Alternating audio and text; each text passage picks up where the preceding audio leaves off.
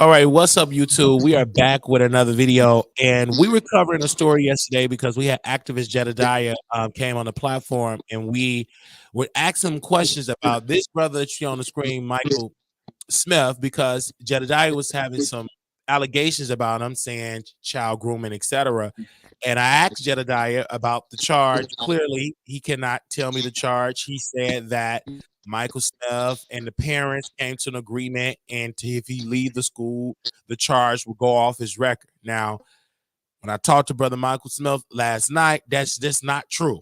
I mean, your name has been dragged in the mud because you have been defending Tiffany Henyard, the mayor of Dalton, and Thornton Township supervisor, and all of this stuff been going on. And then you had released for the people that to see this, you did send Jedediah a cease and desist because all the slander and that he had been saying about you. He also said that you beat your wife. And I remember when you talked about the dog attack because you were very at Chicago Metro County Browns, where you coached the basketball team, and you talked about that. You was injured. We sent our prayers, etc. Nothing about you being a wife. So that was all new. And to talk with you on last night, that was a lie. So I want to get your side of the story, just for the people that are listening to this, to answer like what why do you think Jedediah is coming after you? What do you want to say to clear, like, to respond to all of the rumors and allegations that Jedediah have been accusing you of? First, I'd like to thank you for allowing me to come on your show. Um, and I sent you some information. If you have it, you can display it. I don't mind. But the reason why I had my attorney to send the cease and desist order is because a lot of things individuals have put out about me have been false. Um, I have no charges of grooming kids. As a matter of fact, DCFS Oh, I think you was breaking up. released. You was breaking up. So I want to make I sure they had be able. Hold on one second, sir. You was okay, breaking up because I want to make sure they be able to hear you. Okay. I don't know if your Wi-Fi is connected. okay. Do you need to connect your Wi-Fi so they can make Let sure? me let me yeah, let me connect on. I Yeah, want to make sure they hear you yeah. clearly. You know what? And again, for the people that do not know, I graduated from Chicago Military Academy, Bronzeville, right, in 2009. So seeing this brother being the basketball coach there, I do want to stand corrected that he is the basketball coach. He's not hired through Chicago Military Academy, Bronzeville. He's hired outside of their CPF, the Athletic Sporting Agency, right? So almost like an outside contract, but he's clearing his name up because Jedediah came on the show last night and said and Mhm. just was spewing allegations about him. So now he's clearing it up. So you can repeat what you just said. I want to make sure he come Okay. on to repeat what he just said, so we can get a clear understanding on his side of the So story. the reason why the letter of cease and desist was put out is because I ran for office in Riverdale um, last February. I ran in the primaries against our current incumbents. I lost by 133 votes. Um, but there was a lot of propaganda put out about me with running and the aspect of being a child groomer. That is not the case. I don't have anything of that sort on my record. As I provided to Mr. Wiley, a document from DCFS, which is dated after the document from the school district, which cleared me of anything to do with kids. And there's the letter that's on the screen. It states that the charges were unfounded. Um, the school district was premature in their termination by not allowing the outside agency to finish. And so they precluded their investigation to say that we're just going to terminate you without allowing DCFS to finish. And DCFS cleared me of my name. So I'm not a child groomer. I don't have any of those charges on me. Um, the only charge that I do have on me, and I explained it to Mr. Wiley, was the charge for gas. As a trustee in the village of Dixmoor, I went and I got gas. There was no policy against it. However, I was on the other political side of function, and the mayor, who I was against, went to the state's attorney's office and wanted to have me charged. So what they did was they said, Mr. Smith, this is petty. We just gonna make you pay the $50 back, put a little misdemeanor charge on you, and let you go about your way. Let me say that after that charge, I also had to resign my seat. So I gave up my seat for like 3 months, came back, the residents voted me right back in the office. As far as all of those charges that you see, if you look, a lot of the charges came from Dixmoor, right? That's where I served as a trustee. I was a very outspoken trustee that wanted what was best for my community. I was young and very passionate. But what I learned was there are certain ways in which you do things. And as I got older, I learned how to have some self control about myself. And so, if I could do things back over again, I would do things a little different and handle them a little differently. But of course, that comes with wisdom and age. But I am so grateful for the opportunity to have been the youngest elected official in the state of Illinois at the age of 18, serving in Dixmoor. Um, I served those residents proudly. I did as best as I could for my residents. And therefore, to answer your question as to why this young man is coming after me, I believe he's coming after me because I support Tiffany. And this is the reason why I support Tiffany. When I ran for trustee, when I tell you I got dirty literature in the mail every week there was some sort of dirty piece of literature on me in the mail. And Tiffany stood up for me. She came, knocked doors, she made phone calls for me, and she encouraged the residents to support me. And so when she went all out like that for me and others who I helped, supported, got elected, they didn't have my back, they didn't want to come out publicly for me. She did. That meant a whole lot to me. That's why I stand with Tiffany. Um, and as I tell people every day, a person is innocent until proven guilty. Um, in my aspect, these are just subpoenas that's been put out. We don't know if charges going to come.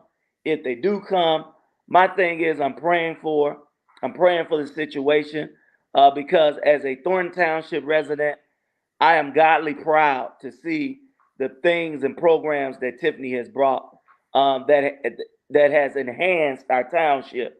You talk about going from feeding 150 families to over 300 and some families. You talk about food boxes that people really did not appreciate to now the people loving because they're coming with fresh produce. They're coming with eggs. They're coming with things that families need during this time because, to be honest, groceries is expensive, you know. But I had to come on to the show because um, this went as an attack on my job. And as I was telling Marquise, I said, man, you know, this is my livelihood. This is how I make money. Um, I went hard. I went to school. I got my degrees. I worked hard for it so that I can get into education to give back. I've been coaching for the past probably 10 years. I've had no allegations of this sort put on me. I've worked in some of the best school districts, from Oak Park, River Forest, to I was out in Bremen School District. I couldn't work in these districts if I had this stuff on me.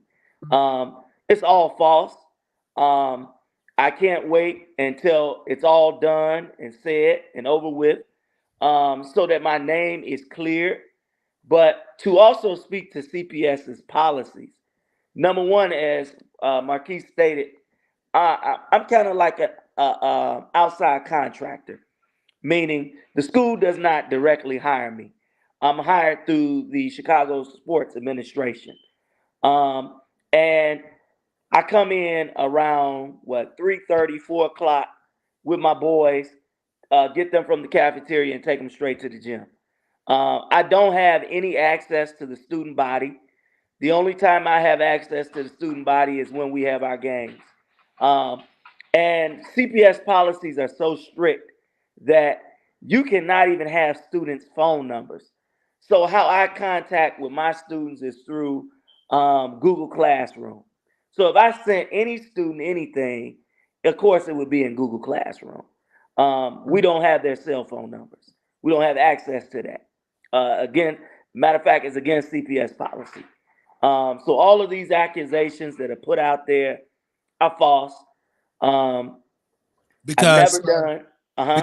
because what his followers are saying, they're in the chat now, they're talking about a video that Jedediah posted on Twitter. He said, this is the redacted copy, and I'm going to send the unredacted copy to the video. Now in the video you just see a person, you don't see it clearly because he blurred it out, got a thing over it, but you don't see a child, you don't see a student. I haven't seen a student release a statement or anything like that. But when we talked on last night, when the investigation was done, they did look at the Google communications and they didn't see nothing that you communicated and sent explicit videos or photos to a student, Correct. any child. So I want to make that clear. And you were clear again for the people that is in here. You were clear by DCFS, and this letter cleared your name. I read it. It was not founded. They cleared you, but yet Jedediah came out and he still stand his ground. He said it on yesterday that you had these charges. And you're saying to the people here, it's all because of you standing up for Tiffany Henier and supporting her because she supported you when you were going through. But this is not the first time these allegations came out, correct? This actually came up when you tried to run for office. Yeah, when I ran for trustee here in Riverdale, first of all, how they got the documents is, let's talk about this. I worked in TF North School District over 13 years ago. This is not nothing new. This is over 13 years old. This stuff now comes out, as I stated last February, when I decided to run for trustee here in Riverdale. And the reason why I ran for trustee in Riverdale is because our current mayor is under federal indictment for a lot of a lot of things. You have to read his federal indictment that came out. But I ran because I knew this was coming down the pipeline. But more importantly, me and my wife, we have a house here in Riverdale. We live here, and our property tax is high. As I was telling you, I come home, I see kids on the street playing. They have nothing to do. I see seniors in my neighborhood that have nothing to do. And I do understand that's a recreation part, but too, the village plays a part into that. We should be providing. I got a Ragley Street that I go up and down every day. Uh, until recently, I had to go to the meetings and complain about a tree being cut because it's leaning on my house that could cause damage. There's so much things that we have going on in our community. Not speaking of the murders, the shootings that we see on a daily basis. We need resources and help. And so I ran for that, not for a political title, not for a name, but to be of help to my community. Because our trustees, we never see them. We don't know who they are. As a matter of fact, when I went to a meeting and complained, the trustees told me, you don't come to these meetings to complain. You should go other places. And I'm like, what? This is where you're supposed to come to bring your complaints and your concerns to your board, and they're supposed to address them. But it didn't happen. So when I ran, they were afraid of me because when I tell you I went door to door, I'm not like an average politician today that just put stuff in the mail. I want you to meet me. I was going door to door, knocking on doors, talking to residents, connecting. And one week, you seen my signs flood through Riverdale. And I think that sent a scare to the administration. So the next thing they started to do was to mail. And the first mail piece that came out was about me being a groomer and being a child molester. And when I would go knock on the doors, um, The first door I knocked on was a resident that actually worked for DCFS. And I told her about my situation. I told her what happened. And she said, well, I can't support you right now. I'm going to do a little research. She did her research. And unfortunately, I didn't see her until after the election. She came back to me and she said, Mike, I did my research and I have to apologize to you for the words that I said to you. That wasn't true. I saw your letter. I saw the investigator. I spoke to the investigator, and the claims were baseless. Um, and I'm so sorry that I didn't listen to you. And that's why the letter of cease and desist went out, because people are putting out my record saying that I have charges for false police report. When you go, I sent that to you. The case was dismissed in court. Um, when the sad thing about this is, people don't understand the consequences that can happen. Say for instance, I go and I want to get a better coaching job. This still is going to loom on people's minds. So my thing is, when you put stuff out like this, you really should research. And the first person you should go to is the accused person and say, what is your response to this?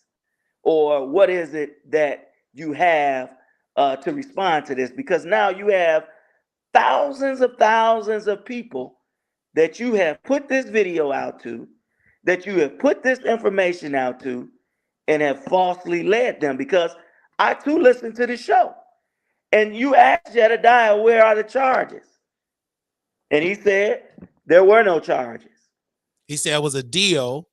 That it was, Right, and I'm like, okay, well, that means the charge don't exist. right, And one of the allegations, they're saying you're losing jobs because you're not disclosing. Well, there is no application, correct me if I'm wrong, that they say, correct. please tell me any rumors Right, in the way right. about you. Then There in you go. that case, nobody will get a job because everybody got rumors about everybody. So Right. that's not a crime to have a rumor. But Now, I do want to talk about this because okay, this is going to be, it's going to be some litigation behind this. okay. Um, my job where I worked at Echo, they tried to pull the same stunt, and they did. And who is they? I'm talking about the Napoleon Harrises, the Stephanie Weidermans, the Nikitas. These are individuals. First of all, I supported Napoleon Harris when he ran for Democratic committeeman. Because as you guys know, Zuccarelli was our Democratic committeeman. He was our supervisor. He was over South Suburban College. Zuccarelli ran the South Suburbs. He was a powerhouse, and he passed away. Once he passed away, all of his seats became vacated. And so you had Napoleon Harris ran for the seat. Thaddeus Jones, the mayor of Calumet City, ran for the seat. Kenneth Williams, who was a former 205 school board member, ran. Troy O'Quinn, um, and that was it. So the seat came down between Napoleon Harris and Thaddeus Jones. I believe Napoleon Harris won the seat by maybe 13 votes or so. It was a very close race. Mm. I supported Napoleon Harris. I supported him because he's a young brother who I felt could bring some light and give other young people an opportunity in politics in Thornton Township. Mm-hmm. And once he won, I didn't ask to be a part of his Democratic committeeman board.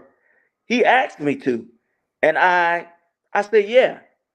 So upon sitting on the board, because we had applications we had to fill out for individuals that suck interest to run for other political seats. And I put my form in to run for Riverdale trustee. We had a meeting with him and Antoine Russell, who's the president of the organization. And in the meeting, I expressed my interest to run for a trustee in Riverdale. What was told to me was, no, we can't support you for trustee in Riverdale, and you should run for something where you're known at. And I'm like, huh? We want you to run for West Harvey School District 147. Well, that's not in the boundaries of Riverdale. I can't run for that. We want you to run for mayor against Fitzgerald Roberts, who's the current mayor of Dixmoor. I said, no, I can't do that. I don't live in Dixmoor. Then the conversation came up. Well, I could get you an address. I got an address. I don't live in Thornton Township. And I said, well, I don't care what y'all do. I'm not a part of that.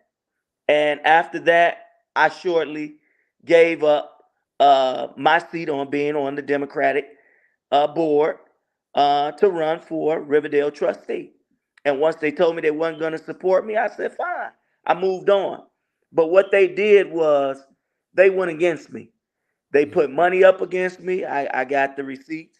You can look at the D2s, the show for the Riverdale trustees. They gave money, they support, they put literature out, all because I guess he had already cut a deal with the current mayor over here. Mm. But it just became so political, and so all of this stuff came out in February. So my dog ended up attacking me in December.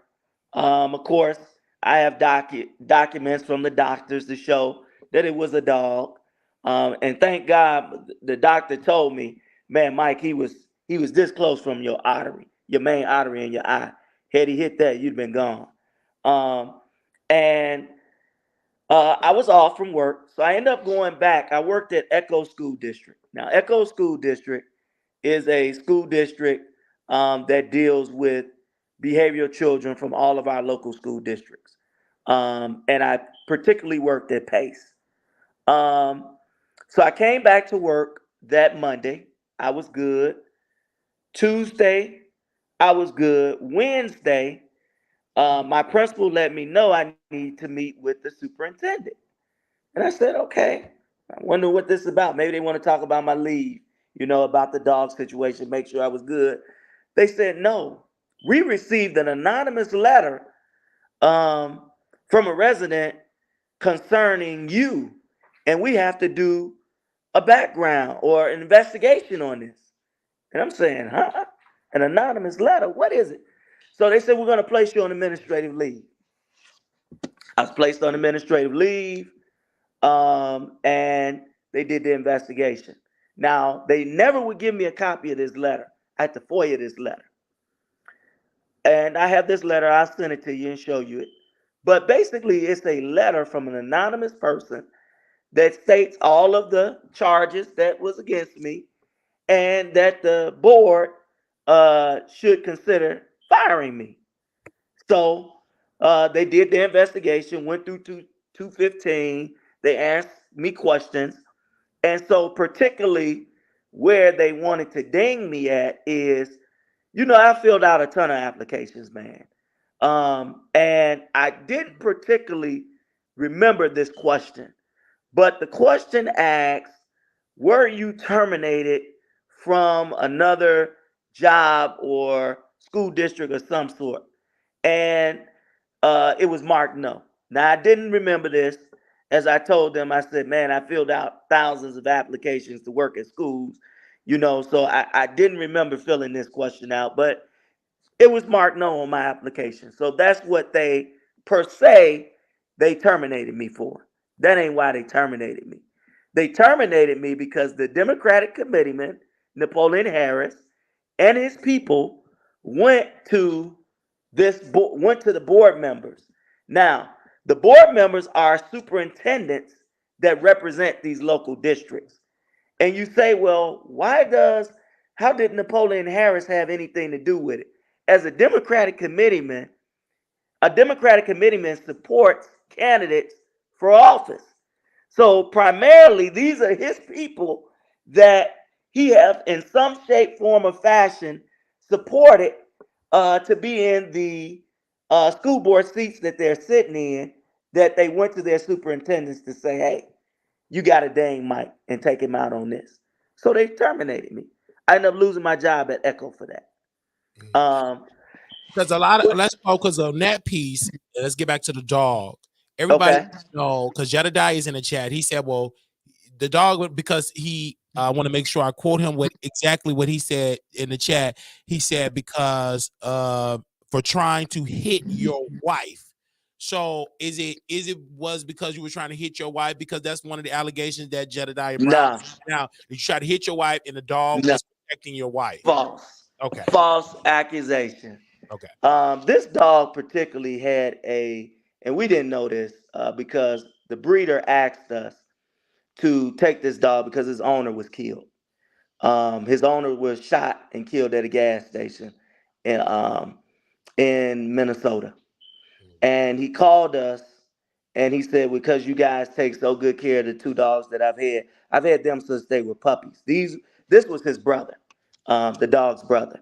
And I said, well, let's go take a look at him. Let's see. When we got to the dog was malnourished. Um, Everything. We had to really get the dog back to good health. And got the dog back to good health. But I recognized the dog had problems with males. And come to find out, his owner used to beat him. And there's been records of this. So I came home one night and the dog just snapped. My neighbor had to come over um, because my wife was just out of it because it was blood everywhere throughout my entire house. You seen the photos, man. I'm Yeah. blessed to be alive. Yeah. The Yeah. dog just had a just a moment, and that was because he was abused as growing up, and he was raised to be vicious, and nothing like our dogs that we have now. And it took me for a shock, but I was so blessed to have made it through that situation, and for individuals to put my wife in a situation, that's not cool. You can take your shots at me, but don't take your shots at my family. Before before I got married, I was into politics. But don't drag my wife in that. And With that's me, the unfortunate side. to ask this question, I remember when that came out with the video, he was injured because again, you posted in the Chicago Military Academy Hmm. Hospital. You encouraged the people from the school that graduated to come back to support. Hmm. You was breathing life into the program. They were winning under your Yep. leadership, right? I don't Right. so and so you breathe life to the program for the women's basketball team, also for the male, for the varsity team. So I saw you in that particular aspect, but this was all new to me with the Jedediah and all that. I didn't even know your political history at all. I just saw you as the basketball coach, etc. Hmm. Now that Jedediah is putting this out there, um, do you feel like he's being backed by your political opposition that don't want to see you succeed? Oh, To definitely. come against you because again, he's very loud. He said he's not taking down the video. He's saying that he want me to post a document to say that you lied at the school district, etc. And then everybody keeps saying about this video. But let me ask you this question: Were that Okay. in that video that Jedediah have posted up? Was that you Hmm. in that video? That was not me in that video at Okay, all.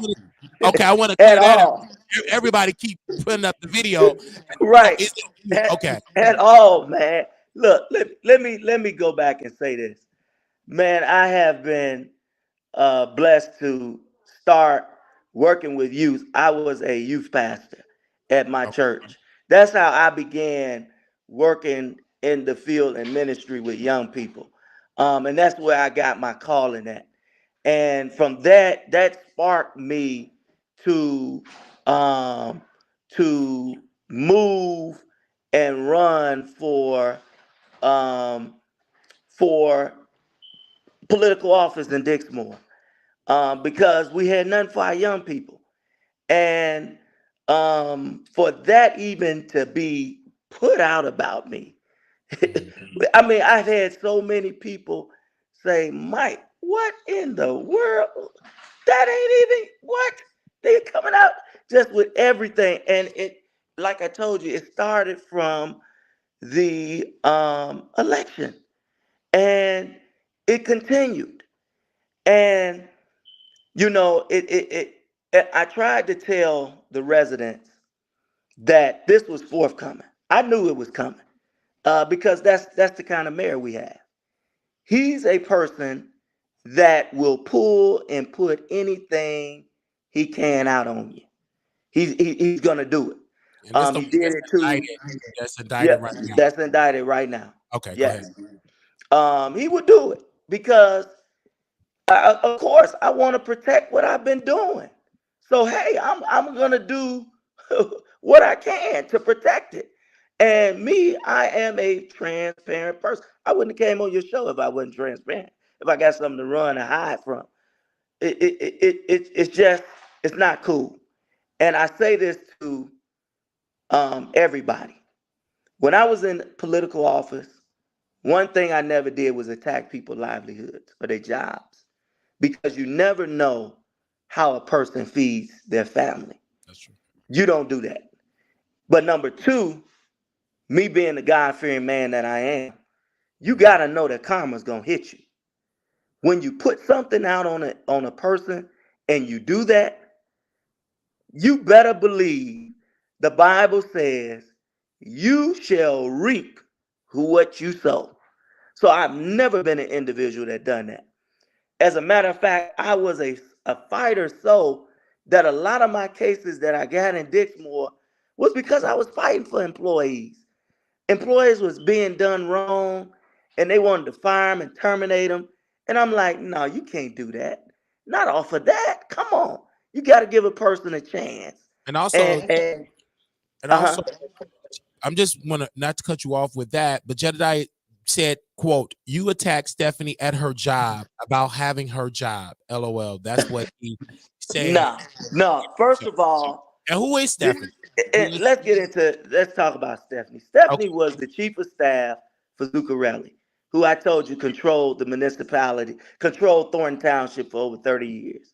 Mhm. She got over $90,000 and then got $17,000 in 1 year in bonuses. Not only that, she got comp time, paid comp time. Where does this happen at? And I got the records because I FOIA'd it. Yeah, I came at her because that's my tax dollars. I live in Thornton Township. I'm a resident of Thornton Township. Yeah, I'm gonna question that. Anybody gonna question about monies that should be going to other things and other programs going in pockets?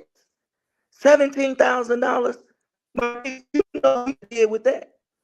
Do you know we could have did it with that? We could have done a whole lot with that. We really could. And this is But what I believe. This is Stephanie right here, and she said, "quote She said, I'm Stephanie. He's not lying about my salary. He's not telling you I worked 22 years for that. So say what you want. I work for every penny I earn." no, That's what not she said.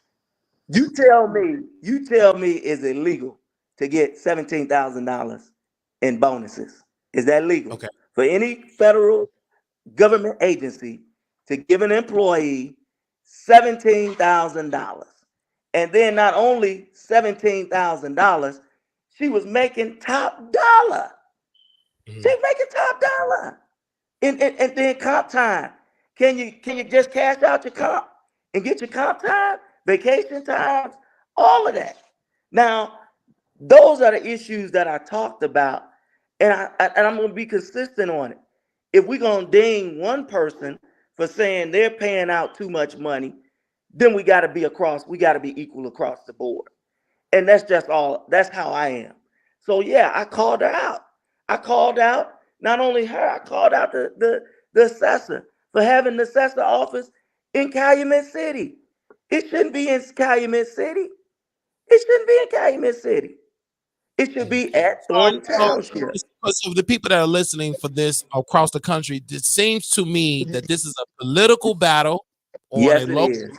local government, And Mm-hmm. now, because of Tiffany Henyard, this is a more national story now because I'm in Texas. I've heard about it. I was shocked Mm-hmm. hearing about Don, Illinois. Now, Jedediah do not live in Illinois anymore. He lives in Dallas. He's talking about Mm-hmm. it as well. You feel as though he's being backed, financed to attack anybody that is against Tiffany Henyard. But my question is Mm-hmm. this a bigger power at play? Do the white folks want Don, Illinois to take power?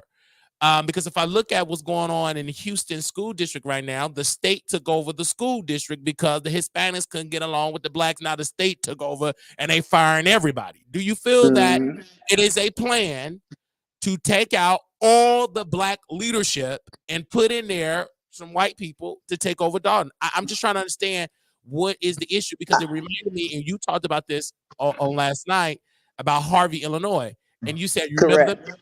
in Harvey, how he was That's accused right. of being so corrupt, Mayor Keller, and he did not get arrested, he did not get charged, Nope. and people around him got indicted, people around Died. him, the Yep. Harvey Police Department got, the FBI raided it, but he didn't get arrested. But the Nope. media, I And I remember. was dinged for supporting him. Okay, People didn't like okay, me for years because I supported Mayor Eric Keller. He was a mentor to me, okay. a dear mentor to me. And so you're And saying that Tiffany Henyard, we don't know as of right now, she have not been arrested, she have not been indicted. no, This is nothing. all It's just just all rumor. subpoenas. I Okay, mean, the FBI could come to me right now and say, "Hey, I want to subpoena something." okay, Until charges, people, and this is my thing with people. We're so quick to point out, well, the news put it out there, it must be true. No, everything ain't true. You have to research things. You have to know. And that was my fight in Dixmoor. I wouldn't take the status quo. I didn't let the attorneys just tell me anything. I would read. As a matter of fact, I know 65 ILCS from the back of my hand. That's the Illinois State Compiled Statutes for Municipalities. It tells you how you can operate. And in municipalities, what people really don't understand, the mayor runs the day-to-day operations. The trustees, their job is over, you set the annual budget, and then you make laws, right. which are ordinances and resolutions for your community. The mayor oversees the day-to-day operations. They appoint your police chief, your fire chief, your attorney, all of that. The trustees, yeah, you have to put a vote on it, but when you make your vote for your appropriation ordinance and you appropriate, say I'm appropriating $35,000 for something. If the whole $35,000 isn't used, you can take and move money to another line item. That's the mayor's authority. As long as the mayor doesn't overspend the entire budget that's been set for or the appropriation. And that's truly the legislator's job. You legislate. And that's what I did. What I did when I was a trustee in Dixmoor, I made our meetings so good because we operated like Springfield, which means what we did was we in turn, once we operated at Springfield, our meetings were short, which means we'd put our things through the committee, and then we would go forth from there. But as I said before, when you talk about grooming and charges, you ought to have proof and evidence. And Because I've as of not right heard. now, have you been arrested? I want to ask the question Okay, because go ahead. everybody keep asking about the grooming, and of course, Go I have ahead. an audience of nothing but women that have children. Right. So Go again, ahead. you have not been arrested for grooming, yes or no? Never. Been arrested. Never. Are you under investigation today for grooming and all of that? You're under indictment or anything concerning No. No. because Not at all. everybody, when I go on my Facebook page and it's like Mhm. 161 people, Jedediah have shared it. They're calling you a liar and saying all this. But my thing Well, is, tell them if I was a liar, why okay, would DCFS, who is a federal agency that got everything that the entire school district, matter of fact, they do a deeper investigation than the school district do. Why did they make it unfounded? Why was it unfounded? There it is. And that's why I say you got to be careful at the things that you put out. Then you got people putting out a record saying, "Well, he's arrested for this and that." What was the deposition? Did you see what the deposition was? It was dismissed. It was dismissed, and people have yet to apologize to me for that. They've yet to apologize. I'm doing an apology because it was stated that you can find me on the National Sex Registration List as a groomer. You can find my name there. And I'm pretty sure you've done your research. Yeah, You I can't didn't find see my it name. because I didn't see the name there. And you sent me charges that have been dismissed. You showed Yes. all of your criminal, all of the stuff that was on, but nothing that I was most so interested is the child grooming. I didn't Right. see There's no anything, charge. no anything like that.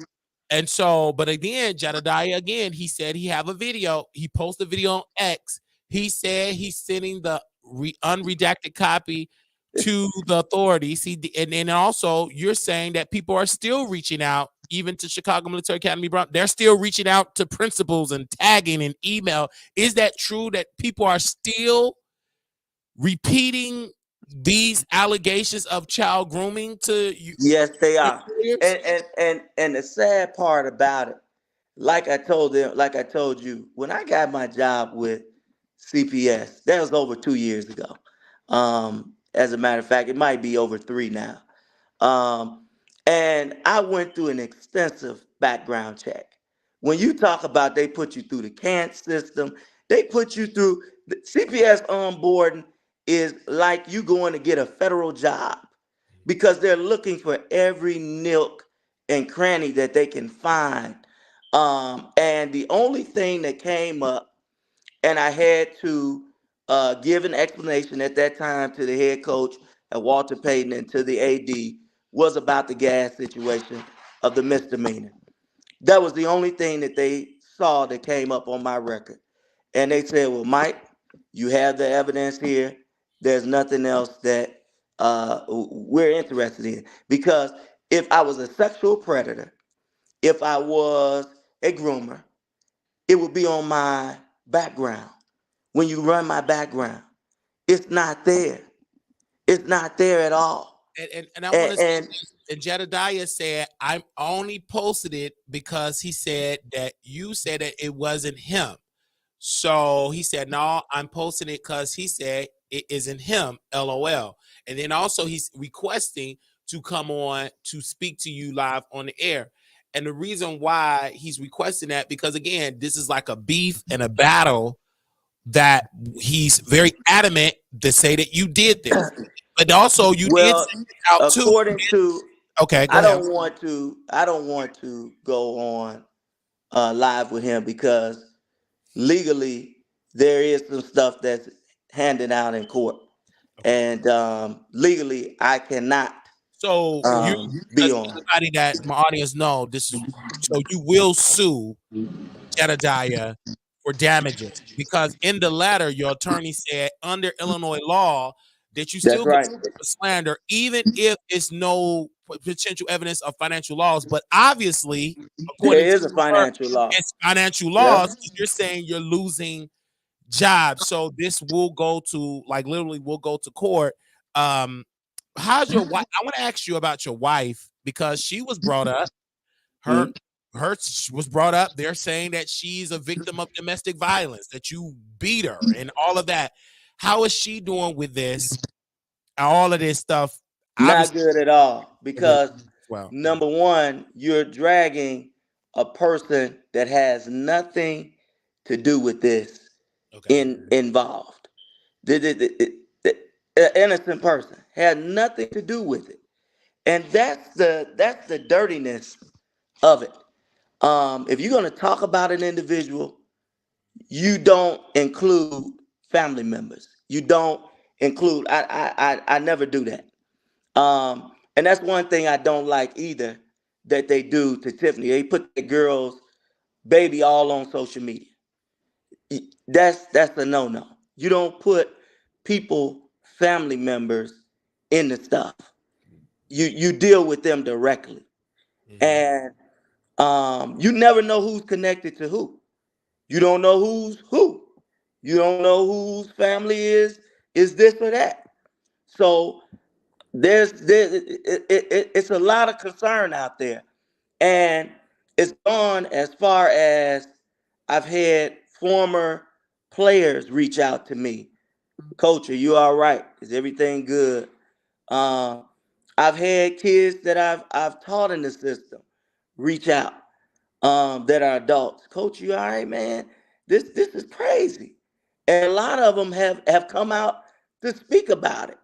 As a matter of fact, a lot of them have said, man, you ain't never approached or done. If anything, you've gone above and beyond to help. So it's a low blow. And I tell this to anybody that do that, man, karma is something. And then also And too, they're responding again. They're saying that you posted Jedediah mom information, address, her personal nobody posted. on the internet. Can you respond to that? Because that's what they're saying. Nobody posted anything. The letter clearly is addressed. The letter was posted. He posted the letter. I'm not gonna go back and forth with that. As I stated, I'm 34 years old, man. Mhm. I believe he's in his 30s. That's high school stuff. You know, you at some point you get mature and you do mature things. Um, the things that you have done, only thing I can do is pray for you, my brother, because I am a prayer warrior. I pray hard. You're gonna reap what you sow. It's gonna come back to you because you're putting false allegations out on somebody, and it's not good. It's not good at all. You have no substance. If you say that I sent this to a student, you haven't named the student. The student hasn't been named, and Because as I told you I, before, 'cause a lot of times, Jedediah said, I'm allowing you to play in my face and all of that. But let's be clear, you reached out to me after Jedediah, because first of all, I didn't prepare Jedediah to come on the show. I called him right? and he came on, he answered. And I was Hmm. so concerned about the child grooming charges because he posted a Right. video on X and people from the school Hmm. that I graduated from, like, Wiley, is this true? Like, what is going on?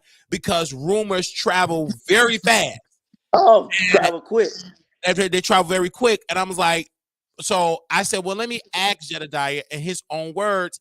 And again, he did not back down. He said, you did that. He said that you lied on the application. You admitted of lying on the application, that you lost the job. But that, let's make that clear.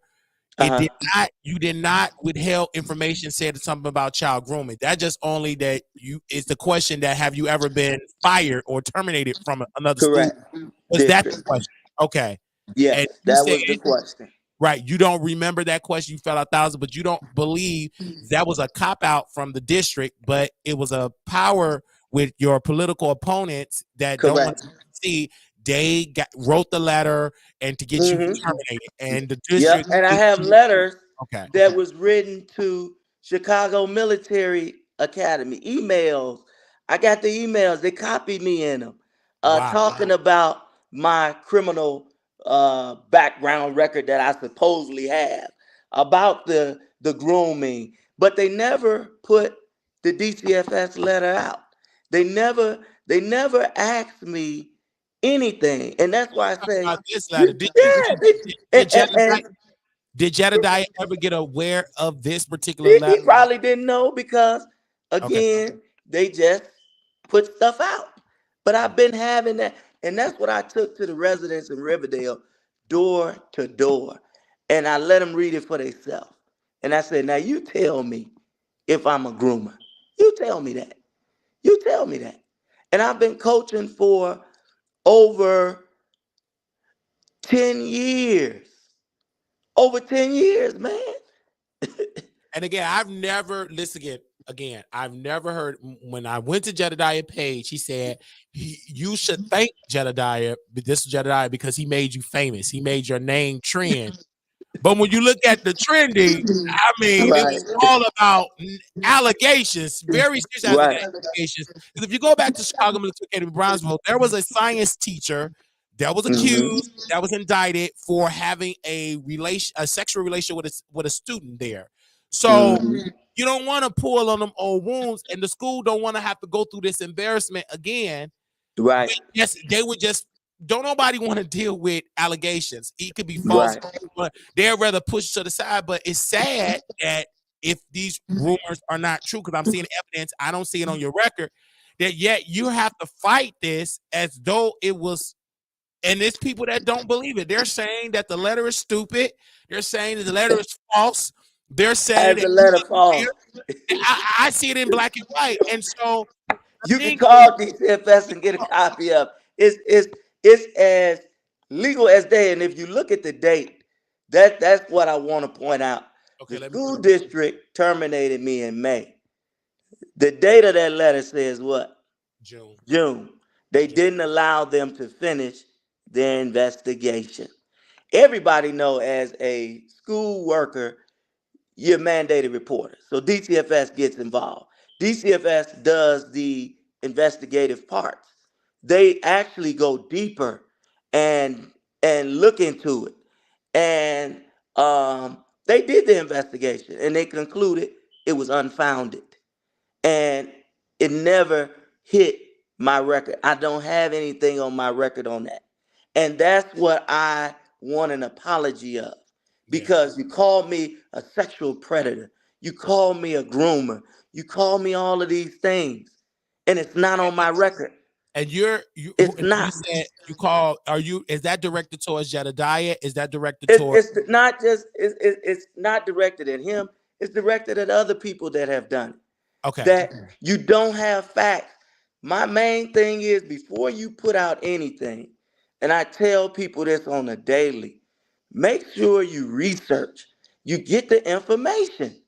Because you put out, just like the young lady on the show said, well, the only thing I see on his record, he got a charge from Riverdale for filing a false police report. But it was a charge. Did you see the deposition? The deposition was, it was dismissed.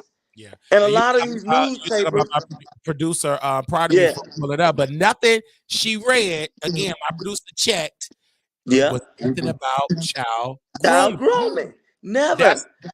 yeah. Never have I had that. Man, do you not know I worked at Oak Park River Forest High School? Now, you know where that's at. Yeah. They're Yeah. Oh, gonna yeah. definitely Yeah. they put me through the same tooth and nail that I went through out this way. I Yeah. mean, you go through those checks. And for a person to do that, man, I coach right now AAU kids. And when the allegation hit, you talking about parents that came to me, kids that came to me that I coach and say, we know that this is false about you, Mike. We've been knowing. I've been.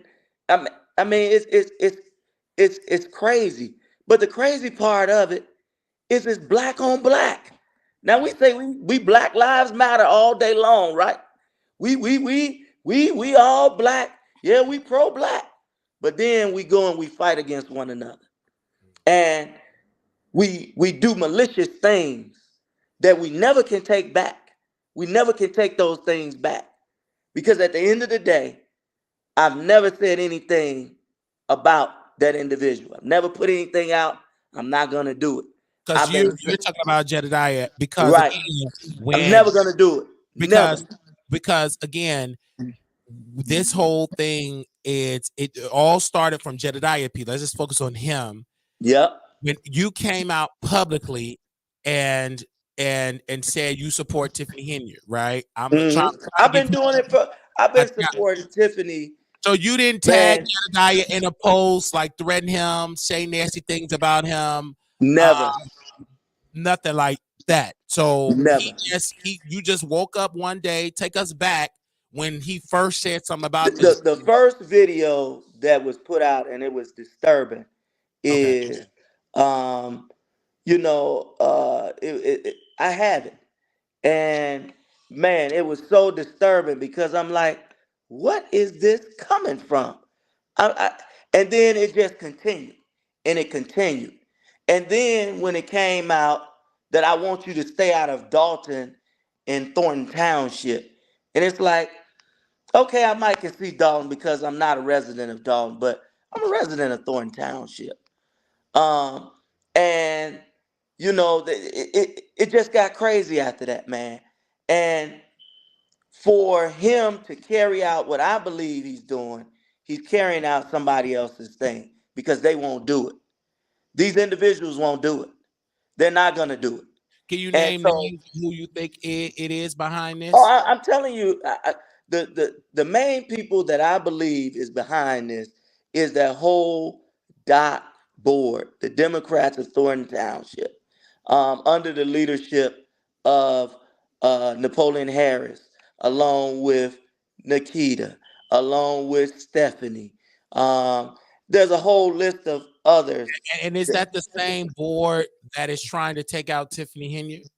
Yes, it is. Yes, it is. They have been coming at her. First, let's go back to the recall situation. Mhm. First of all, even I knew that wasn't legal. And I knew it wasn't legal because you got to do your research. Riley Rogers tried to recall, he was the former mayor of Dalton, tried to recall Tiffany, Stan, and Robert. I helped them with their recall against that, but we checked signatures. Signatures wasn't valid.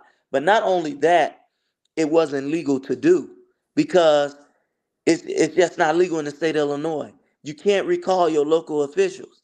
The recall happens when you have an election. And the attorneys that was handling that at that time was Bert Olson. It's all a circle, man. And the politics in the suburbs is so much of a circle. You got to be paying attention to follow it. Remember we talked about the Harvey situation, right?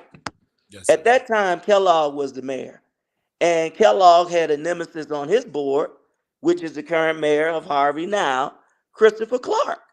And what did they do? They shut the entire town down, and then they passed a thing where Kellogg couldn't run again.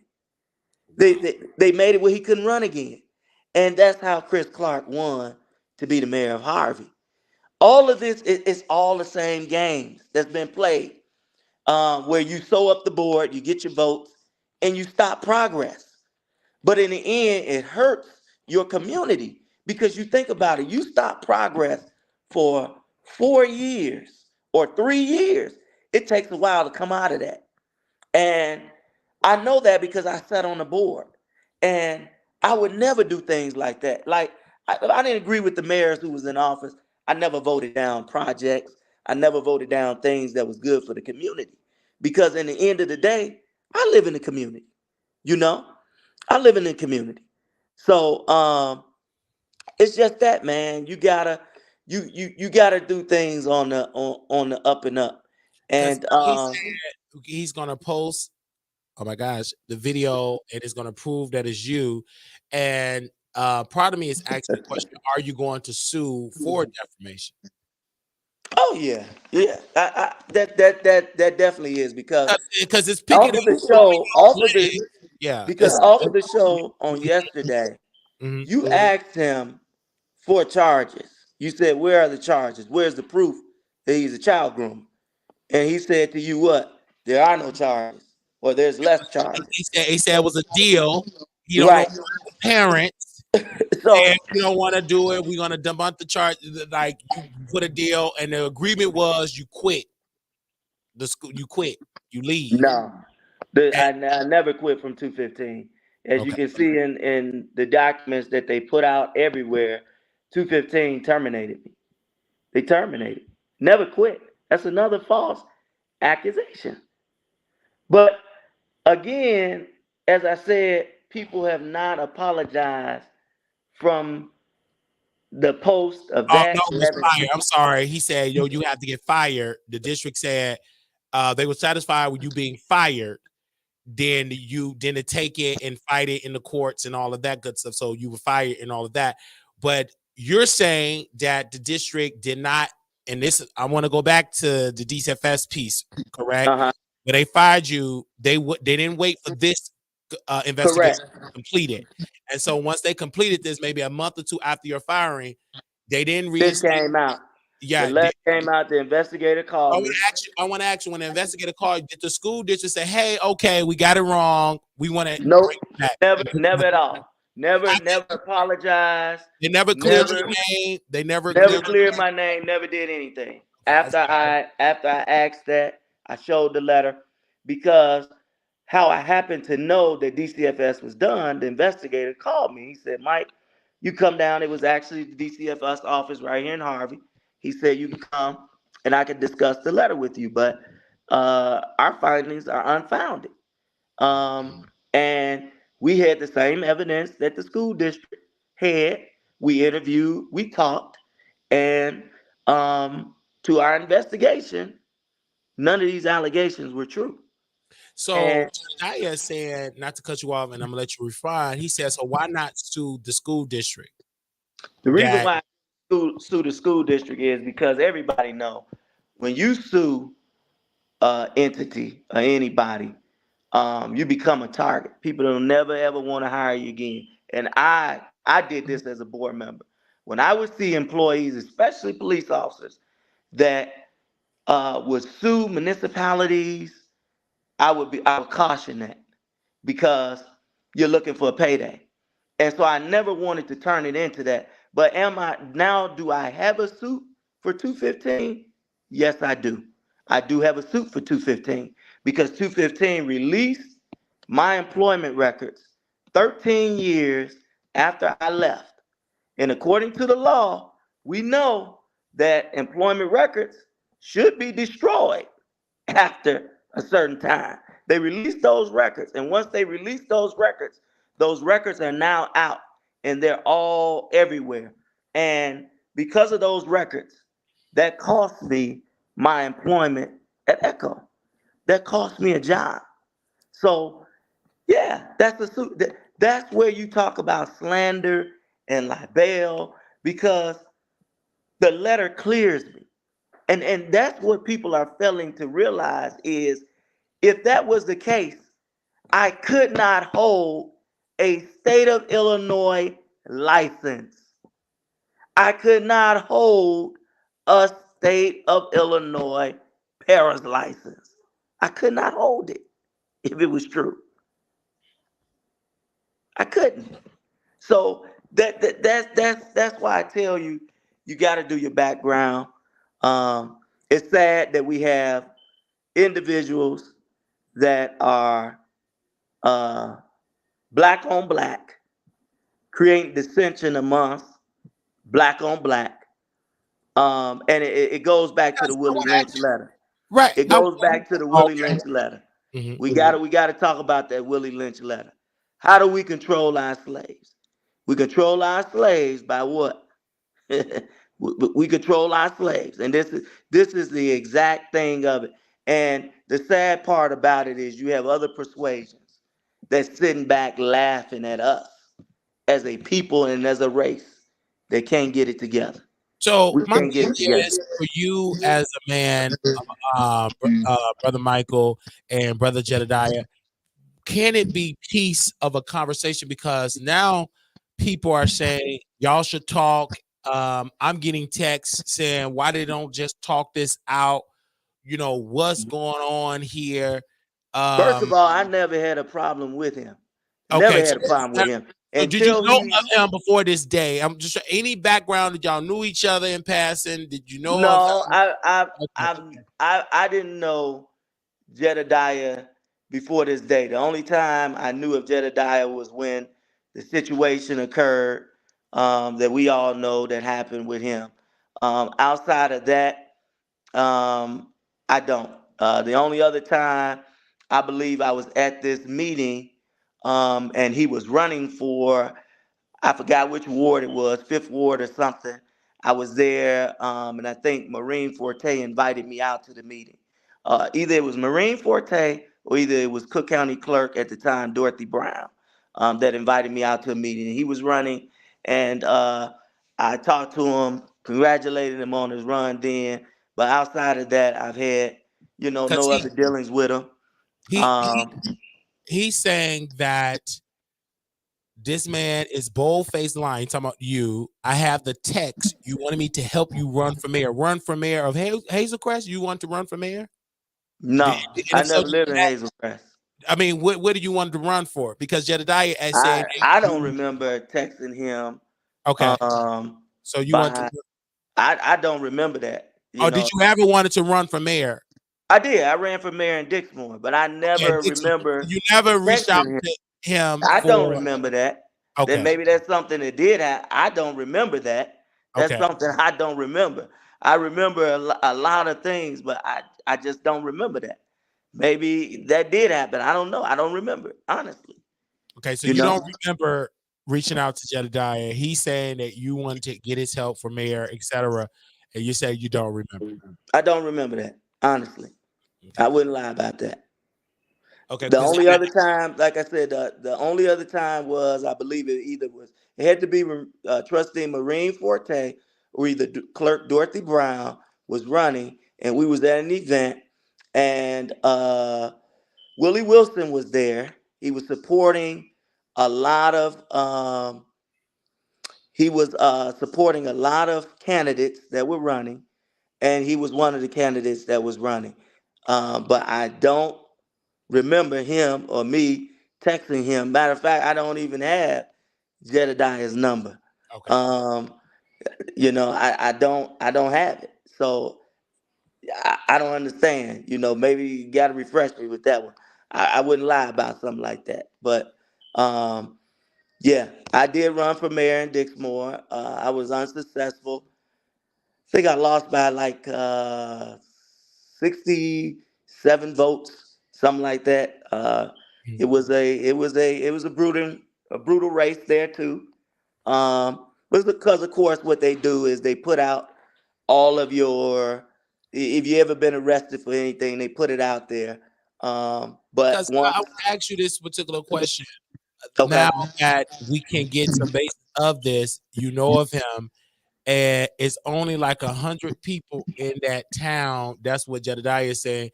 Um, and Jedediah want to again, he want to speak, but out of courtesy of you, because you don't want to have this conversation because now you're saying it's going to be legal. And I think before I get into my DJ academic story, I think people don't understand why do people clear their name on social media because you're already losing opportunities, I would assume. So you have to clear your name on social media and all because you're losing as we speak. And now that your name is being attached, if they Google your name and put it on Facebook, the first story that pops up, and I did it, was Jedediah posting stuff. I type your name hmm on X. The first thing I see is a video. right, Um, and I tap your name on YouTube. You see Jedediah have a YouTube channel, and he posted a picture of your wife, of you. hmm He said you got a face that only God can love, and maybe he posted a picture of your wife, and I mean, so it's picking up. And let's be clear, Jedediah have very dedicated supporters. I mean, this man have been an activist for years, for a long time, and so I'm trying to understand your standpoint, but I want to ask you: are you going to get involved? Have any other activists had your back? Anybody in the city of Chicago and say, you know what, I got your back. What Jedediah is doing is crazy because Jedediah pointed out nobody had your support, no friends. You said you harassing my family, and Jedediah posted said nobody under the comments. So have anybody? because they don't come. Matter of Okay, fact, my supporters don't come out publicly. okay, Um, and they're not. I have family members. I have other elected officials. As a matter of fact, I ran into a former elected official from the city of Chicago that said, "Mike, I don't understand. I got to reach out to him and have a conversation because, man, brother, you're a good brother. I've been knowing you a while, and to see your actions and see what you have done and tried to do for your community." Um, I don't like this, and we as brothers shouldn't be doing this to one another. I've had a lot of people reach out and said, that are mutual friends of his and mine, and say I will have a conversation because I don't like that. That's not what we should be doing. We should be uplifting and helping one another and working with one another. They don't like it.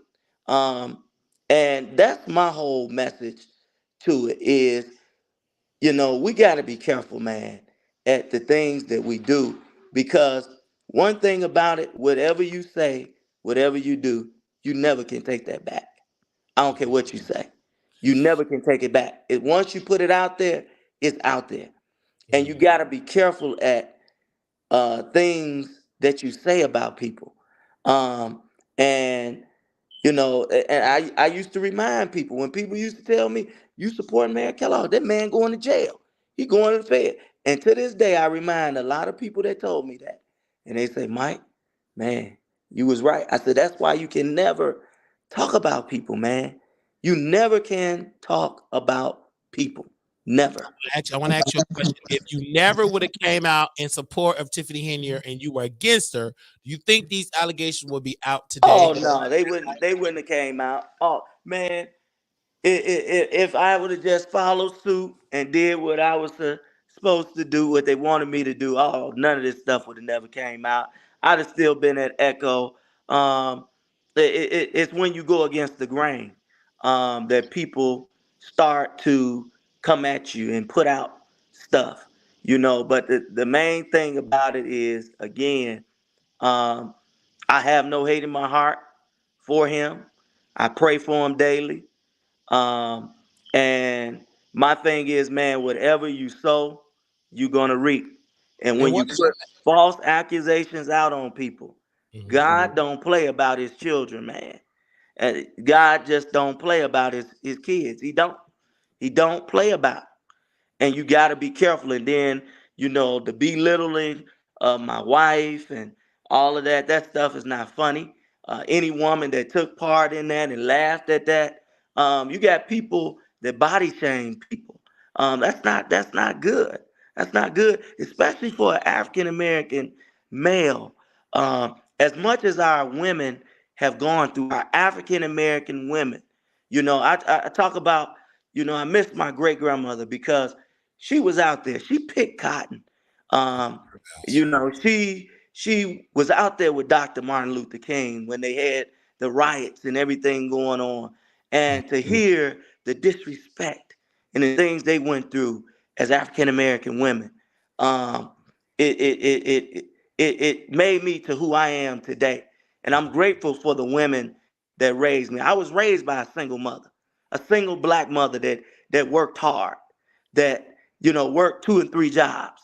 Mhm. You talking about I wouldn't see my mom at sometimes, but she strived to give me, my brother, to have some of the best things that we have, and for us to graduate. I graduated, from Thornton, man, with honors. Man, I was an honor student. Um, so man, I appreciate the raising that I received, and it just hurts me again to What see. if because Jedediah is listening? What is the message that you want to tell to him while he's listening right now? What is the message you want to give to him? The first thing is you got to be careful at the things that you put out about people, um, because again, those things you can never take back, and the allegations that you put out. That's a serious allegation. And what you got to remember is that, man, you don't know the relationships that people have with God and the secret places and rooms that they go to pray. And I thank God just for my maturity, Yes. because back in the day, had it been the old trustee Mike, I would have responded in a different way. And I've received a ton of support from people like Mike. Man, I see your growth, man. I appreciate that. you know, because it was days I would go back and forth. But I'm not gonna do that. I'm not gonna go back and forth with you. I'm not gonna go tit for tat. I'm praying for you, brother. Love you, man. Pray nothing but God's success on your life, um, because that's the Christian and the God that's in me. And you Um, will, and on that, I just want to make it clear, you will run for office again, or is it an announcement that you're going to run? oh, Um, I'm definitely gonna run again for and office what are in you going to run Riverdale. for? You're going to run for I'm trustee? running for trustee again. Yes, Okay, 100%. okay, Um, so come with come with what you may. okay. But I believe what God has for me is for me. You're going to Um, run. You're going to run for trustee and different yes. things of that nature. So, again, I Hmm. thank you for coming on. I will let Jedediah come on because again, he just announced that he's going to post a video and Hmm. on his X account, an Hmm. explicit video. But you, I want to answer again. In that video, that's not you in the No, it video. is not. Okay, I just want to make that perfectly clear because this is wow. Because when I saw the cease and desist letter, obviously it was very serious. It reminded me of Cardi B when Cardi B Hmm. Tasha K. Tasha K refused to listen, and it went to court. Now she's in $4 million in debt for Hmm. lies. Now her family Because have it's to pay $4 million because see because she said that Cardi had herpes, and now they're Jedediah is saying that you is a child toucher and all of that. But so my best advice will be to sue if these right.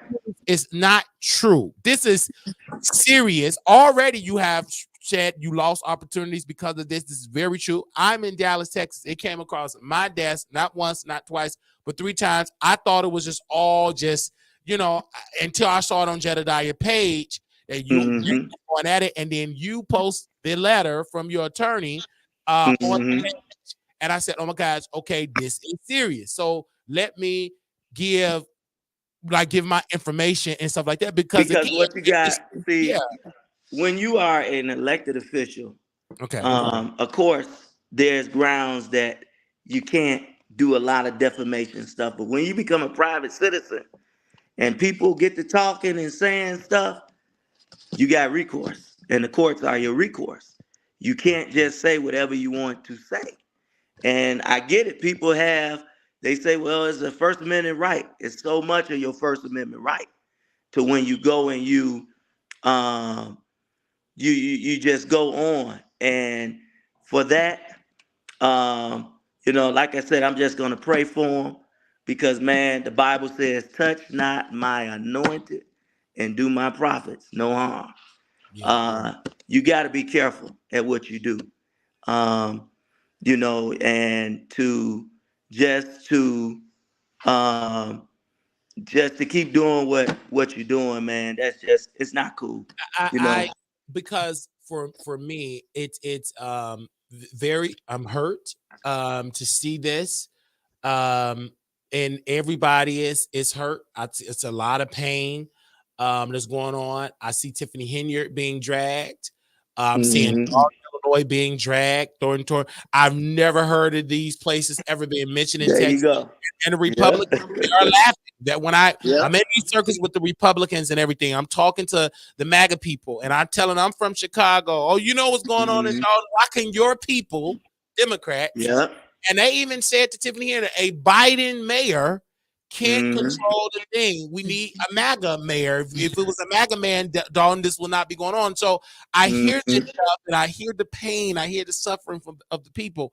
But I don't know if people understand the bigger plot in this because I've Hmm. never, ever seen the New York Times and all these WGN working towards corruption in these other white Republican cities. I mean, Yeah. I go on and on and on and on. And hell, this Yeah. city of Chicago got some corruption. I mean, but why are we concerned again? Can you tell us how small Dalton is? Because from my understanding, it don't even have 2 million, It, 2 million yeah. residents. Yeah. It's a small village. It's maybe Okay. what 17,000, maybe if not even that. It's small. It's smaller than the village of Dixmoor. It's smaller than well, it's bigger than I'm sorry, it's bigger than the village of Dixmoor, and it's bigger than Riverdale, where I currently live. But it's just and see the act. This is what I did too. Now I agree with you. The after effects is going to be the hurt because you think nobody is going to want to come and put development or do anything, and that's the end reflect of all of the negativity. It's like you continue to hurt.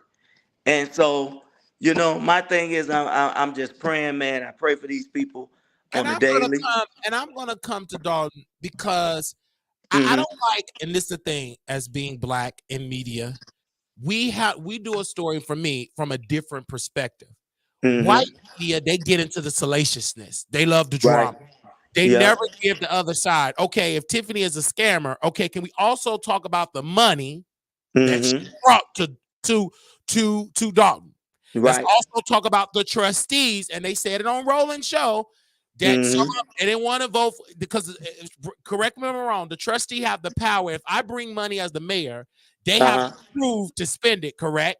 And if they Right. say Well, no, they have the to money won't accept get spent. the grant or the spending of the money. Correct. So if they say And no, the money cannot be yep. dispersed to whatever Mm-hmm. program. Okay, because that's what Yep. I'm saying is like she did bring money Mm-hmm. to to Dalton.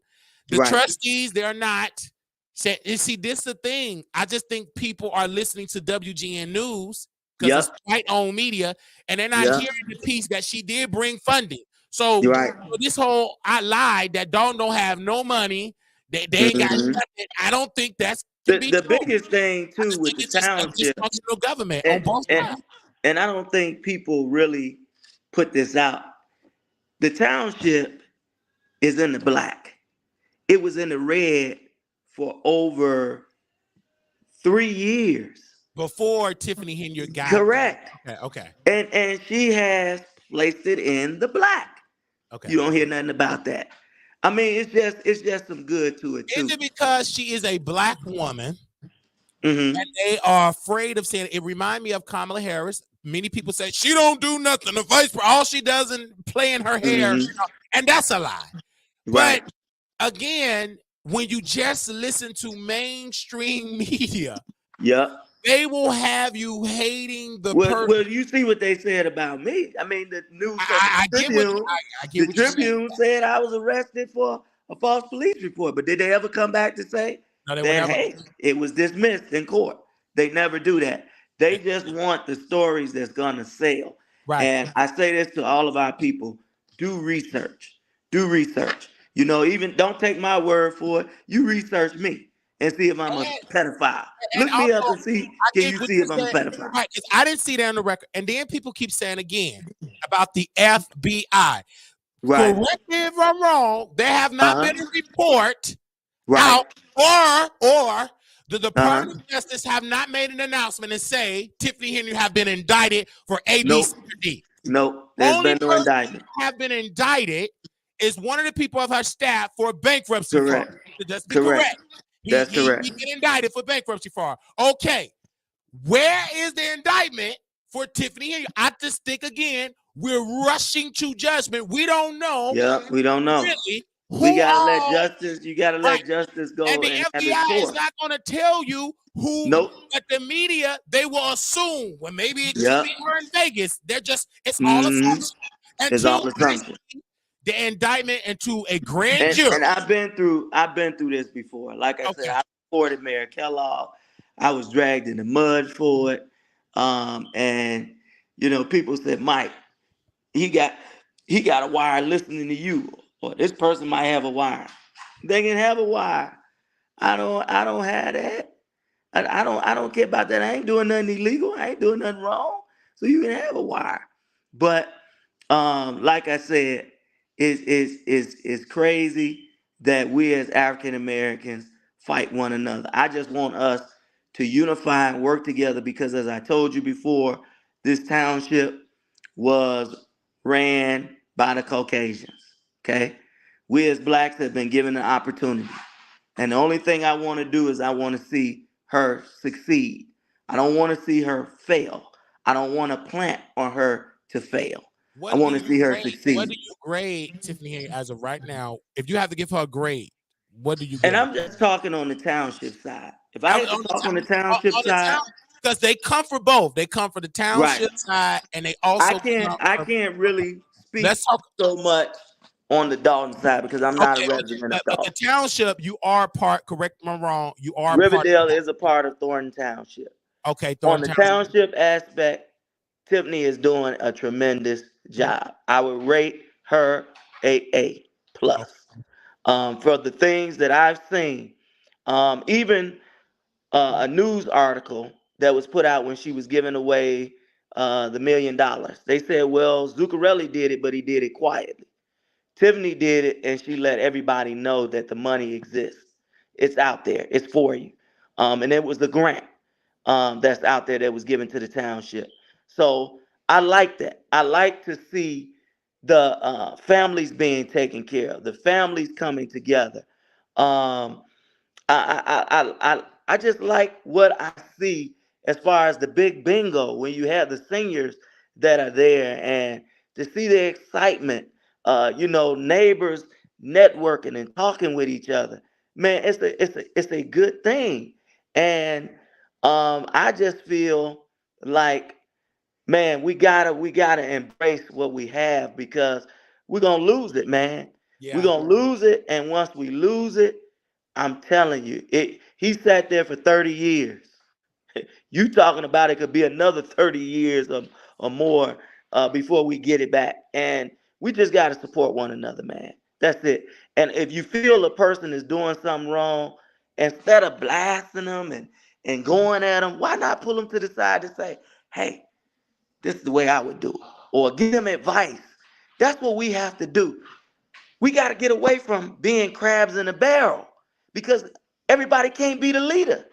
Somebody has got to um somebody has got to follow, you know. That's all I'm saying. And then And Terry said, if I had those allegations, I wouldn't talk about this stuff. Your response to that? talk about what stuff?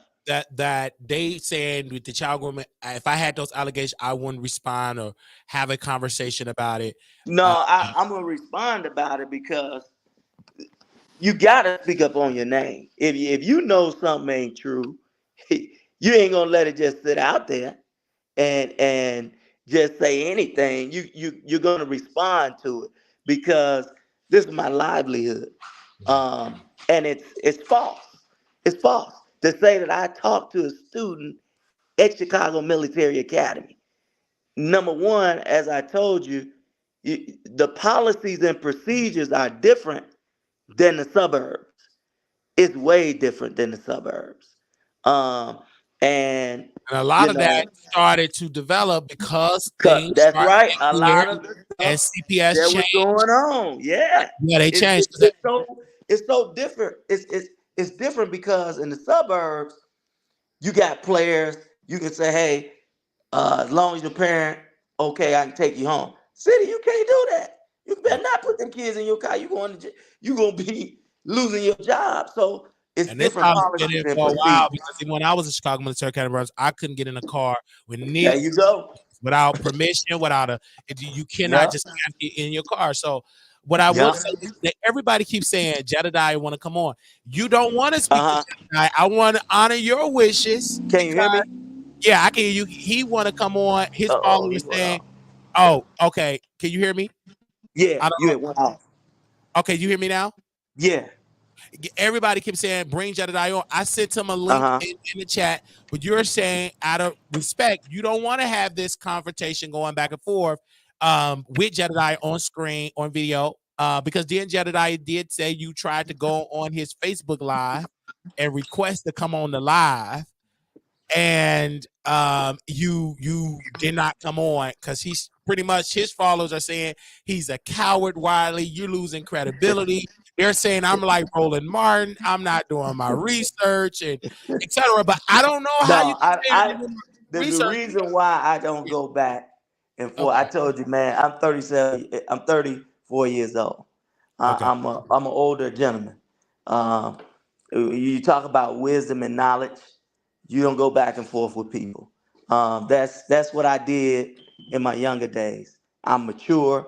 Um, I'm not going to get into an argument with you. I'm going to present the facts. I think the facts have been presented. I have yet to see a charge with me from the uh, federal government, from any other agency, to say that I was charged by a police department that I'm a sexual predator. Mhm. I have yet to see that. I've yet to see me having, because if you are charged, that means you're a registered sex Right, offender. right. I've not been a registered sex offender. None of this stuff is And I true. also want to ask you this question because Okay. I wouldn't be who I am. This brother that you see on the screen, Andrew, Mm-hmm. there Jedediah cannot stand him. Mm-hmm. And you because from my understanding, they were cool at one point or cordial. Mm-hmm. They're no longer that way. He's been accused of some stuff, etc.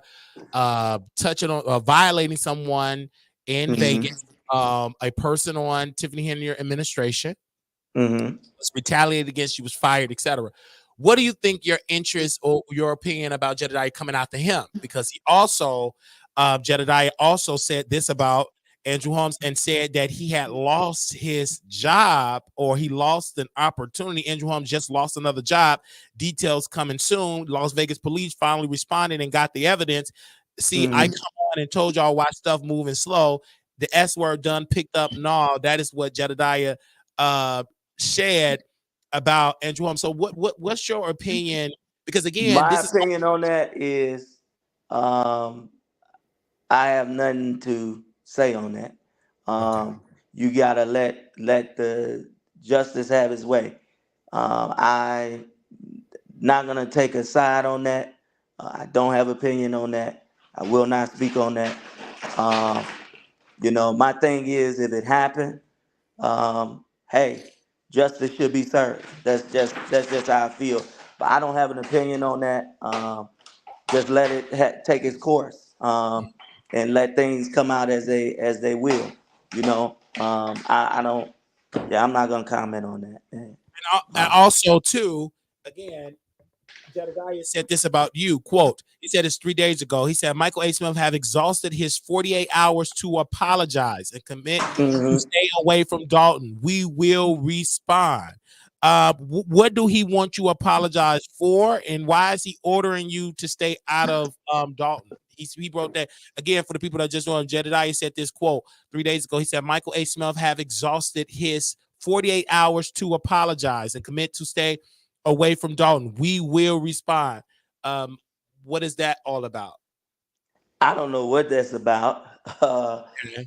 First of all, to apologize for what? Uh, I don't understand it. He doesn't control where I go, where I move. I believe that is a control man of God. In him I live, I move, I have my being. Mhm. Um, I don't know what that comes from. As I stated, um, I am not a Dalton resident, and my issues really don't take too much on the Dalton side. Okay. My issues come in on the township side, because I am a resident of Thornton Township. I pay So, taxes. My home is in so Thornton he said you Township. cannot come. Did you ever say you was gonna come to Dalton during Hmm. Hell Week and have a support for Tiffany Henyer and her supporters during Hell Week? That's a uh No. okay. So First, that's first of all, I didn't even want to. I don't get involved in that type of stuff. okay. Hey, I just don't. I've never been a type to really get behind crowds and rallying the stuff, because things can always go left or right. So I rather, stay out of that. So I don't get into that. As I said before, I support on the Thornton Township side. I am a registered voter, have been a registered voter in Thornton Township all of my uh, 34 years of life. Since being 18 to be registered to vote, I voted in Thornton Township. I've lived in Thornton Township, um, and I'm going to continue to vote. I haven't missed an election. Won't miss an election. When I signed up to be 18 to vote, I vote in every election, Okay, and I will continue. someone posted in the chat that you speak at all the meetings. Someone said you speak at all of our board meetings, trying to convince us of something that we didn't ask you for.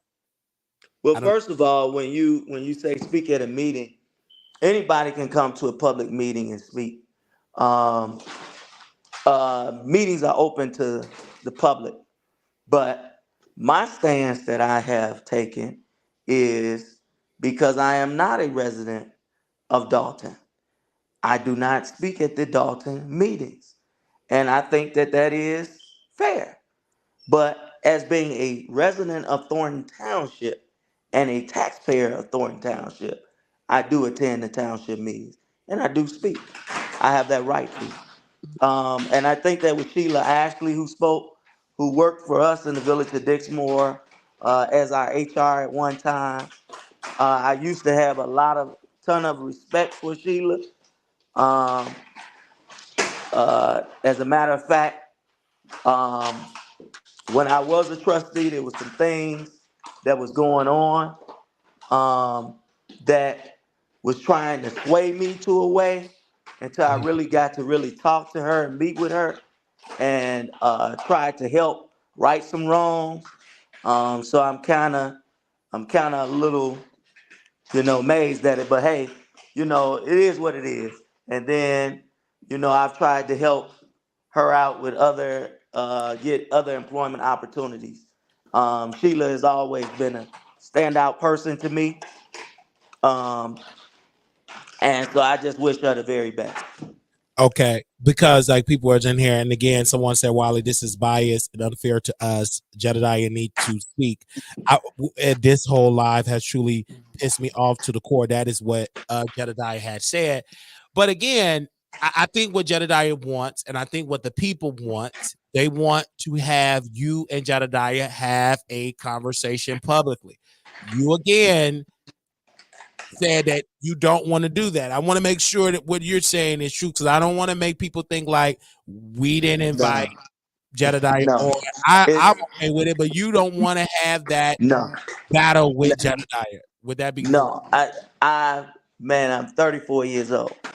As again, Because I I think don't go back Jedediah and forth. is in his I 30s too, came right? on to speak my side of it, Okay. and that's just what I wanted to do because it was some stuff that was put out and said, and I wanted to bring my facts that I had because it's factual. Now, I have yet to see any facts from the other side, and that's just where it's at, you know? Because I, this was a lot that is going on because obviously right now it's 280 people. Jedediah have a lot of pull in the city of Chicago. I'm not going to deny that. I would say nationally because from the Kanika Jenkins case, that was a national case, international from Trump for shutting down the Trump rally. So we have a lot of pull. I just feel as though the public as well as me because we all want to know why is it any resolve here. Obviously, according to what you're saying, there is no resolve because he's keep lying. And Jedediah is saying you need to apologize, and he said, "quote If you apologize, he will stop saying apologize." First of all, this is my What is the question. apology he wants you to What is apologize? what is Okay, he to say or have? Is he God? That's what I've been trying to get out of this. Are you the sovereign God that this had nothing he to is. do with you? First of all, you're not even a resident of Thornton Township. You're not, right? So you can't speak on the things of our community.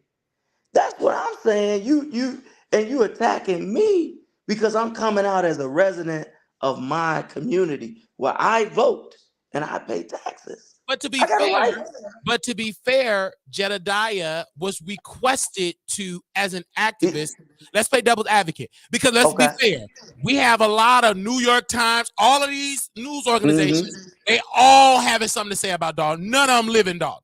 Because I don't Right. even think Dalton, I'm not Illinois talking about got the a dog low, issue. right? I'm I'm talking talking about about Thornton Thornton Township. Township. I don't think they had, okay, but New York Times, last time I checked, they're not in Thornton Township. They don't have an office there. Mm-mm. WGN News don't have an office there. So everybody talking. So if anything, I think that Jedediah should speak as somebody black, somebody that is a resident that was born and raised in Chicago. This is all the state of Illinois. I think he have every right to talk and speak, because if that's the case, if he can't talk, then all the media, they need to leave too. Because they don't say in Thornton Town. Let's be clear, and residents, even Tiffany Henry's have said it, that it is international media folks Yeah, questioning, it is. asking questions about Thornton Township and Dalton. None of them live. Most of the people, Mm-hmm. I see a lot of outside agitation because of the media. Now people is going to the meeting, and some of them not even residents, from my understanding. Right. They're outside coming in because the media made it so entertaining. It's like a reality show. And Tiffany Henry don't make it no better because she plays into the okie doke. Anybody, she acted like she from New Jack City. She putting on all this type of stuff. She be dragging the trustees, and she be doing videos. I never watched, God is my witness, until Tiffany Henry got elected and the media got involved. I never watched a meeting until now. I'm so Mm-hmm. interested because there's so much drama. It's like the Mm-hmm. Real Housewives of Thornton Township, and Tiffany Henry, Yeah. the lead And cat, that's what people like. And that's not good because government is made to take care of government's business, not to parade. And if you go, I've been to pretty much probably every when I was a trustee in Dixmoor, I made it my business to go to every meeting of every community. And what shocked me is when you go to the Caucasian neighborhoods, Billy and Joe might have a problem, but Billy and Joe is never going to put their differences out in the public. What they're going to do is they're going to go into closed session or they're going to talk about it. We always have to air our displeasure in what's going on out in the open. And it's not good because we're there to take care of the government's business, the people's business. That's what this is all about. And I think that's where some people get caught up at. This is not a TV or reality show.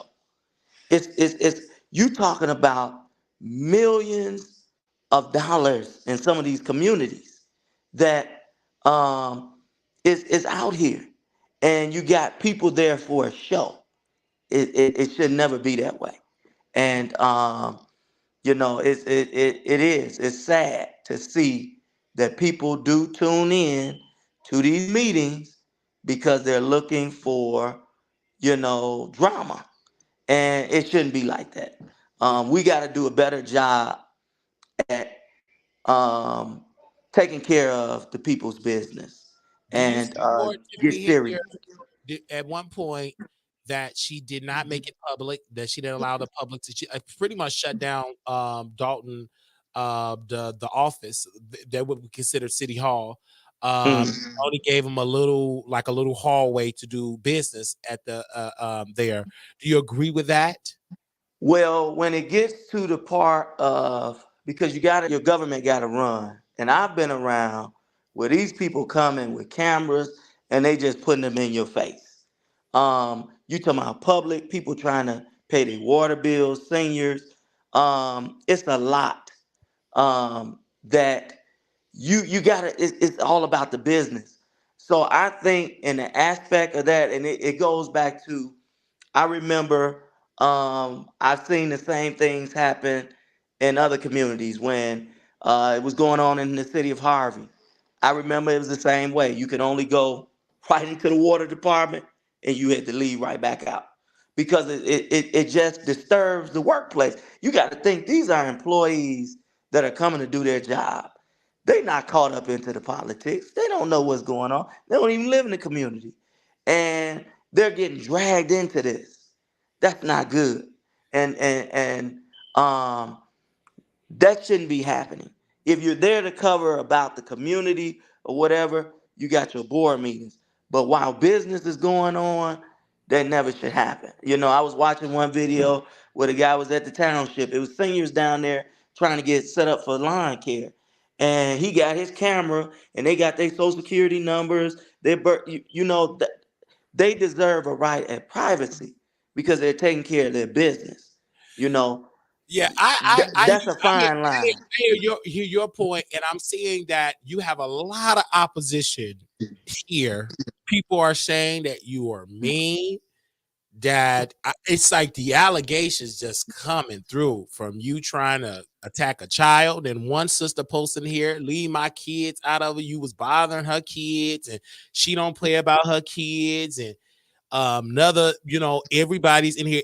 Everybody want to see Jedediah confront you. Jedediah has said he's going to be peaceful. He's going to be professional. I mean, this is really, really a lot. This is the first time ever. Like my personal Facebook page, Marquise Wilder, got 290 people, and we're talking about Oh a yeah, very. because it's a hot thing when you got stuff, and that's why I say you got to be careful at the stuff that you put out. And when you put out, it's like we as African Americans like that. And nobody went and did their research. They just took at what he said as face value. We can never get to a point that we do that. And that goes back to what they say about us as individuals. If we don't want a black person to know something, what we do, put it in Do the you book, want to talk? Do because you we want to won't talk? read. Do you want to talk to Stephanie? Do you want to have a conversation with her because she felt as though that you were lying about her money, and she said, "I've been working for years. I deserve this She salary." deserves to get she deserves to get a bonus, and she's So do you saying want that to that was legal. do you want to have a conversation with her because she's saying that she deserved to get money. She deserved that salary. She Oh, said she deserves it. she worked for that amount of Oh, money, okay.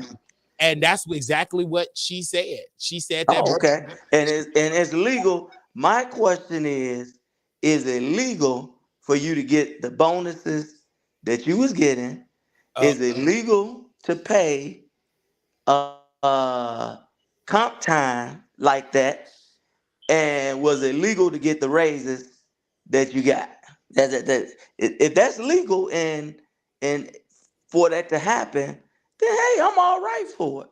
But if that's not law and that's not legal, that shouldn't have been happening.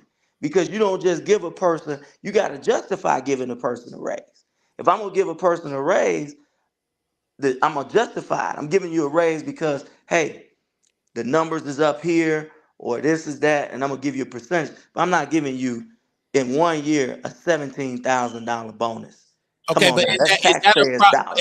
is that an issue on her part because someone had if you said she didn't steal the money is what you're I want to make sure we make it plain. She did not steal the money. She got the money because she deserved it. Let's talk about Tiffany's boyfriend, $100,000 salary. He's been there a year, but my $95,000 salary is a problem for over 23 years. I mean, 23 years for $95,000. Don't she deserve that for 23 years of No, service? But no.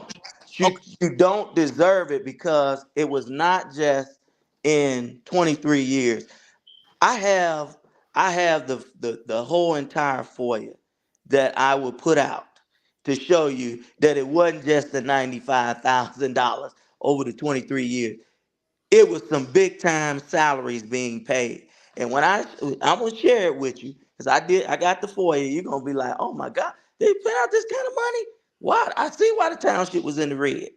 But they were paying out, I mean, thousands and thousands of dollars. And people are mad about that because when Tiffany came, she said, yeah, the bonuses gotta stop.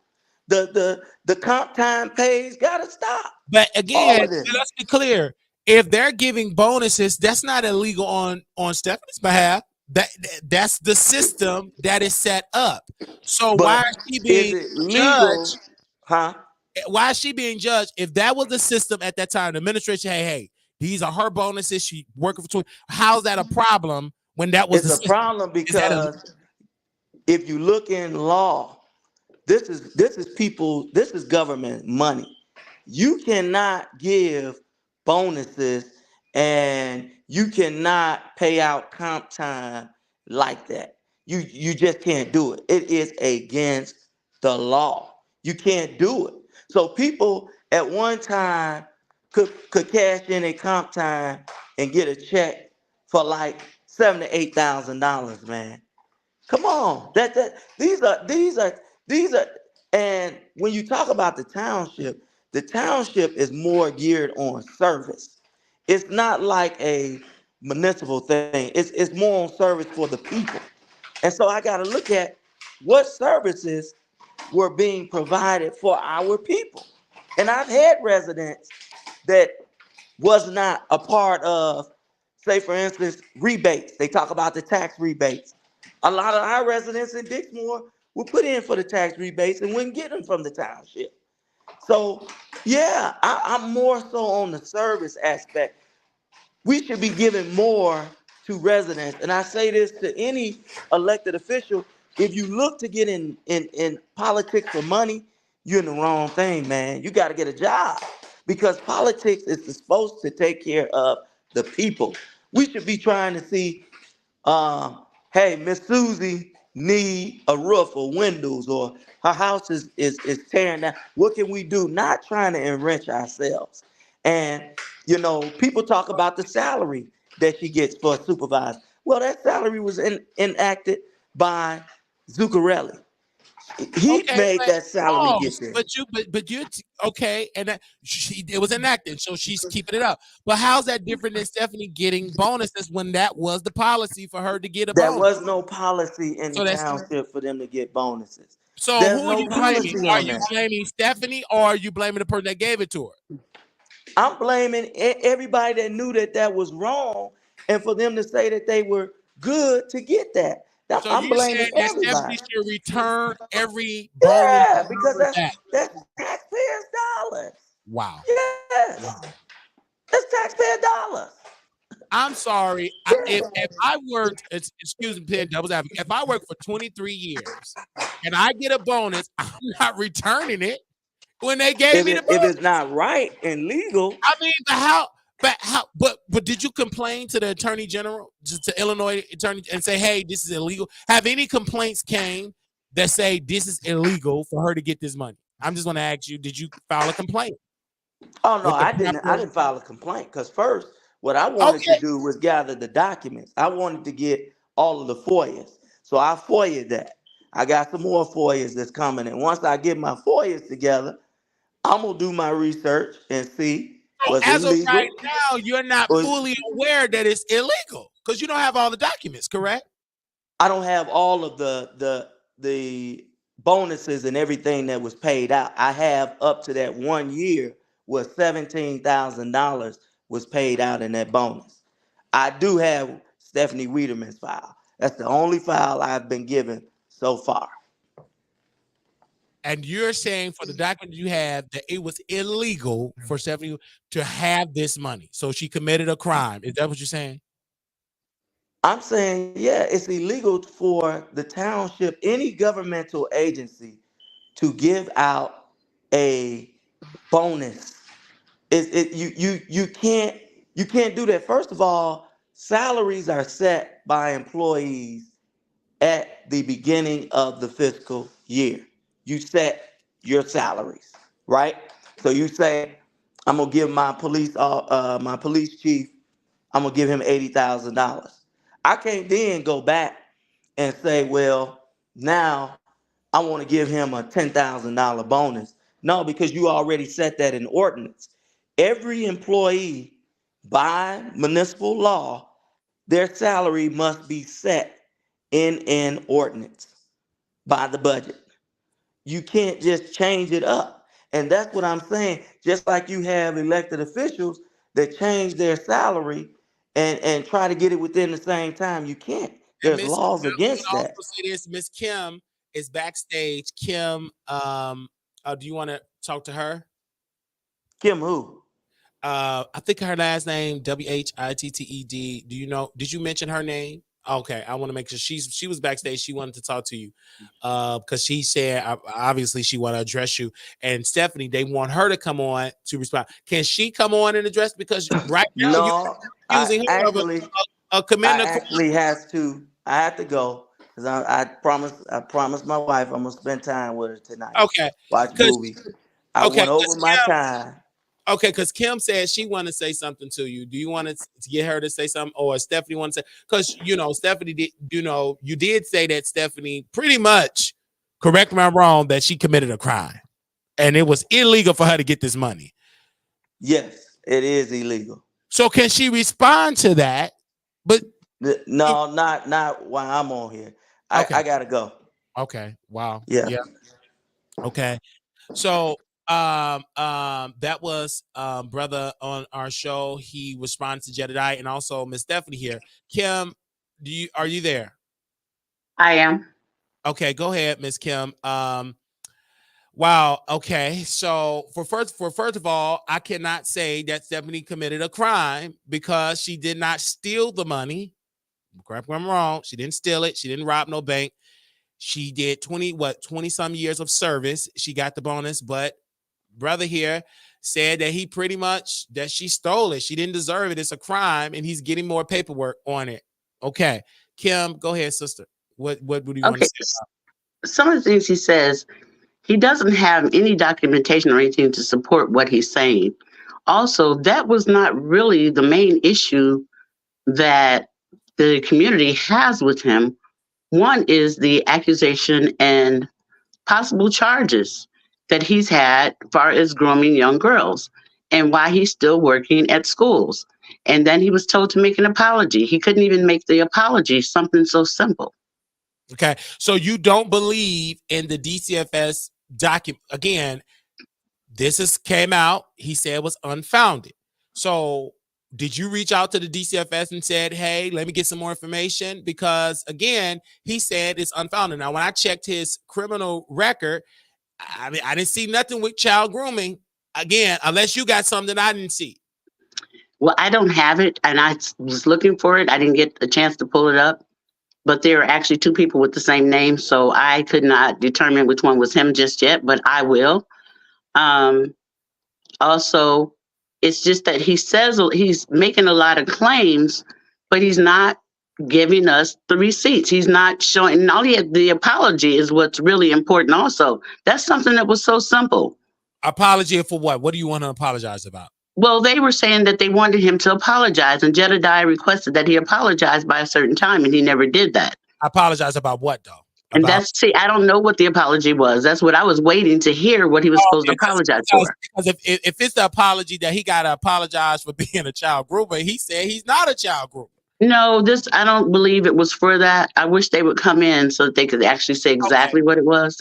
Right. And I'm going to drop the link again so we get a clear understanding. And then it went from him not addressing Jedediah, and then he dropped some that said, hey, Stephanie have, committed fraud or pretty much stole money and she didn't deserve the money. And again, this is, that's a serious allegation, I would say. Well, if it's given to her as a bonus, she doesn't have control over that. That's her bonus. Right. Because he's saying it's illegal. You can't use taxpayer dollars, but don't put this is, it's like, it's more allegations coming out. Allegations from, I have heard on this broadcast, domestic violence, child grooming, and now he's saying that Stephanie have committed financial crimes. Okay, he's been charged and convicted before for domestic violence. He's also he claimed that his cell phone was stolen and the cell phone was in his pocket and rang while the police was there. I actually posted that in the chat. And he was talking about how much he loved his great aunt, but he got convicted and charged with domestic violence for attacking his aunt. Okay, because I didn't see, I'm gonna have to come back and look at all of that, but he have sent me public record. He sent me multiple receipts of disorderly conduct was domestic violence, arrest charge, and then he's saying, of course, for this, he said it was dismissed, and then he also disorderly conduct. He also said that was dismissed as well.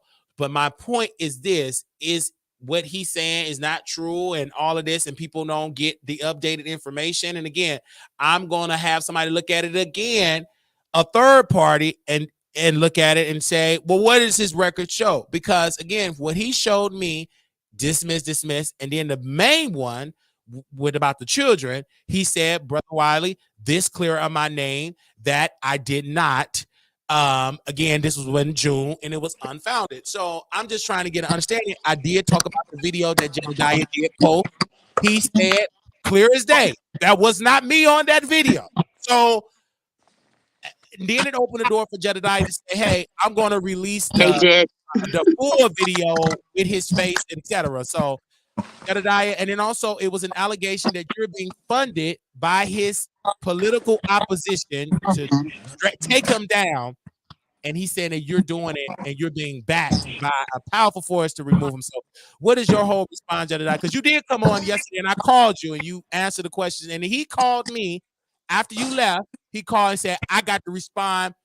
And he also, and I have it recorded, he also put, and I will have to release it because I don't like when you say one thing to me privately and you don't say one thing to me publicly. But he also said, let's bring up Andrew Holmes' picture here. He also said, Coach said, that the reason why you don't like this man is because he said that you took money from Kanika Jenkins' family to GoFundMe, raise all this money, and didn't tell the family, and you trying to use it to enrich yourself. I have that on tape because the reason why when I talk to politicians or former politicians, etc., they will say one thing to me off the record, and then publicly they will not say. But he did say verbatim in this 40-minute conversation that you don't like this man because he put out that you had GoFundMe accounts with Kanika family and did not notify the family. And then that brother said verbatim that you use families to enrich yourself. Okay, go ahead, Jedediah. You want to respond? Well, first of all, I would love to respond, but can we let Dr. Nikita on too, bro? Okay, let me drop it again in the chat. I'll drop it one more time. Can I ask Jedediah to just clarify what that apology was for? Because I saw it and I don't remember what it was. Okay, so I don't think I'm God. I don't try to do or be a bully unless it's to a bully. And we asked for him to apologize. What made me pay attention to Michael Smith is coming to the Thornton Township meeting, and I watched him very, very aggressively and harshly handle a woman who was actually operating in her official duty, Stephanie Wiedemann. And he was degrading her. He was being very, very, very disrespectful to not just her, but everybody in the surrounding area who was not on the side of Tiffany. And then I looked and saw how he continuously went into Dalton as a public commentator, which is his right to do. But he would literally try to give cover to a mayor and discount the egregious, the voice of the residents who were speaking about their grievances. And so I asked him to apologize to the residents and specifically to Stephanie Wiedemann, the woman I saw him degrade and disrespect, and then I would stop. And unfortunately, as you see, this is not a man of integrity, of honesty. He speaks very well, but obviously you see it for yourself, Wiley, and what you just said at the end. You can't trust him. I mean, you can't trust anybody as a politician because they would say one thing off the record, and this is the same thing when I interviewed the vice mayor of Stockton, California, how she dragged Jason Lee and said all this stuff about him privately. And I have that record. I release it. I'll wait till election time coming. I will release it because in Texas, this is a one-party recorded state, meaning one party can give permission, we can record. Right. So that's in the state of Texas. And guess where I'm at? In Texas. So thank you for the recording. Right. So that's in Texas. So because when he called, I said, I got to record this because he's going to say something and it's going to switch when it goes publicly. I let him talk. And when I asked him about Andrew Holmes, he did not say all of this stuff. He also named names of people, and I'll send you the tape of that you're getting financial backing for some white people to take him out and Tiffany Henry out. Yes. So can you bring Nikita on or no? Yeah, she says she's logging in now. I just dropped. Okay. So while she's doing that, I'm gonna send you some documents that you can also consider putting on your screen. Is that okay? Okay, yeah, because wow, because but he did post the doc. He did send me the DCFS document. Now, one thing he did admit to that he did lie and got fired, and then he said, as a response, I filled out plenty of applications, but that ain't the reason why. Well, technically, it is the reason, because if they say you have to disclose you getting fired from another district, that's proper cause for you to get terminated. Now, anything else you can just assume, but the district have every right for that, right? Wiley, Yeah, I'm sorry. Go ahead. how do we, I'm sorry, how do we know that that document that he showed has not been created by him? I Because don't it's know. easy to redo that. Right. So I So, have to call DCF and then I have to do my due diligence and yes. call. I was not expecting him to come on the show very quickly, but when he said he want to come on, he said, I do not want to speak to Jedediah.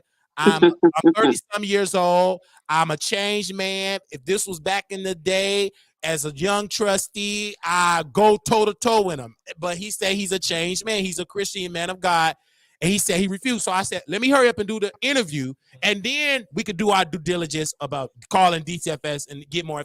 Let's get him on. He refused to talk to Jedediah, but then he So admitted. if I may, Wiley, Go because ahead, I'm what sorry. people need to understand in this ordeal, and you're going to see these documents, he was fired from the school for his indecent acts and for this child grooming allegedly, but he was not charged because when the school moved to fire him, the parents didn't want to go through this any further, them or their child.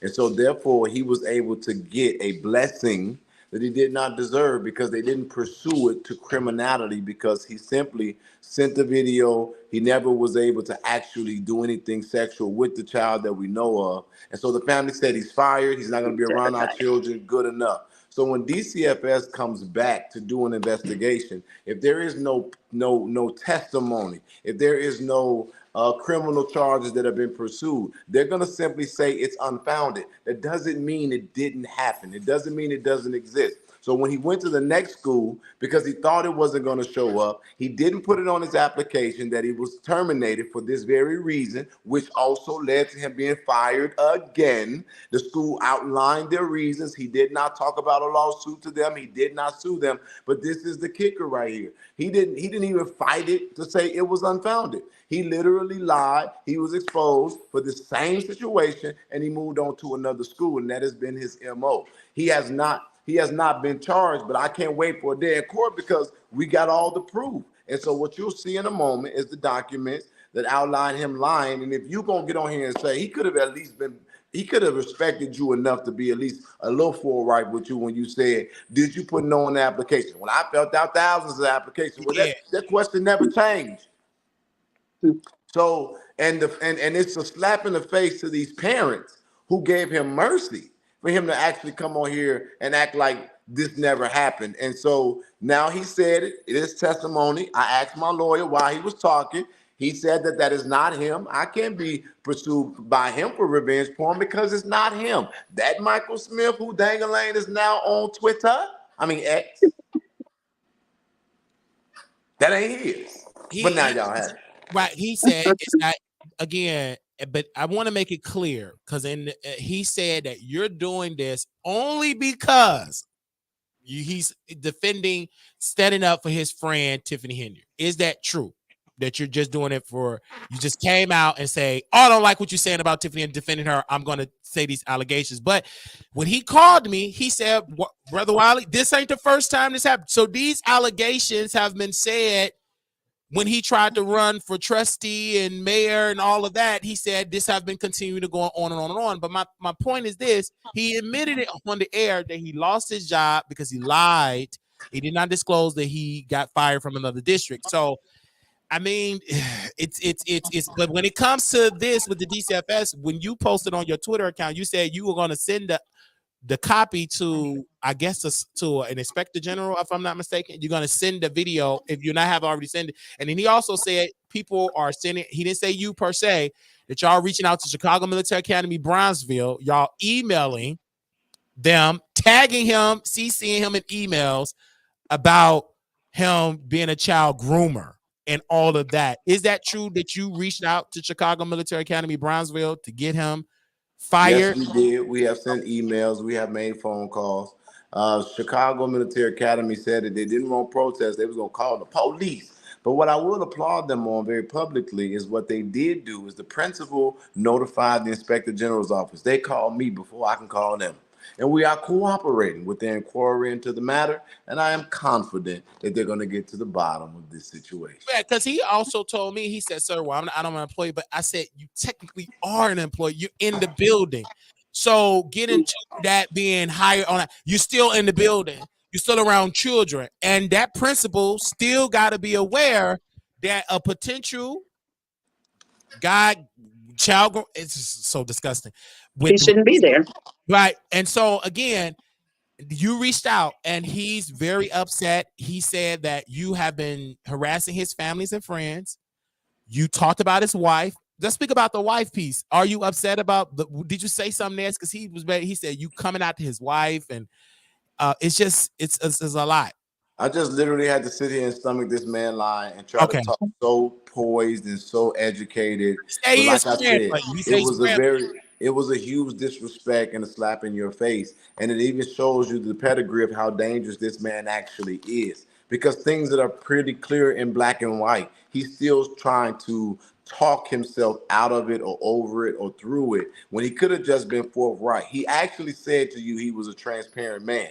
But I have the report that shows that one of the reasons why the dog bit him is because he actually was trying to assault his wife. That is not speculatory. The dog thought he was attacking her. The dog responded.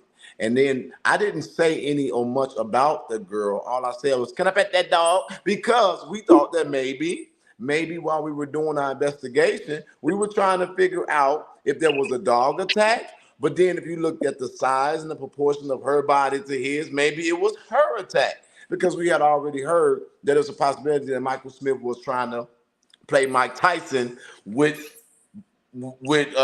Principal Trunchbull. So basically, I haven't said anything. I can't determine how she look or what the public says. I mean, but one of her titties is the same size of his head. And she does look a little strange where you wonder if this is a cis woman, transgender woman. But these are not things that I talked about. You know, she look like she got big hands. I don't know if it's just because she grind beef to cook the man meals, or she out there wrestling bears. I don't fucking know. I have not been disrespectful to her. But he put my mother's address out intentionally when he posted the letter, and I also posted it redacted of him supposedly suing me. And I'm saying, wait, because I live everywhere. I'm homeless. And then, you know, one of the things that I want to talk or say to you, to everybody, is everybody keep trying to play this race card bullshit. This is not a white and black versus thing. This is not a crabs in the barrel. This is right versus wrong. This is injustice versus justice. And people are always trying to say, you don't live here. You don't live here. But why does me living there matter if you're trying to talk about commonality, right? Well, you just said why I have a stake, because we're all black, right? I have a stake because we're all human and we're all citizens of the same country. I have a stake because I'm from there. I have a stake because I care about people who are dealing with injustices, and I'm a known advocate that was called. There's a ton of reasons to justify why we're there, and let me help you out. This is so damn purposeful. I don't need nobody to pay me. I've never had a conversation with Napoleon Harris about any of this. People who they're citing, I don't know what they're talking about. I'm not a part of any political agenda, and ain't nobody paying me. All of the the resources that we get, we're utilizing it to get the information. That's what they didn't expect. I'm not the media. I don't have to do things conventionally, and people are giving us resources that's helping us to get people to give us tips that we're investigating, and we're putting that information out, and it's stopping them from being able to get on the show and do exactly what he just did, and that's lie boldly to your face. Simple as that. Because again, when he got on the platform, this is no different than Tiffany Henry about her Tiffany Cares Foundation. When she was on Rolling. I don't have nothing to do with the foundation. That ain't got nothing to do with me. It's just they just bear my name. But then when the receipts came out, that half of the people on there is a boyfriend that worked with her organization, that was just out of there. But when it comes to this brother, he pretty much just keep going back to, and it was another piece, Jedediah, that he said he don't remember you texting him. He don't remember you trying to help him run for mayor. He said he don't remember at all. And I'm like, okay. Because you have been requested by plenty of politicians to get you to help knock on doors and get your endorsement because of your pool that you have, not just in Chicago, but also all over the Chicagoland area, including the suburbs. So I just didn't understand that piece because he act like he don't know you at all, but that's not accurate. Ain't that crazy? Now you got a point right there. Because he said he don't know you, and then you said, well, he got a text. He said, well, I don't know about how to. This is really something. But my point, and again, my producers in the chat on YouTube, they said, well, why he just won't sue? I mean, if this is so foul, and if you got the evidence, I won't even talk no more. I would sue. The next step, you didn't cease, or this is your allegation. You still putting it out there. The next thing should be a lawsuit. Are you afraid of a lawsuit from him? Because in the letter, it said that according to Illinois law, his attorney said you could still be held liable for that. So do you see the date on there when I'm supposed to be served? It didn't say like no date. It just got Michael Smith, got Jedediah. I didn't see if it was in certified mail. I didn't see. No, read that letter, bro. It's a date on there when they let this is to be served to me. Do you see the date? Let me go to that. I see May 8th. Let me scroll on the paragraph. No, I don't see no date. Let me go. Let's look up. No, let me see. No date. No date. I don't see no date on the letter. He must have gave you a corrected version of something he did. Okay, because this letter don't have no date at all. It say May of 2024. It say under Illinois law, those statements are defamatory, meaning that Mr. Smith will be entitled to damages against you without the need for him to prove any actual financial harm. You are hereby directed to cease and desist from making any additional false defamatory statements regarding Mr. Smith and are directed to remove all false defamatory social media posts regarding him. And that's what his lawyer have said. And as of right now, you just uploaded another. Dude, that's not even the same letter. Okay, but that's the letter. What the hell?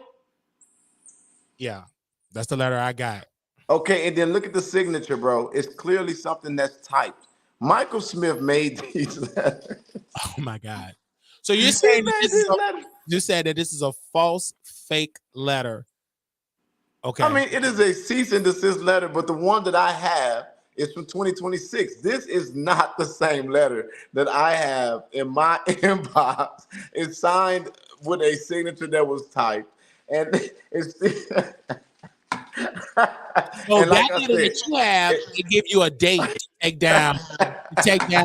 Okay. So the letter that you have is the letter that you have is to take down the dates, like to take down. So what letter do you have? No, dude. The letter I have is from 2026. It is a wrong date, which further shows that he typed this letter, and that will explain why we can't get a response from his attorney, and why when we look up his attorney, oh my God, you know what, dude? Why did I even spend my time on this? I will say this, Mr. Riley. This guy is a habitual liar. He is a creep in every sense of the word. I thank him for destroying any opportunity he would have had to try to get false charges, because he said on record here that video was not him, which is now public. And guess what, sir? I'm pretty sure that he's going to be fired. And it's unfortunate that he didn't have enough sense to just be a humble, godly man as he's trying to present himself, and apologize to Stephanie Wiedemann and the people of Dalton for his deeds, his actions. Well, he said he's not apologizing. He said he's not going to apologize.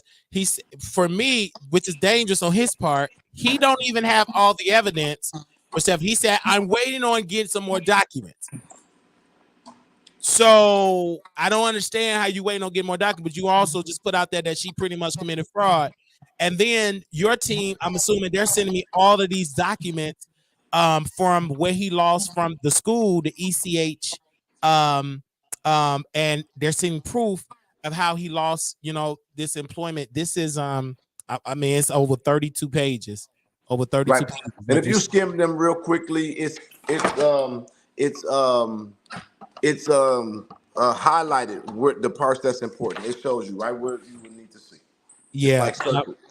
I'm going down to the hiring. I'm happy to see you have an opening for the position of security basketball coach.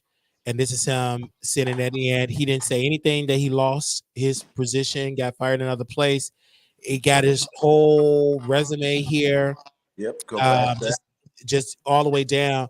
And wow, so he did security. I'm assuming he tried to apply for security, and that they said the ECHO board of directors at their February 13, 2024 meeting terminate your employment effective February 13, 2024 at the PACE program. Termination was based on an investigation regarding falsifying information on your employment application. That is what that application, that is what that letter, I'm going to put that out. That is what they sent to me. I'm going to screenshot and post that on the screen here. And you can keep scrolling because it gets better. Okay. Oh, wow. Okay. Let me keep scrolling. And that's on page. Okay. This is another one. They also got the list of the people on the executive board of directors. And I'm scrolling down. Got signatures here and all of that. And that was the first set of documents that we have. But obviously, it did clear up that he falsified information. He falsified information. And so that's why they terminated him. It didn't say nothing about the Democratic Party of Thornton or the Democratic Party. I'm reading. It didn't say anything about that. It literally said, I'm going to post it because I feel like he was able to post information. And so I think you it's only opening that door up for you to post it, as for me to post it as well. And here go the sister here that you want her to come on. There you go, sister. Welcome to the show here. And wow. So that's in the black and white. I'm sorry. I mean, it's in here. That's the agreement that they said like that. They said falsifying, just like he falsified the attorney letter. Okay. And I'm gonna upload that so y'all can see that. So y'all can see, because y'all have a right to see it. I mean, he did post his evidence to clear his name, but this is what this letter. So Jedediah, when I post this up, can you explain what this is? People that is saying this, what is this letter concern of right here? You should have gotten multiple. Oh, that's the because that's hold on, let me see. That's the one that said verbatim February that they terminate. We based an investigation regarding falsifying information on your employment application. So this is one where he lost his position because he falsified some information. He did not disclose. I'm assuming that is a violation of the show. Hello, sister. We have her on because she was requested to come on to get her thoughts. I mean, what's your thoughts on all of this? I mean, this is a lot. You know what? It is a lot, but I'm going to explain something to you. So you get ready. My name is Dr. Nikita Cloud, and I am a public relations person. I am the former chief of staff to Tiffany Hinyard, and I am a 15-year publicist, and I am a business owner. So Mike Smith, you know how he's Mr. Connect the Dots? Let me go ahead and clarify that for you all. I am a part of an organization called the Democrats of Thornton Township, right? Which, for all intents and purposes, is DOTT. There is no S on that. However, Michael Smith was part of that organization. I mean, quite frankly, I'm just going to be honest and candid. He was a bit of a groupie. It was led by the chairman that he was a bit of a fan. And if you notice, he's always speaking on him. Although said chairman has never, ever mentioned this man's name. Every interview, every opportunity, or whatever, it seems as though Michael Smith always keep this man's name in his mouth. So as a publicist, usually I work in the background, but since he decided to bring me to the front of the stage, I'm going to give him exactly what he's looking for. So Michael Smith was removed from the organization because he failed to take directions. It was his integrity. It was his ethics. It was his always fighting with people. And now, since he's on the out, because I still have messages where he was out literally fighting with people and defending this man's honor, but because this man tried to mentor you and tell you now is not the time for you to try to run for a political seat in an area you literally just got in and just be cool for a while. Why don't you get in here and learn a little bit more about the business and change the narrative of what people were thinking about you? He didn't like that. He doesn't like to be told no, which brings me to my next point, his failure of being a told no, because he is a child groomer in every sense of the word. And I have proof that he is a child groomer. It wasn't my business, but when I have a moral obligation to the people, I have a moral obligation to the people to let them know what is going on. But I'm gonna tell you something else. I started receiving text messages from one of those extra accounts, like if you have an iPhone. Let me explain how dumb Michael Smith is. So he has an iPhone. He put a text me app on his iPhone, but dummy Mike Smith decided to put this text me app utilizing his cloud. So when I was able to do a little bit of research, because I own a communications firm, i.e. the doctor at the beginning of my name, I have a PhD in organizational leadership. And since he's trying to get my records, it's from Cornell University, Ivy League. So therefore, when he tried to research my information, I did a research back on him and it went back to his phone. So he was sending messages saying stuff like my daughter is going to SUCK a penis of an elected official. So is that a person of a grown man that is a man of integrity? And I have the messages. Is that a man of integrity? Is that a man who doesn't want drama? He sent those messages to my daughter. He sent that to me about my daughter. My daughter is 13 years old, an honor student.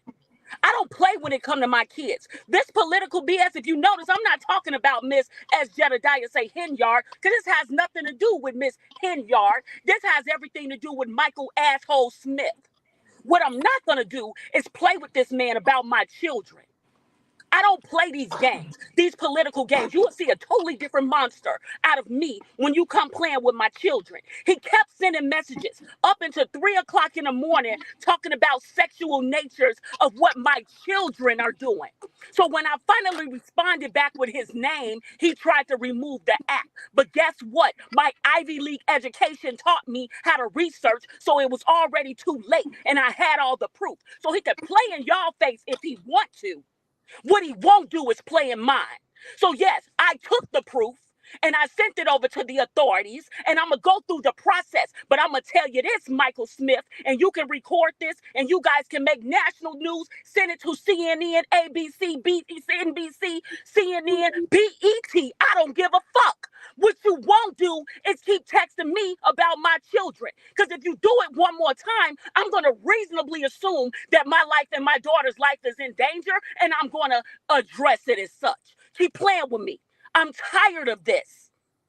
This foolishness, this childishness, I am tired of it. I don't play these political games. I have no aspirations to be an elected official at this time. So don't put me in the middle of your mess.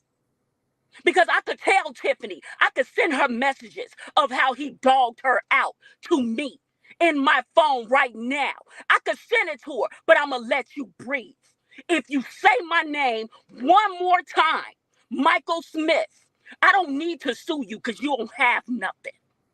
But you're not going to sit here and play like I don't have your records and your backgrounds and how you beat up your grandmother and how Zuccarelli, while you're sitting there talking about all of that, how the man used to pay you and Tiffany's rent with taxpayer dollars. Don't play with me, Michael Smith, because I play with your mama, not me. I said what I said. And you can record this. You can send it to whoever. I don't care. Play with your mama, not me. I don't have time for this foolishness.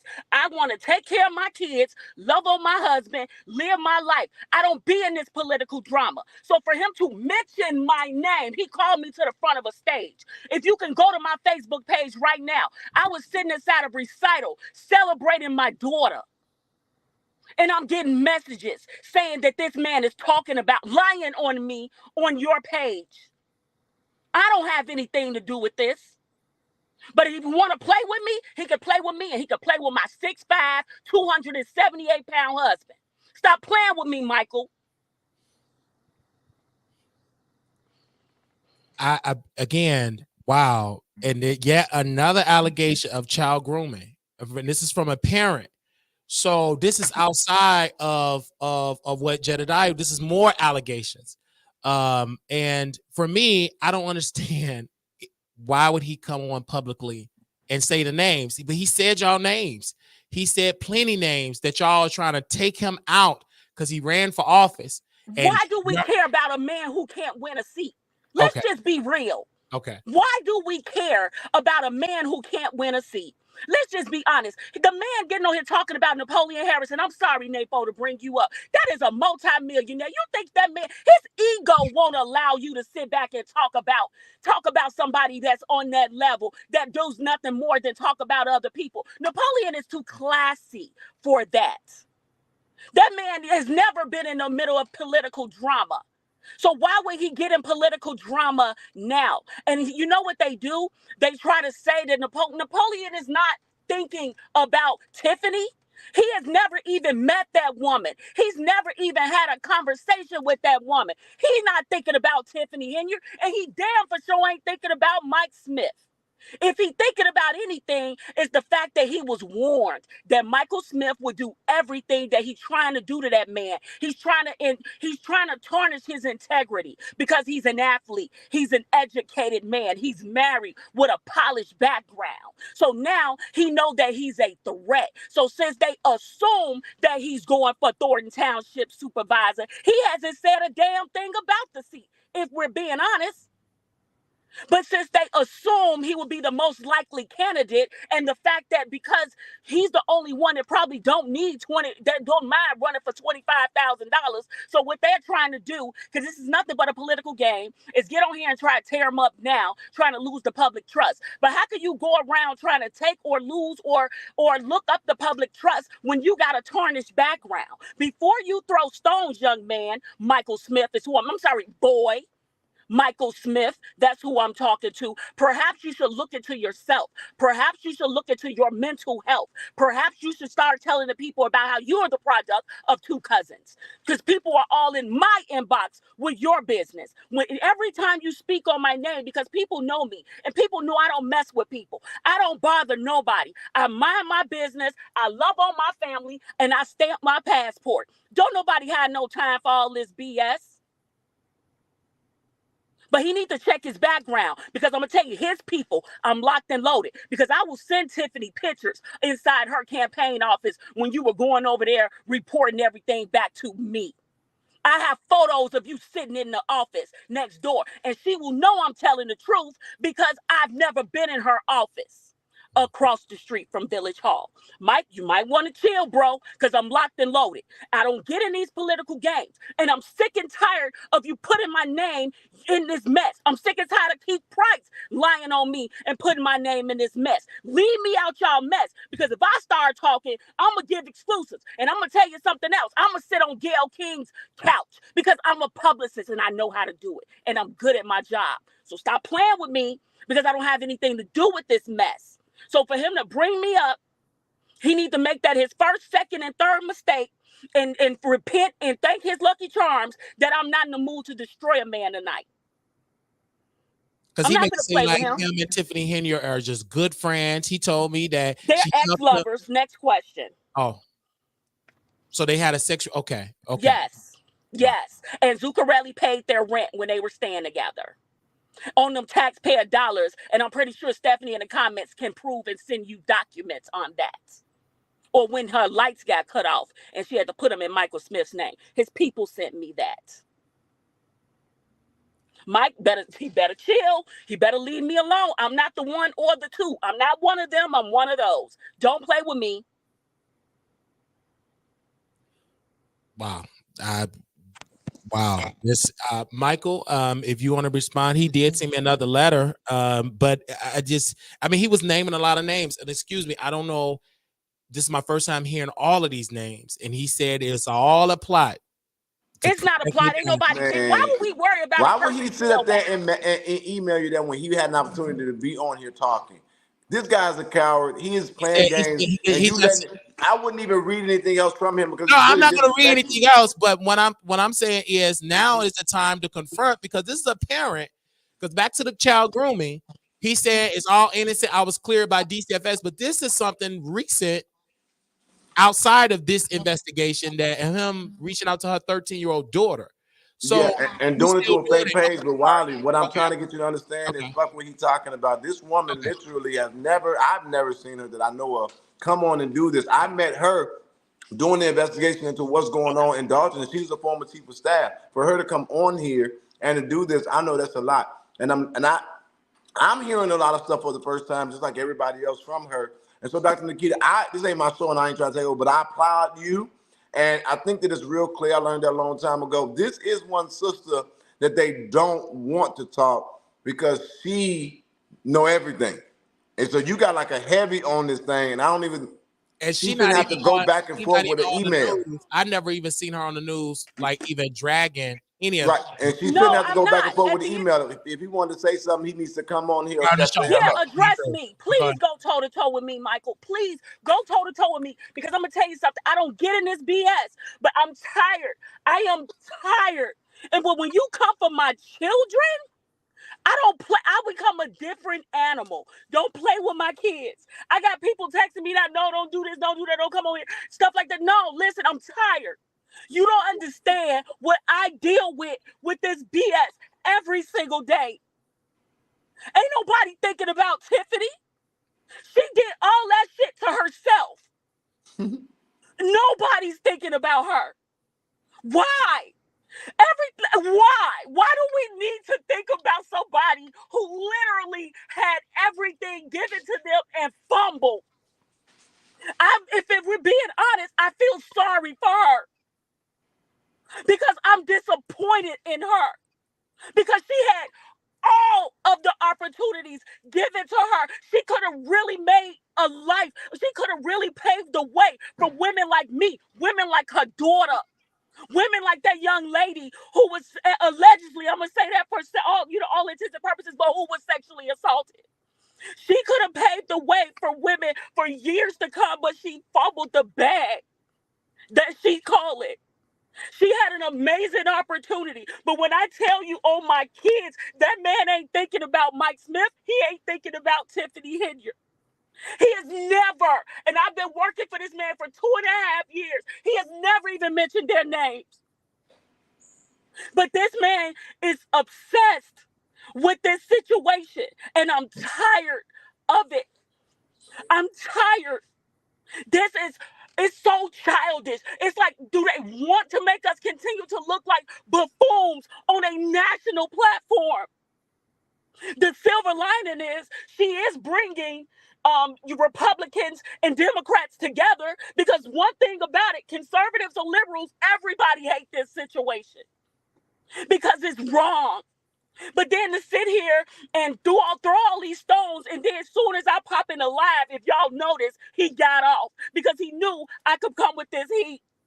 So if he's a real man, even though I know he's not, he's a boy, woman beating, husband beating, grandmother beating boy, he can come on here and go toe-to-toe in a debate, a healthy debate. I won't even call him a bitch-ass motherfucker like I want to. He can debate me and go toe-to-toe with these facts. I am tired of this foolishness. It needs to stop. The people of Dalton and the people of Thornton Township are suffering because of this foolishness. They're millions of dollars in debt. They're headed into bankruptcy. People have died. It is bad. The worst has happened. A girl was sexually assaulted on a work trip. And just think, we're being told that's not even everything. How you walk, you co-sign, if you're this woman's advisor, how did you advise her to walk to Springfield knowing session wasn't even in? This is Michael Smith. She needs to get better use of her people instead of letting him get her out here looking like a fool. This is wrong. And then he get on there and play in your face on your platform like he's telling truth. The truth of the matter is this. He was working for a school district. They got proof that this man was grooming children. They fired him. He lied on another application. He omitted that part. So when they did the search, which I still personally feel he has so many other convictions, it didn't even need to get to child abuse. How about women abuse? But they still gave this man a second chance.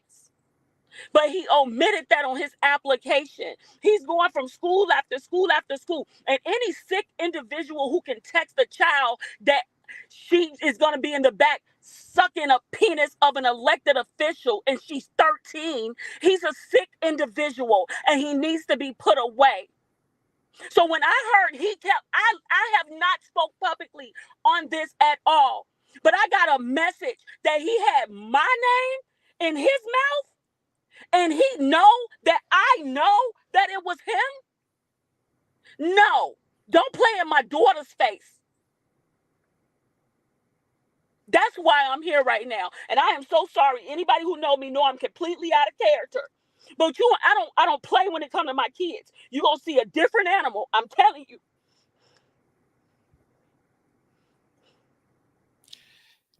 Again, he can come back on if he want to respond, because there's no need for me to read no more letters. I mean, he got to come on and defend himself. I can't defend that because he didn't say nothing about that he reached out to your daughter and it was wrong for him. Let me say this.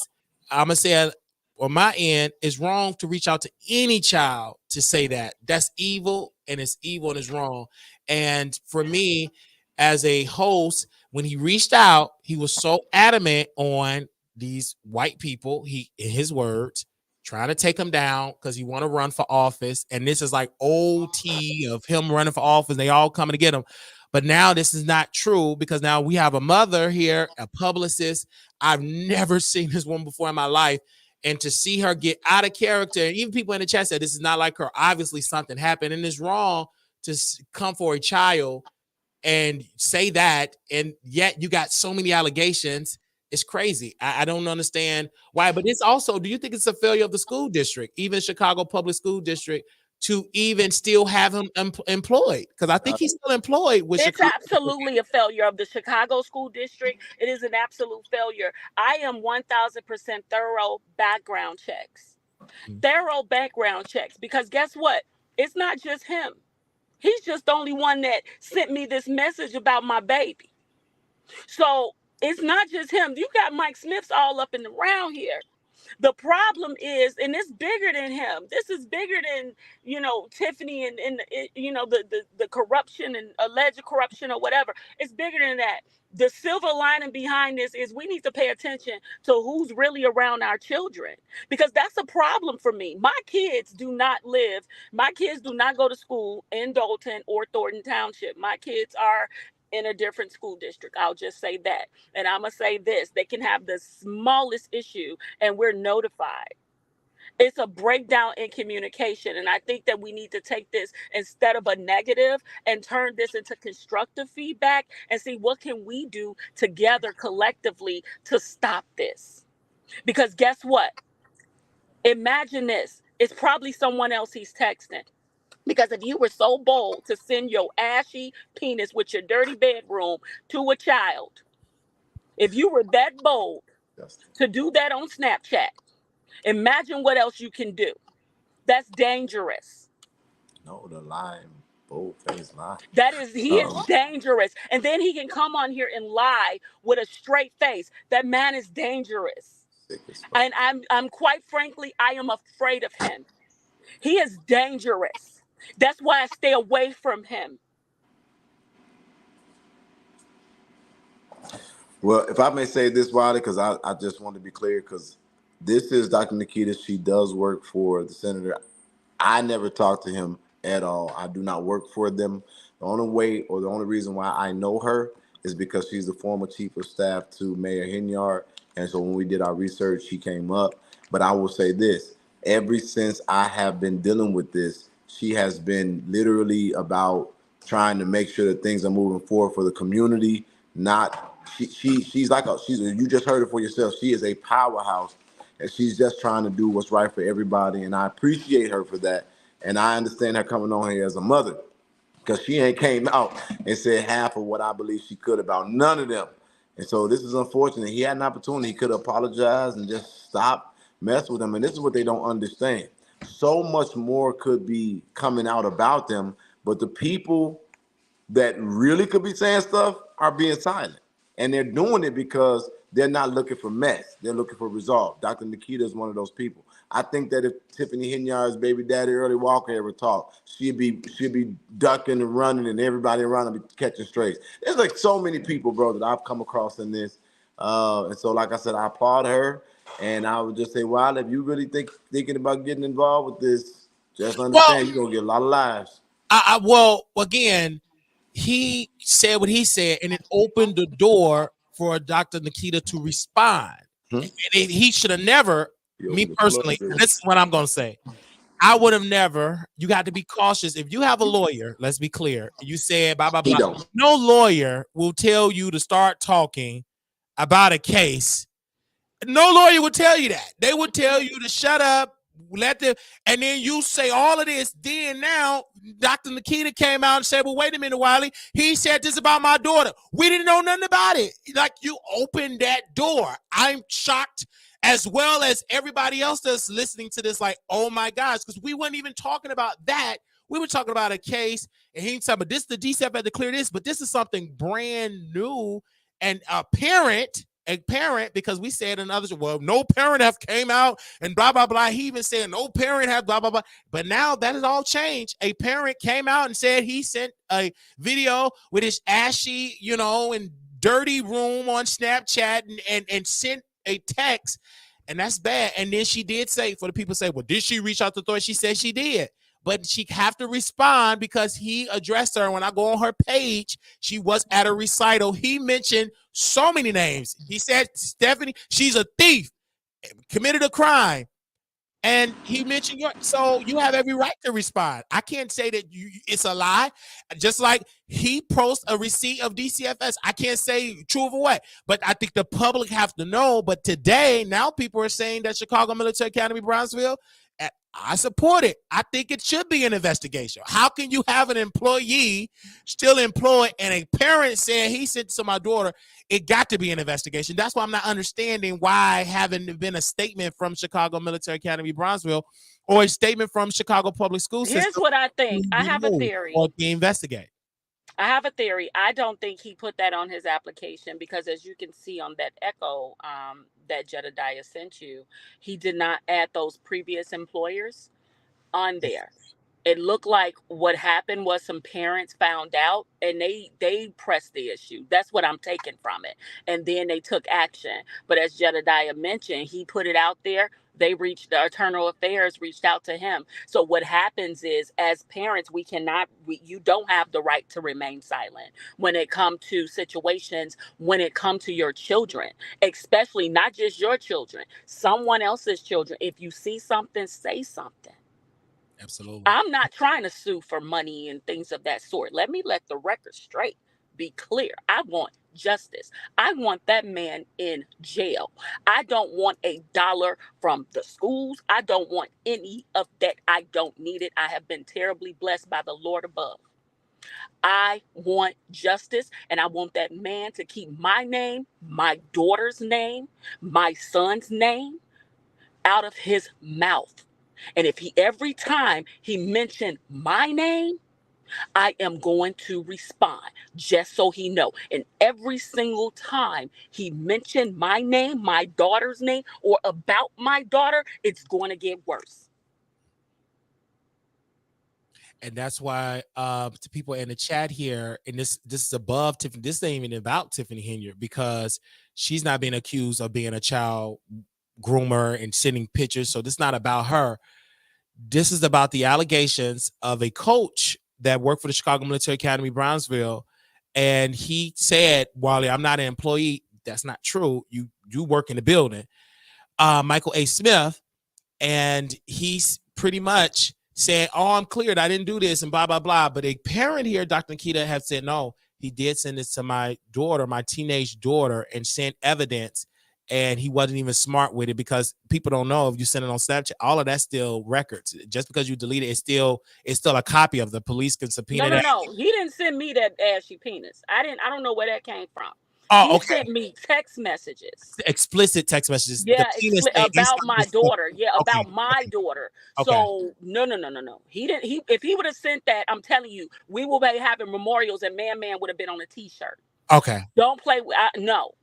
But when I tell you this, he sent explicit messages to me about my daughter doing nasty things And the with an video elected official. Okay. And that video, something else, that's something separate. So Yeah, obviously, that ain't got nothing to do with me. That so video, obviously no. it's like it's a history, Mm-hmm. a history of him doing things and alleged things about minors. And he's still employed, but he have been at multiple schools, from my understanding, multiple school districts. And he kept saying, "Y'all sending lies." He was talking about Jedediah and his followers trying to get me fired. But if you're sending something, you should, if it is true, no person should work in a school district and sending text, explicit text, and saying that a teenager should do something to a politician. That's wrong. That's unethical, and that's illegal, and it's dangerous, because you can't, just how triggered you are, many people go a step further than talking. And I think that, Agree. you know what I'm saying? So I honestly, this is really, really, really, really, really sad. And I think Tiffany Henry has been used as a shield. Well, just they doing it because of Tiffany, but no, let's focus on the allegations, the child grooming. And Exactly. he said, quote, "It didn't happen because I got clear about the DCFS because it was unfounded." Jedediah responded, "Just because it's unfounded don't mean that it did not happen." And if you know anything about the DCFS, like they are trusted, I'm not trying to criticize them, but they had some lawsuits. They're not, Mm-hmm. you know what I'm trying. DCFS is just not the type of organization that you want to put all your trust in as investigating, because if you really research that agency is not really that No, great they're at all. not. Yeah, so They're not, and it's sad, because at the end of the day, a lot of things can give something unfounded. I mean, I'm pretty sure that I ain't gonna say pretty sure because I don't know who the child is, but I'm pretty sure whoever child received that foolishness, that disrespect of a manhood, was probably traumatized. And it's like, you got to consider that. You got to consider the parents.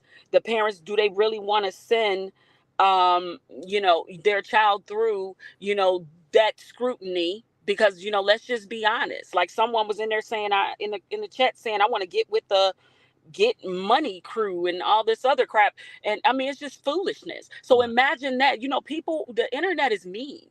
So, somebody may not want to send their child through that, and they may have just been satisfied with a termination, things of that sort. You know what I mean? And so it's like, it's problematic all the way around. My suggestion would be more thorough background checks. I don't know what laws need to be passed or things of that sort, but maybe we need to collectively come together instead of all of this fighting, and we work together and try to, come up with some stricter laws, some stricter, foundations and things of that sort that will prevent monsters, because that's what he is, monsters, from being around our children. Because once you put these monsters around our children, more likely it desensitizes them to other things. And then now, that's why when people are shot on the street, everybody pull out their phone and to record instead of calling 911. Shouldn't it be a national database I on the agree. federal state level that if you lose your job in one district, you in a database, you can't get a job nowhere? I think that should be on the police, every level. You do something, you should just be blacklisted on a list that's a do not hire list, and it should be a database that have you on there. Because if you can go to one district and it's, "Oh, okay, let me go fill out application, go somewhere else," I think that's a loophole that should need to be closed, honestly. I agree. I completely agree, because it's sad. And then he coming on here with this. Nobody is discussing Tiffany. Even if you look at respectfully, I follow Jedediah, and a lot of things he don't even bring the lady's name up. Mhm. He's It's more so more the talking people about around her. Andrew Holmes, like those allegations, what Yeah. happened in Las Vegas, et cetera, et cetera. He's not really talking about to me. And but again, when that Michael came on, he said, why? Because I asked him, I said, well, why do you think he's coming after? He said, Wiley, because all of these people, Dr. Nikita, they all coming after me because I'm supporting Tiffany Henyard. Then he talked about the Democrats of Thornton Township, that this organization is against them. They taking his job. This is what he said. And for you to come here and because I don't know, again, I've been out of Illinois for about 6 or 7. I'm in Texas. Mm-hmm. So this is brand new. And for him to say that the senator is against him, they all plotting. This is what he's pretty much saying. They all against him, and you leading the charge. Then he said Stephanie is stealing money and it is illegal. And he asked him, well, do you have all the paperwork? No, I'm working to get all the paperwork. But that means she didn't commit a crime yet. You don't have all the To me, evidence. it sounds like he's stalking Stephanie. It's giving that, because if you go back and look, just go back and look at some of the last. I'm gonna challenge you. The last 5 public comments that Michael Smith made. Every single one, he's going to mention Tiffany, he's going to mention Napoleon Harris, and he's going to mention Dot. And the thing is, it's obsession. Because if you go back and look at them, they're not mentioning him. They're not talking about this man. And They're not talking about them. It's weird. he also tagged someone again. I don't know these people. He Yeah. also tagged Keith Price. Mm-hmm. He tagged him. He shared the live. He tagged him. I don't know who he is, but according to his Facebook page, he from Harvey, studied at Western. Mm-hmm. He's I know Keith Price. Okay, so why do you think he's tagging him in the live? Is he I know why he's tagging him, because he was looking for backup. So okay. Keith Price works for Thornton Township. He runs the pantry. I don't really have much to say about Keith Price. Keith Price, as far as, him and Napoleon, I think they were friends and now they're not. Whatever. So I can see, a childish mentality is reasonable to assume. That's probably why I don't want to speak for Keith Price and I don't want to speak for Napoleon Harris right now. I want to speak for me. But I'm going to say this. Keith Price, I've had a conversation with Keith Price. And he had mentioned that, we were talking about, he had made a comment about Napoleon's staff attacking Tiffany. I said, where have I been? Because the meeting in question, I wasn't even in the country. So where have I been?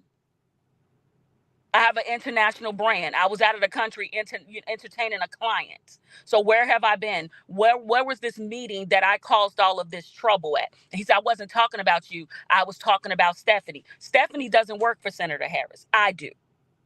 So what he said was misleading. But we had a conversation like 2 adults and it was over with. So I'm assuming, because I guess his temperature is high or whatever about Napoleon for whatever reason, that's probably why he was trying to get him engaged. But one of the things I will say about Keith Price is he say what he say, but we were able to have an adult conversation. And if it was Keith Price would have came on here and we would have had an adult conversation. I can give Keith that. While we're on 2 different sides of quote unquote, maybe an agenda, or I don't want to say agenda like it's something malice, but we're on 2 different sides of the Keith Price's exact words was Napoleon Harris is my quarterback and Tiffany is his. And as a ex football player, I actually understood that analogy when it came to Senator Harris. And Keith Price even said himself that Senator Harris was a good guy. And we even laughed at the fact that I said, come on now, with Senator Harris and the level that he is in his career, do you really think he's worried about Tiffany? No. And he even laughed himself. So I don't know why he's tagging Keith Price, trying to get some backup because he was getting his ass handed to him, I suppose. Yeah. But, it's childish. All of it is childish. Nobody have no secret agenda against Tiffany or Mike for that matter. My agenda is clear. My agenda is you're going to jail for the message that you sent me about my child. He kept sending nonstop messages, but the one that got me triggered was when he mentioned that my child would be doing, oral on an elected official, and I didn't appreciate that. So now we have a problem. But until then, I did not have a problem with Mike Smith. And here's the catch. I've never even came out publicly about this because I'm letting the authorities do their job. I've went on with life because I know justice will be served, because I know I'm good at, following through. I can afford an attorney. I don't need MetLife for free attorneys or things of that sort. And it's like, at the end of the day, I have a husband who told me to stand down, and that's what I was doing. So ain't nobody thinking about Mike, ain't nobody thinking about Tiffany. But my thing is this: what he not gonna do, like I said, is play with my kids. So I was mad. I was in my daughter's recital. Today was her last recital as an 8th grader, and she's graduating with honors next week.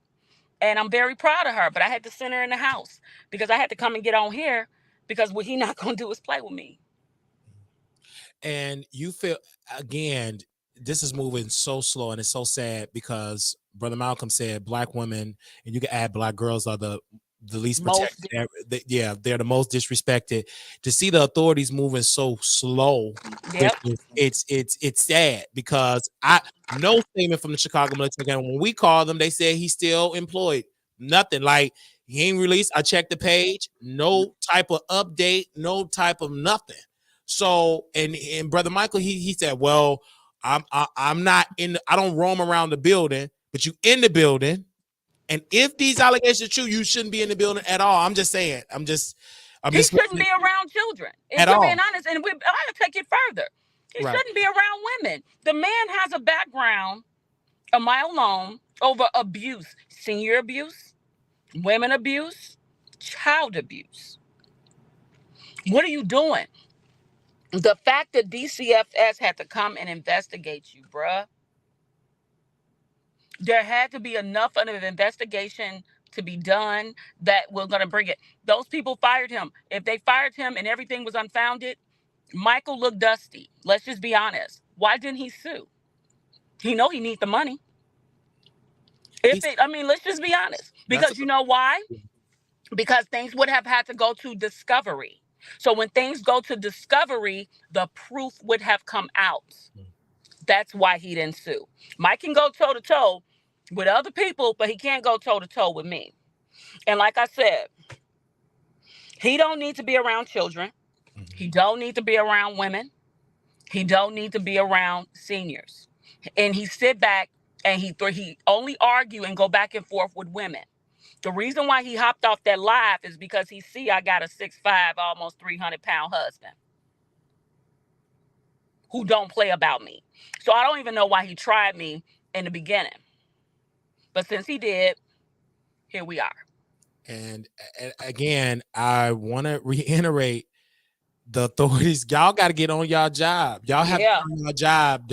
I'm assuming that this will be a CPD, Chicago Police Department issue, because this is sad. But it reminded me when I was in high school in Chicago, Michigan, in Brownsville, and an adult, said, I heard you had the biggest whatever in Chicago. And instead of them, the board notifying my mother, they just questioned me by myself. So I understand just by that, my mother didn't even get notified until I told her. And she was like, why they didn't notify me as the parent? Why didn't the principal notify me? So I'm not. And then Chicago Military Academy, Brownsville, if you Google their teacher, it's a teacher, a science teacher that was there back in the day, had a sexual relationship with a 16-year-old. He was charged and all of that. So, I mean, let's not act like this school opened in 1999, but it did had this dark cloud over it. You would think this school would move very quickly with this, but they didn't. They didn't. So now, and they don't. There's another school. I remember it was an incident. The school up north. I don't want to call. I can't remember if it was Sin or if it was the other one. It was in Rogers Park. So it was one of the two high schools. It was another incident, something similar, and they did not terminate anybody. They wanted to just basically have a kumbaya group chat, and this is happening in CPS. And this is not even a shot on CPS. I think CPS need a lot of work. I mean, from academics, from, morale, from instead. And also I'm gonna be more transparent. In my personal opinion, CTU is a little bit too involved in politics. I think that they need to reallocate a lot of that energy that they're putting into politics and put that towards Teach. education Yeah. and betterment and making sure that their teachers are happy, because at the end of the day, if the teachers aren't happy and the teachers aren't getting their needs aren't getting met, that can't trickle down to the students. So, and then if they're not doing that, the teachers aren't even paying attention to what the students are doing, because they're not happy because they can't completely function and without all of their needs being met. And then they're striking every few years because they have to, cry out for the basic resources they need. But then CTU have money to fund political campaigns. Yeah. Like, make it make sense. Like, I mean, the problem, like I said, again, this problem is way bigger than Michael Smith. This problem is they need to get back to the main focus, and that's making sure that we are properly educating our kids, making sure that they know right from wrong, getting them the programs, getting them all of this stuff that they need, so we can, they can focus on the things that matter. So these little Michael Smith roaches don't go through, getting through the cracks and things of that sort, where they can get that stuff out of the way. Like, I am extremely disappointed. Actually, my oldest son, he's 27 now, used to be a product of CPS. And I moved him out of CPS because my son had one fight with a child. And they told my son he would be a statistic. Now, mind you, that don't play with me.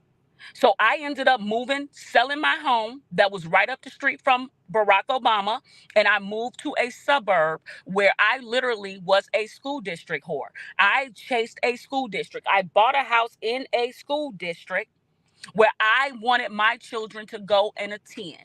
And guess what? All of my children are doing well as a result. And it's sad I had to do that. I shouldn't have had to do that, because Chicago has so much potential. It's so much talent in Chicago. These youth, these kids, these TikToks I see, they are amazing. Their talent, their arts and crafts, their academics, their levels of hacking. I mean, when it comes to that, these kids are brilliant. And I'm not just talking about Black kids. I'm talking about our Black and brown kids. Now, I can start getting into the migrant crisis, but I'm going to leave that alone. We can do another show about that. But I'll say this. But because I'm glad you brought it up, because I was a part of Brandon Johnson. I went to the inauguration. I was on the email list. They never gave me press credential. And I asked the city one question: is it true that y'all giving migrants money? They didn't like that question. Before I know it, removed. Yep. And I said again, I said it's okay to have a Black face, but if you doing wrong, the hell with that. We did that. We got to get over that. We got to get over that. We got to stop this popular vote crap. We need to vote on who's the best for the seat. We can't vote off of our colors, because our colors are going to put like we're dealing with in Dalton, or, what people dealing with in Chicago. People are going to deal with that if you keep voting off of emotion, and when you keep voting off of color. You need to vote who's best for this agenda. And people, they're not, listen, we're going to wake up one of these days. Yeah, because I will never forget when we asked Alderman Lopez when we went to a rally, he said Brandon Johnson found $95 million. Now, this is for Chicagoans. This, by the way, we didn't even know. I didn't know it exists. Many people didn't know. But this is going to go towards the mic. What the hell? What about the Black Chicagoans? Let's stick there first. Yeah, what about Inglewood Barbie sleeping outside? Right, in the tent and all of that. What about her and her organization? Wacker Drive. I just don't understand. Wacker Drive. It's so many homeless. It's people that's waiting on the CHA voucher for like over 10 years that will love to get that. And then when they was finding money in nonprofits, will helping them people get housing, vouchers, money, paying their rent. Do you know how many myself would have stayed in Chicago if you would help me get on my feet and pay my rent and get me a job?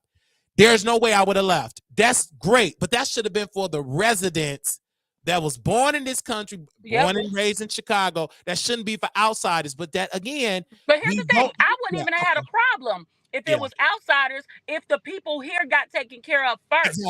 Exactly. And that's the thing. It's like we got to take care. Even on an airplane, when they tell you, if the airplane wants to save yourself first, you got to save yourself first. How can you help everybody else? How is America out here playing Captain Save-A-Ho for all of these different countries? That's true. When we're not taking care of home. That's true.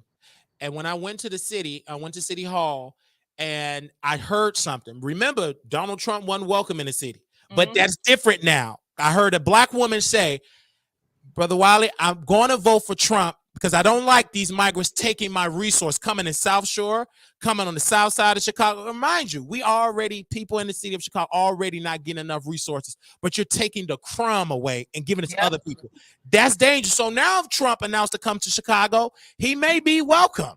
He may not, it may not be a response to say we don't want him, because now if he say your schools are no good, they're taking your resources, now you're going to have black folks who will say, damn it, you're right. They are taking our resources. They are filling up our schools, and it's sad and it's disgusting. And Mayor Johnson, I speak to his shame. He don't have a backbone. He flip flops.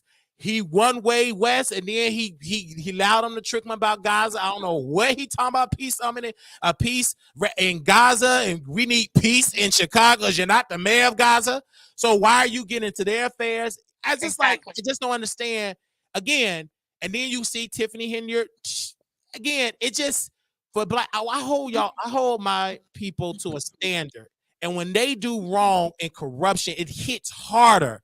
Yeah, and it hard to build that morale up for us to participate when y'all out here scamming, stabbing us. So now we just gonna get that's all I'm saying, yeah, so man. it is hurtful. It is painful. It's sad. I'm in Texas. I'm hearing about this in Texas. These are Republicans talking about y'all can't get. I'm like, it's sad. It almost made me ashamed to even say I'm from Illinois. But then you want to put on, but you want to vote on TikTok. Yeah, you want to, I mean, like you had so much stuff to do, but then now you want to pass a law on TikTok. Like TikTok is the danger right now. And then back to education.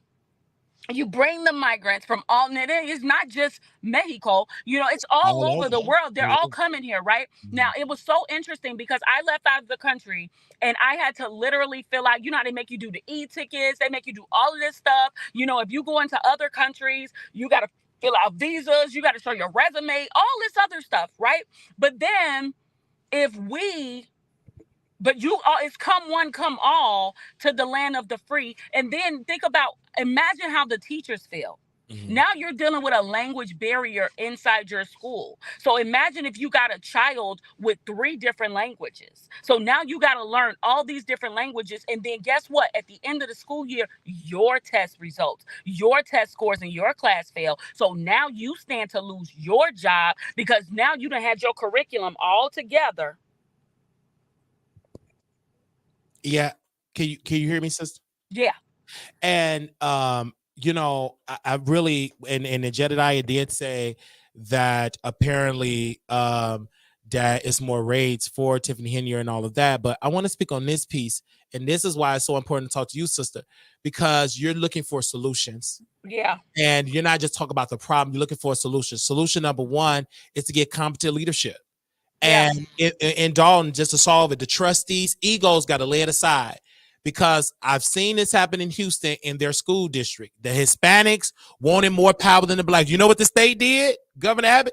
Oh, let's take over the entire district. Now they're firing everybody, Hispanics, whites, black. Yep. Now they took over the school district, because if you have that infighting, that opened the door from the state of Illinois to say, y'all just incompetent. Let's just take over. And that's just like, it's sad, because I've seen it happen in Texas right now in Houston.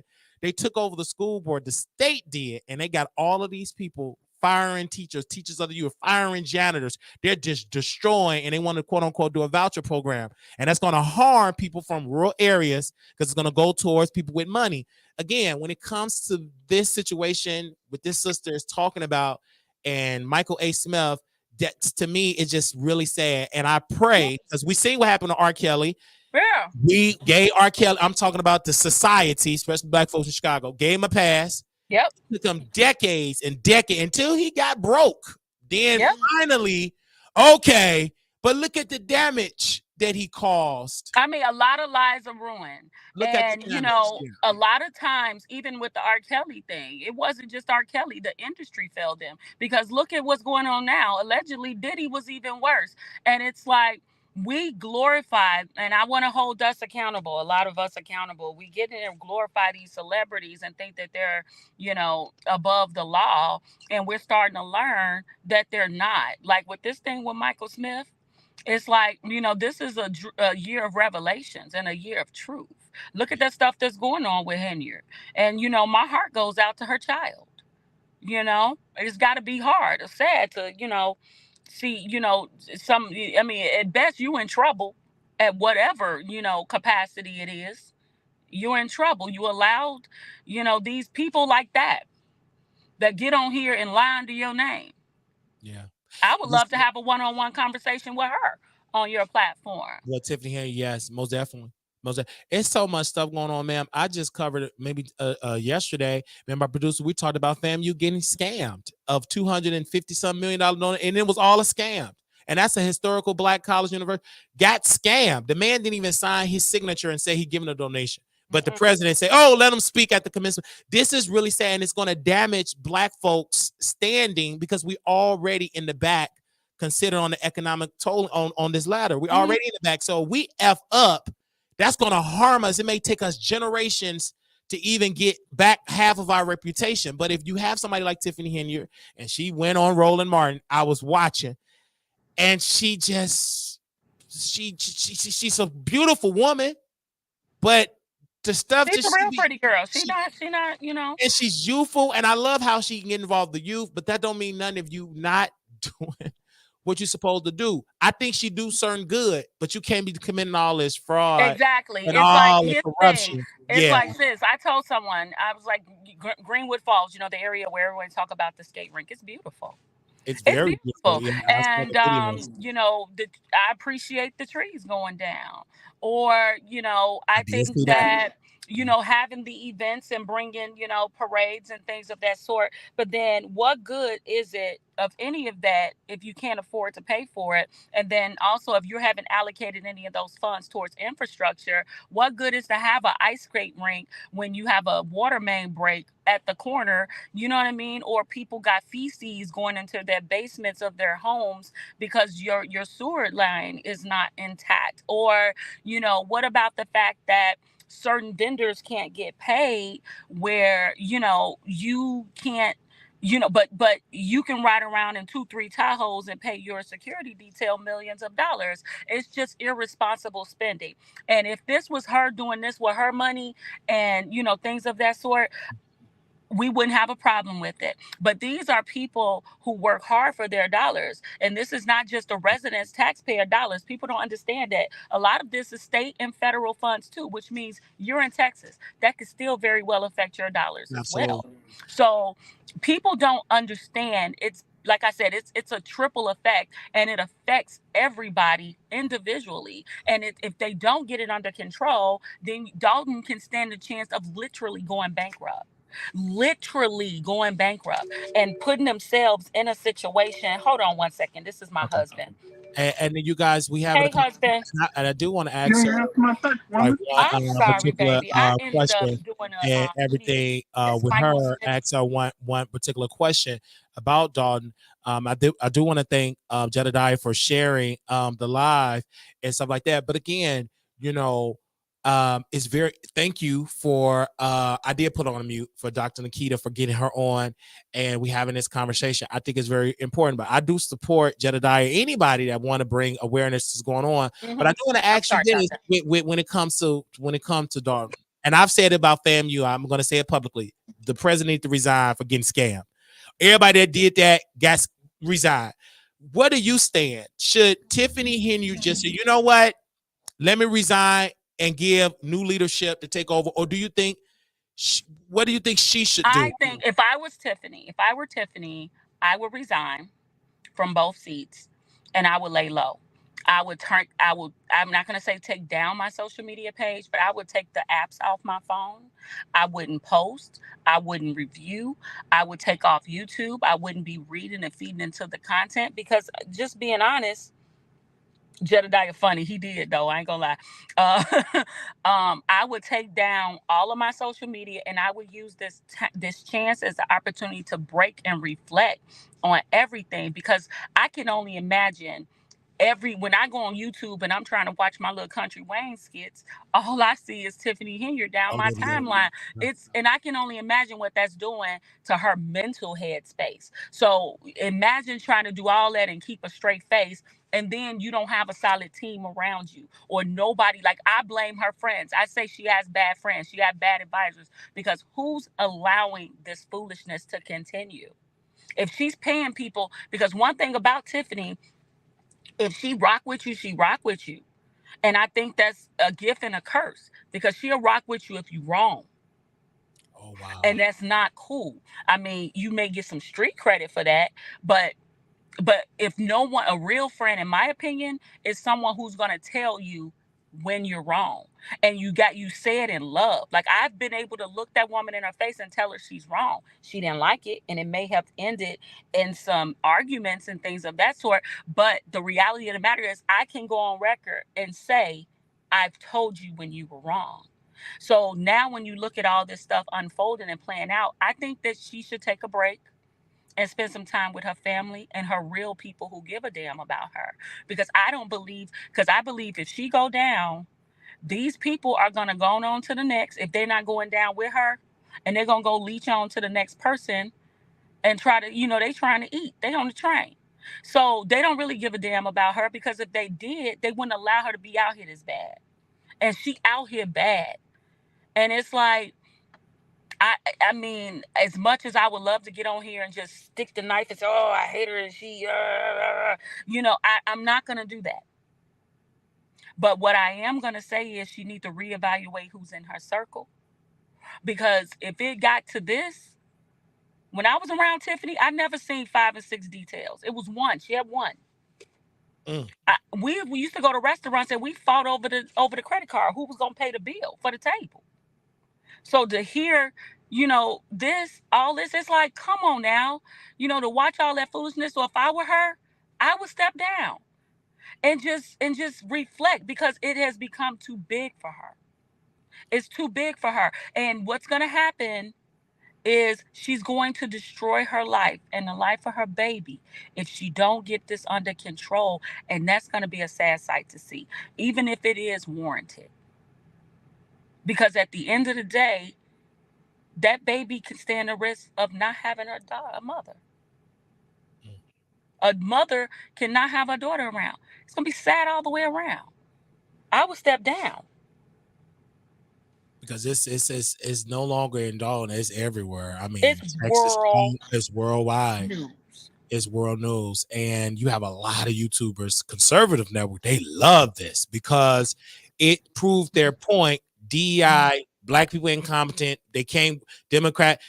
I heard one conservative commentator said that's a Biden mayor because she went to the White House. So they're trying to link her to Biden. And it's just like, so in this election, this is just a bad timing. This election season. I mean, this is weird. Like, and also too for her, it's selfish because if you know you did wrong, hey, to keep the government going and functioning, just give it to the next. It's people. not, if you claim you love the residents. That's like if I was in her position, and if I say I love the residents, I wouldn't submit them through all of this public scrutiny. I will have your job as an elected official is to serve the people. And it seemed to be pretty clear the people don't want you anymore. So why should you be there? You should step aside, do what the people are asking you to do, and step down and just focus on you at this point. Like, sis, it's time to focus on you and get your life together, because this is bad. When you got them letters on you, this is bad. It's time for her to get it. It's time for her to get her life together. It's time for her to realize that the worst has happened. A girl got raped. You got your team out here harassing people. Like, it is bad. The town is millions and millions of dollars in debt. You got the letters here. They are here. Like, it's the worst thing. Shonda Rhimes could not have written this story. You're right about that. And when the FBI do come, they look at everything. They may look for one thing. Oh, this is going on. So it's crazy. And one of the sisters, I don't know her name, but she had a grocery helping the homeless and feeding them, and she wanted to Dr. expand. Scott. Who was that? Her name again, ma'am? Dr. Scott. Her Dr. name is Scott. Dr. Scott, and And the I, name of her food pantry is called Free ND.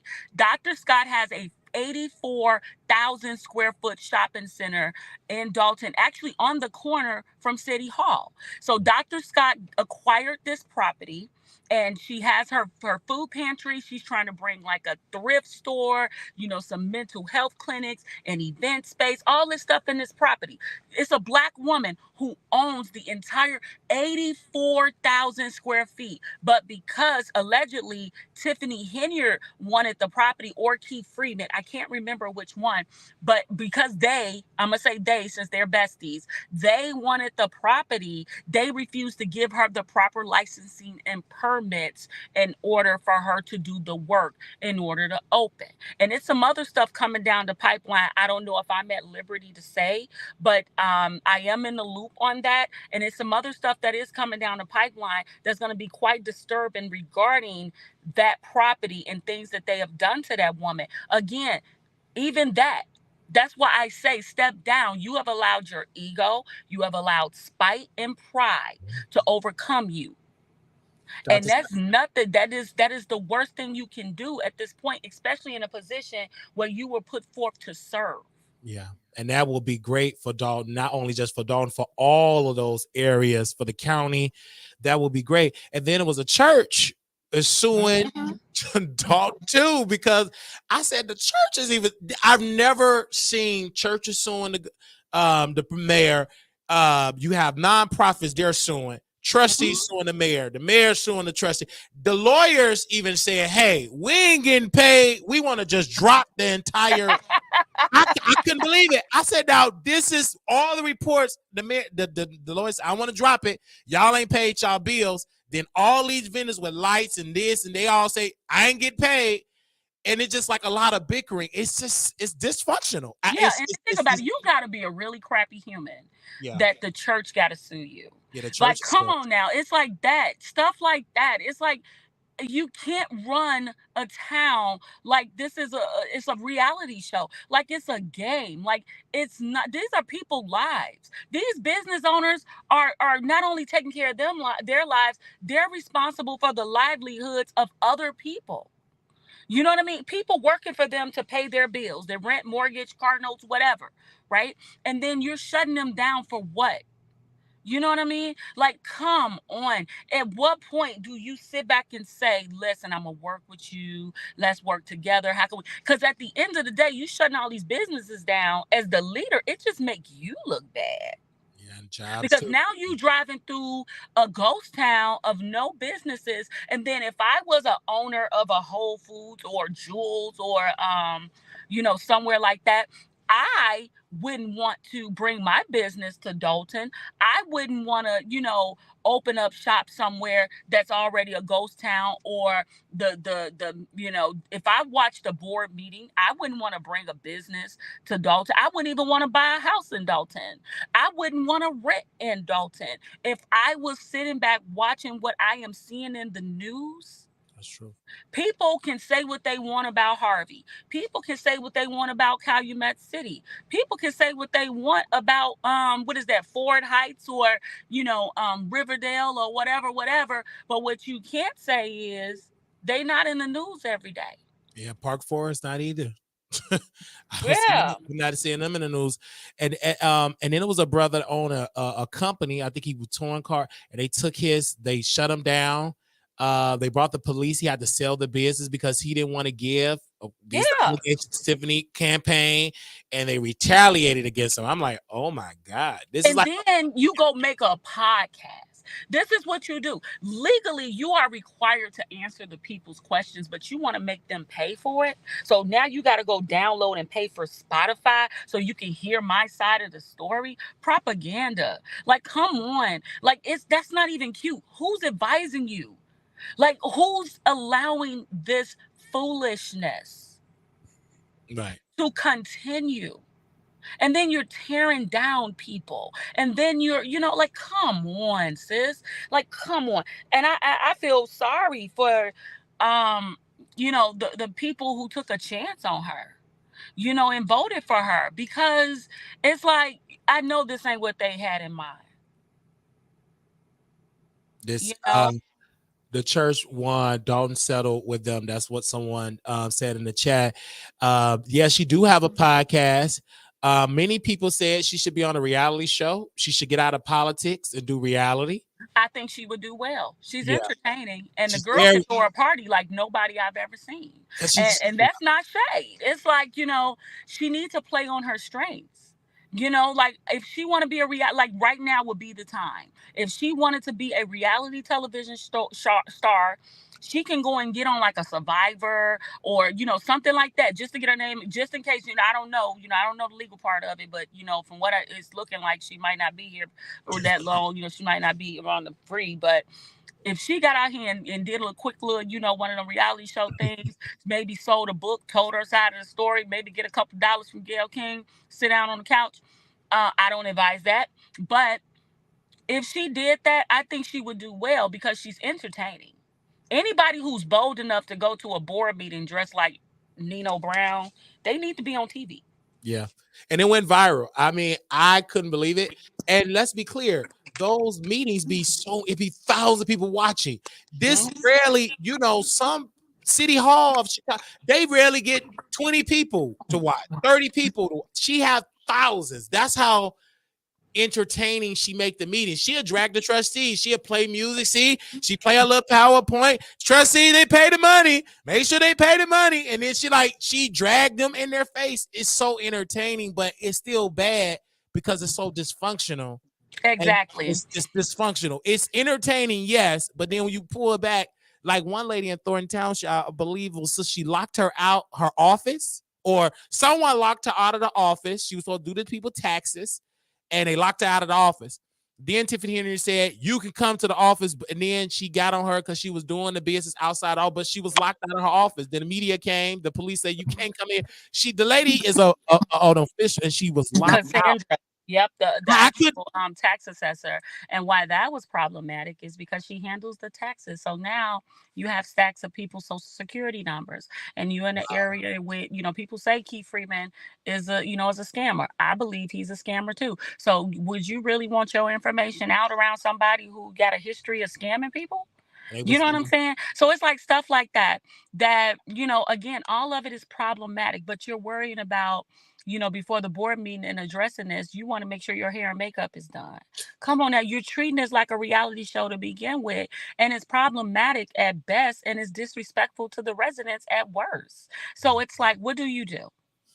Yeah. What do we have, right? So again, she could have an opportunity right now, instead of allowing them letters to come and take them from her.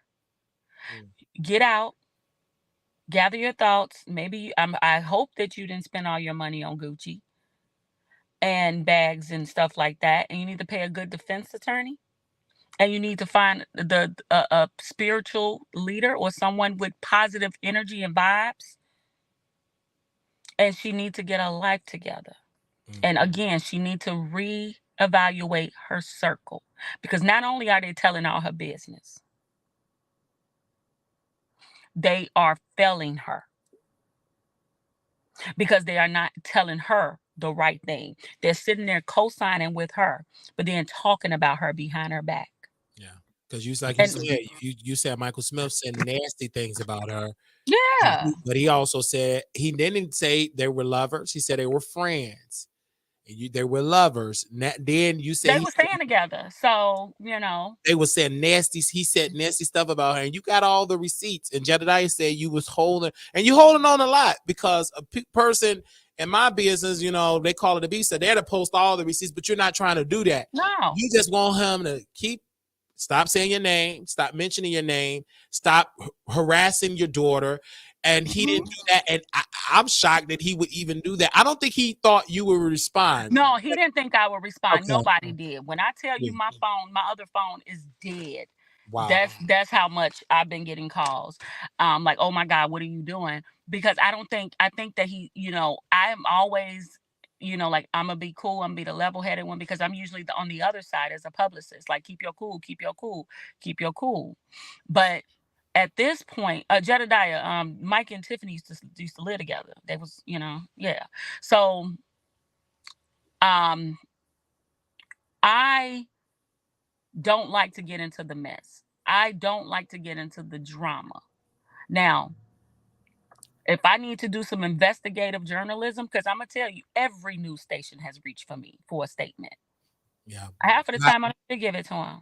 But you haven't. I haven't seen you on the New York No. Times, WGN. I haven't heard all the. I do see the trustee. I see Sus. She's leading the charge. She can't stand Tiffany Henry. I do see the lady that was locked out at all. I've never seen you ever give a statement. And I've been watching because it's all on, like you said, it's on YouTube. That comes on my notification like this. I've seen plenty videos, over 20, over 30. It's some white conservative traveling to Dalton. Yeah. The conservative people, what they say about Dalton on conservative radio is DEI. Them people, those people, they they drag, but you give them the ammunition because y'all so dysfunctional. I'm talking about Dalton. I'm talking about she plays into that fantasy of those conservative that, again, black people shouldn't have those rights. Look what's going on in Baltimore. They said bruh is a DEI mayor. When he just got the job, not because he campaigned, not because people voted for him, white and black and Hispanics, but because he's black and he got it because of his skin color and he's unqualified. He's a DEI pick. So it's sad. It's yeah. And then at the end of the day, right?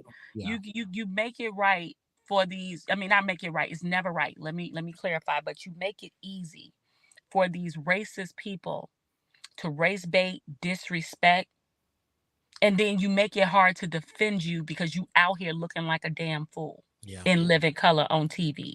So it's like, how can I defend you when you show up at a board meeting in a costume? How can I defend you when you driving through neighborhoods, conservative neighborhoods, rocking house music on $1,300 motorbikes? Like, how can I defend that when you're out here, the people outside in the rain and they're waiting on you to do hair and makeup before you come to a damn board meeting? But then how can I defend when you literally by law are bound to a Freedom of Information Act, but instead of you giving the people the information, you're making them pay for it on a podcast? How can I defend that, Black woman? How can I defend that? I can no longer. Do you know, I had a woman come to me for a potential client, and the first thing she said, well, I was the first Black woman to do this. I literally said, ma'am, I don't know if you've read the news, but we can no longer say you're the first Black woman to do anything because that narrative has been buried. We can't even celebrate anymore because you gave it such a bad stereotype. Yeah. And as a Black woman, I am embarrassed.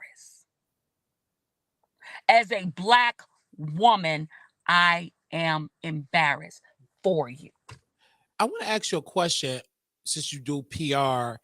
What can Black media like myself do in this case? Because white media, mainstream media, and I'm talking about white, they just took over. Should Black-owned media outlets go and talk to the residents? Because what I'm not hearing enough from Black media is getting the information from the residents, how they feel, and not cut them. Because in mainstream media, you only get like 5 minutes, 10 minutes sometimes. They don't give it a 3-4 hour. Should Black-owned media go and ask what do the residents want from their mouths? What do they think, especially the ones that vote, particularly the older folks, because they vote more than the younger millennials?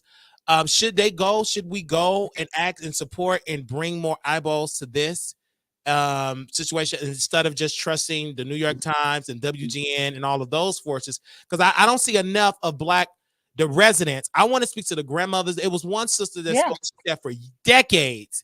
I've never seen this in this much dysfunction. And she went back when it wasn't even no Black mayor, when it was white. She never seen it. And I'm like, it's sad. So obviously when I'm hearing from the elders that this problem, I really take their word because some of them been in Dalton for 40 years. They never seen it. And I think Tiffany Henry, it's a generational thing. I think you can't tell her what to do. And then the people in her circle, they doing sideline deals. And she, like you said something so powerful. She will stand by your side even when you're wrong. She's gonna stand by you. But that's dangerous. Yeah. Because if they do illegal stuff, you endorsing it, then you go down. Yeah. I At mean, the end of the day. it's At sad. the end of the day. But no, you're absolutely right. I definitely think you need to talk to the residents, but also for you as a Black journalist, I think that you need to go down to First District, in Chicago, and get your official press pass. I'll show you exactly how to do it. You can get it in one day. I'll send you a message after this. You get your official press pass directly from the Chicago Police Department.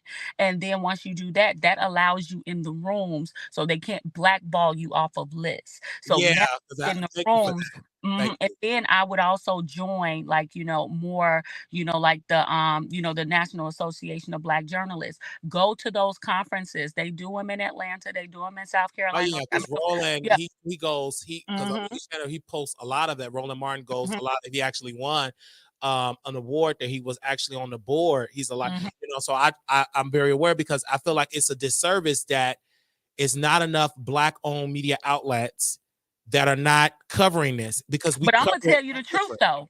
A lot of the viewers, if like for example, Roland Martin, and this is no disrespect to Roland Martin whatsoever, but Roland Martin didn't even know who Tiffany Henry was, and that is evident in the interview, right? Whereas the majority of people like yourself, the bloggers, the YouTubers, and all of them, they all knew who she was and who would have had an opportunity to nail that interview and ask the right questions and do the public a service. She went on one of the largest platforms, and the ball got dropped. And again, this is not a disrespect to Roland Martin. I have a lot of respect for him because I know the man personally, but I just felt that he should have asked and did a little bit more fact checking. And then also too, his team, like I can tell, because Roland say, I do all my researching, but in that particular case, you needed some people from Dalton, from Thornton Township to give some info. You needed some researchers,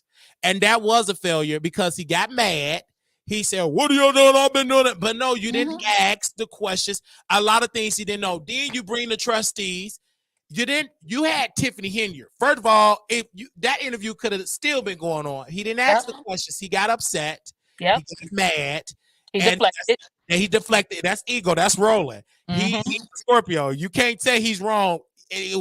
I've seen him yell at people, interrupt Black women when they had a point. He would cut them off. And it's just Roland Martin. But I think with that interview, I thought Roland was going to get her together, because that's typically what he does. That's what he does. But he didn't know. I can tell because I can even tell in how he was delivering it. Like when he mentioned about the charity, he stuck on the charity. There was so much other stuff. Other than the charity, and it was like, come on now, you had an opportunity. That's why I said I would love to have a one-on-one, with her, because and then when like Jason House got on right after, he went hard on Jason House, and it was like, come on now.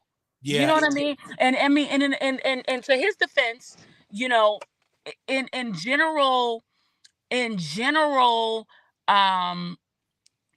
in general, like legislative, like in a perfect world, like not even a perfect world, in a normal world, you have the mayor, and you have, whether it's the councilman or alderman or board of trustees, right? Generally, the alderman, the board of trustees, the councilman, they run the day-to-day, the money, whereas the administration, which is part of the mayor's office, run the day-to-day operations, right? That being said, one would think it's reasonable for one to assume that, the trustees can control the money. But if they don't have access to the bank accounts and the books and the checks and the balances, how can they do their part? So that it's unreasonable to attack them in the manner in which he did without knowing that. So in his head, he's like, oh, this is normal. This is an easy fix because he do this all the time. But we're not dealing with a normal situation. We're dealing with yeah. And someone just says pre-approved questions. Yeah, she does. She only do pre-approved questions. But again, even with the pre-approved questions, there's a way for you to format that question where you get the answer that you want. A good journalist would have done that. And then also, like you said, when that was the case, that's when I'm not understanding the state. Do you feel like the state of Illinois have failed, dog? Shouldn't the state, is it, or maybe I'm just it's no law. If they're incompetent, can the state come in and take over and just bring an auditor or somebody to say, because this is dealing with tax dollars, like, shouldn't the state step in? Shouldn't the governor? I haven't even heard him make a statement. I don't think the state or the governor has failed her. I just don't think you've seen them yet. Okay, you don't know, but they have not made, okay, but they haven't made, you got to think about it like this. The feds have been in Dalton at least 2 years from what I heard. Okay. And they're just now making an appearance. So it's reasonable to assume that, the state could have been, is on it too, or other entities or what have you. So we can't necessarily say they failed them. Things we do know, investigations do take a little long. Yeah, it may not, because you got to think about this, someone's life at the end of the day. That's true. And, if you get it wrong, you know what I mean? Imagine if everything we done seen and we done heard, right, that's out on her and all these subpoenas and investigations and all this stuff, and everything turned out to be false. And we have already, she could turn around and sue. And now she could bankrupt a town, the state, suing for defamation. She could. Like, I mean, I would if it was all false. I don't think that's the case, but it can be done. So we have to see how this thing play out as far as that part. It's a lot of stuff I cannot say legally. Right. Because I know what you're saying about the feds. Because remember back when Robert Gore was just when I was in Illinois, President Obama's seat, and he tried to sell it to Jesse Jackson Jr. I believe he was on the list, and then would find out that he brought a Michael Jackson glove, then a wife was like I remember or something like that, right? Yeah, he at FBI, and it was a great deal. Because that was apparent, and they didn't have to do this. They allow him to go to prison first. Then when he get out, let the wife go. So both parents won't be in prison. And I think they just got the deal because their last name was Jackson, and they poured on that. But the feds got involved. This is what their sole job with, even when the bankruptcy fraud, just you can't lie about that. And that's why I'm able to cover this about this blogger named Tasha K about bankruptcy fraud. Because I remember that you can't lie about documents because you can't purge yourself. That's illegal to say. And then she was on there bragging about it. She was kind of going a little hindered with it too. It's like you can't perjure yourself if you're gonna. And here's the thing, I'm not knocking nobody. I was, before I'm with, the husband I'm with now, I was married, to someone for many, many, many years. And when we divorced, I'm just honest. I had to file bankruptcy and get out, this debt. So it's there. You know what I'm saying? So I would never, ever, ever just tear a person down for filing bankruptcy. But what you wouldn't get me on is lying on it. Yeah.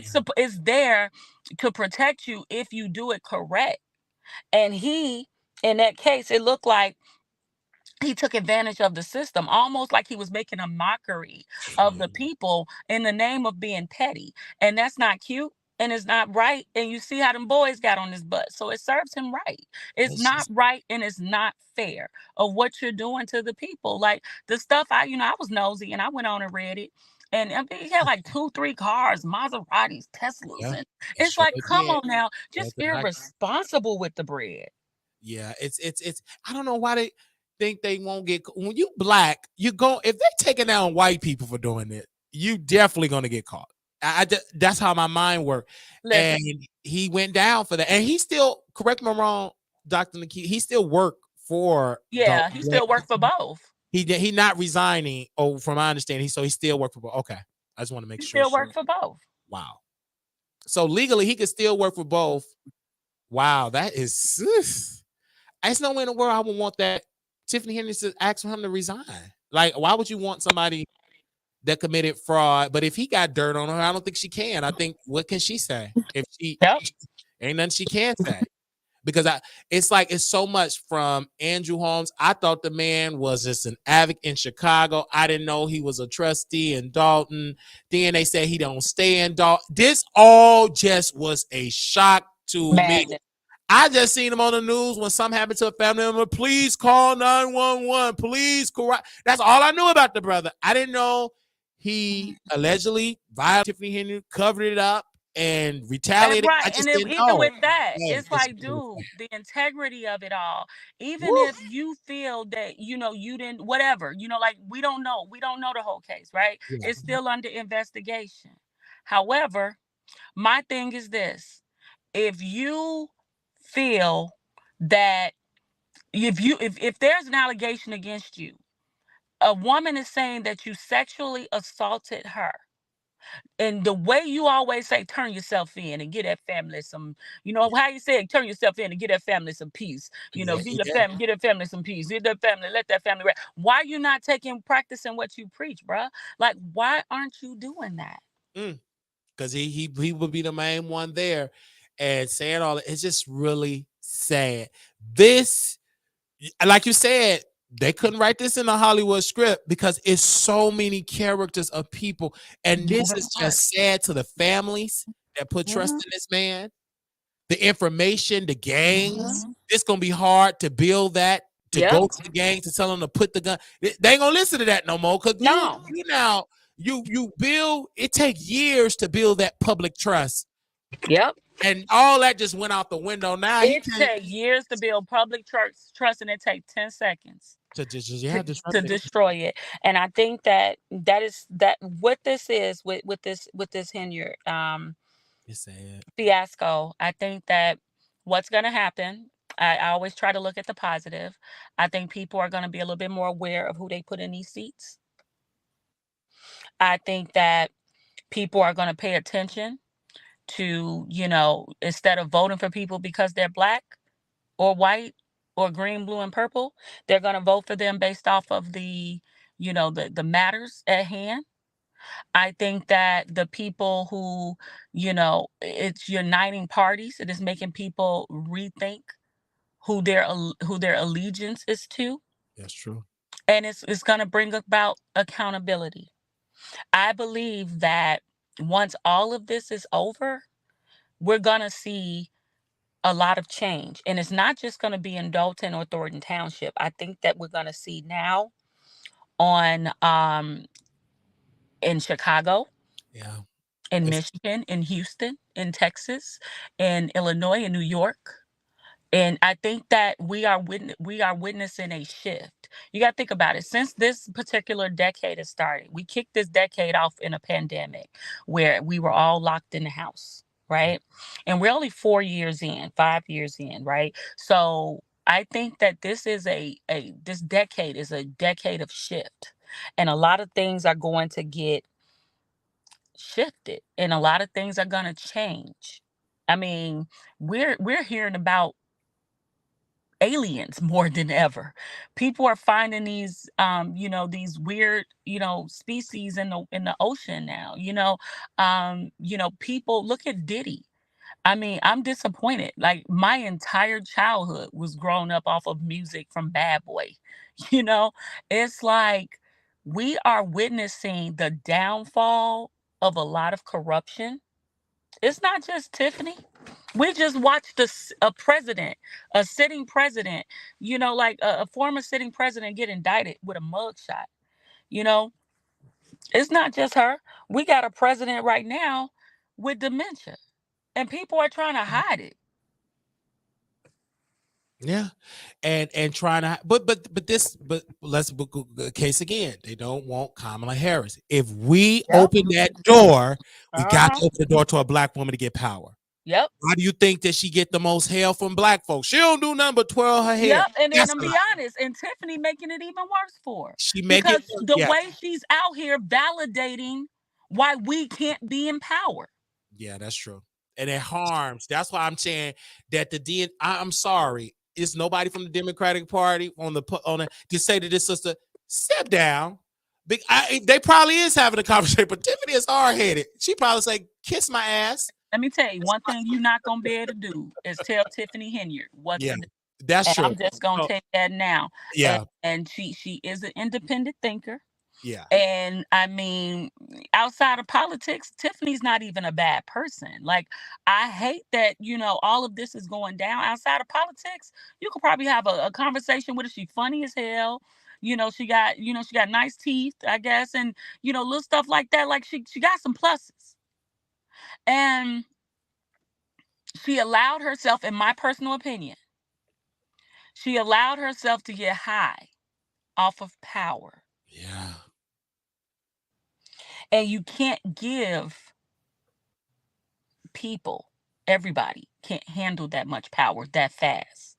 Maybe if she'd have took some time off and did like some training courses and things of that sort, probably maybe this would have gone in a different direction. Because I mean, she have her pictures. They got her someone said, I'm not trying to say this conservative talking point. They said, feel like she running down like North Korea. Yeah, I can see Pictures that. everywhere, like big poster. I've never seen it before. Like she got more posters of She herself. want to be seen. Sis said, look, y'all gonna look at this. Y'all gonna see this here. She got posters everywhere. Like, wow, like she's everywhere. You can tell that she's the mayor of Dog. Like she called herself the super mayor. That's what she said. Like, it's so entertaining. Like, Trump is so powerful that black politicians pulling his swag, meaning going viral, being messy, dragging the people, dragging the media. They got Everything's a clapback in the name of being petty. It's like, come on now, sis. yeah. We ain't gotta do that. And I mean, it's like I said. I even want to apologize because when I got on here earlier, I was hot. Yeah. I was hot because when I get pulled out of something, I'm doing something for my kids. And you talking about this foolish man in here putting my name in his mouth, and it's him. It's him. And it's like, don't disrespect my children. And Keith Price is watching because he did tag Keith Price on the live. As you know, for me, this is the sad part about it. If this woman came up, you as a man, now address it. You might as well address it, your accuser right here and there. But to tag another man, to tap your life, that's crazy. We're from Chicago. If you got a problem, let's put it all on. Let's put it on here. Somebody calls it, but he tagged somebody else. For what reason? To a woman? That's crazy. Because first of all, I would have never. He needed help. He had to go get Keith. And like I told you, me and Keith, I know his number. He know mine. We grown. If we have an issue, I'm gonna call him and we're gonna talk about it, and vice versa. And at the end of the day, that's just how I roll. That's how I move. People who know me, I ain't no, one of them chicks that's gonna throw a rock and have my hand. If I say something, I did it. If I did it, I said I did it. I did it. I'm gonna stand on it. But my thing is this, like I told you in the beginning, this ain't about Henry. Mike Smith is calling people to the platform. And he got what he was looking for. I don't think he was looking for this one, though. I don't think he had this one on his bingo card. But I think that what needs to happen, I agree with my key son. The men need to stand up for the righteousness in Dalton. That's it right there. That comment right there. Yeah. Because what is happening now, and I'm not even putting a name on it, it don't matter whatever seat. The lesson that we should take from this is if you're not happy with your government, change it. Change it. That's why I started with this. This ain't to beat up on that lady. This ain't got nothing to do with her. And as you can see, even talking about her now, I ain't dogging her out. Not in my character. I'm not. Do I care for her? No. But I'm woman enough that I can, I'm not going to get on a platform and dog this lady out. I'm bigger than that. I'm better than that. But she needs to do better in her team. Because that man is a cancer. Just like he on here trying us, he's to dog her out. Mike Smith. We know all her business because of him. And the thing is, it's like he's doing her a disservice, just like not Keith Price, Keith Freeman is. They do this young lady a disservice, and that's not cool. It's like they want to see her fail. Because if she's hiring you guys or rocking with y'all, you also be able to tell her, sis, your slip is hanging. Ain't that what Grandma used to say? Your slip is hanging. Yep. Get it together. Because this is foolishness. I'm out celebrating my daughter, and this man got my name in his mouth. So I'm gonna give him. Look, I'm gonna give him what you're looking for. And he still ain't got back on here. Now, after I'm gone, he gonna try to come back and say what he say, but it ain't gonna be valid no more. Yeah. And I thank you, sister, for coming on. I can't wait to communicate you on the back end because I struggled with getting the credentials as media because the city, when we reached out to the city, they removed me from the email because I was doing everything right. I asked the questions, blah blah blah, and whoosh, delete it. Like because they don't like, especially when you black, to ask questions. But I'm harder on black politicians. I'm on you harder because you look like me. Brandon Johnson could hold us accountable. We gotta hold us accountable. Yes, I'm with that. You're the Chicago Defender, like all of these. We got to hold us accountable. And unfortunately, they don't like it. Like when Mayor Johnson did an interview, and I love the sister he's interviewed on WGN, but it was a softball questions. Oh, how do you think you did? Baby, ask him the real questions of his failure of the crime and not doing. He's incompetent. He don't know. He only got the job, a big piece of it, because the CTU, that union, got them political dollars, all them union dudes, they get into politics, and they wanted him just to coney up to the unions.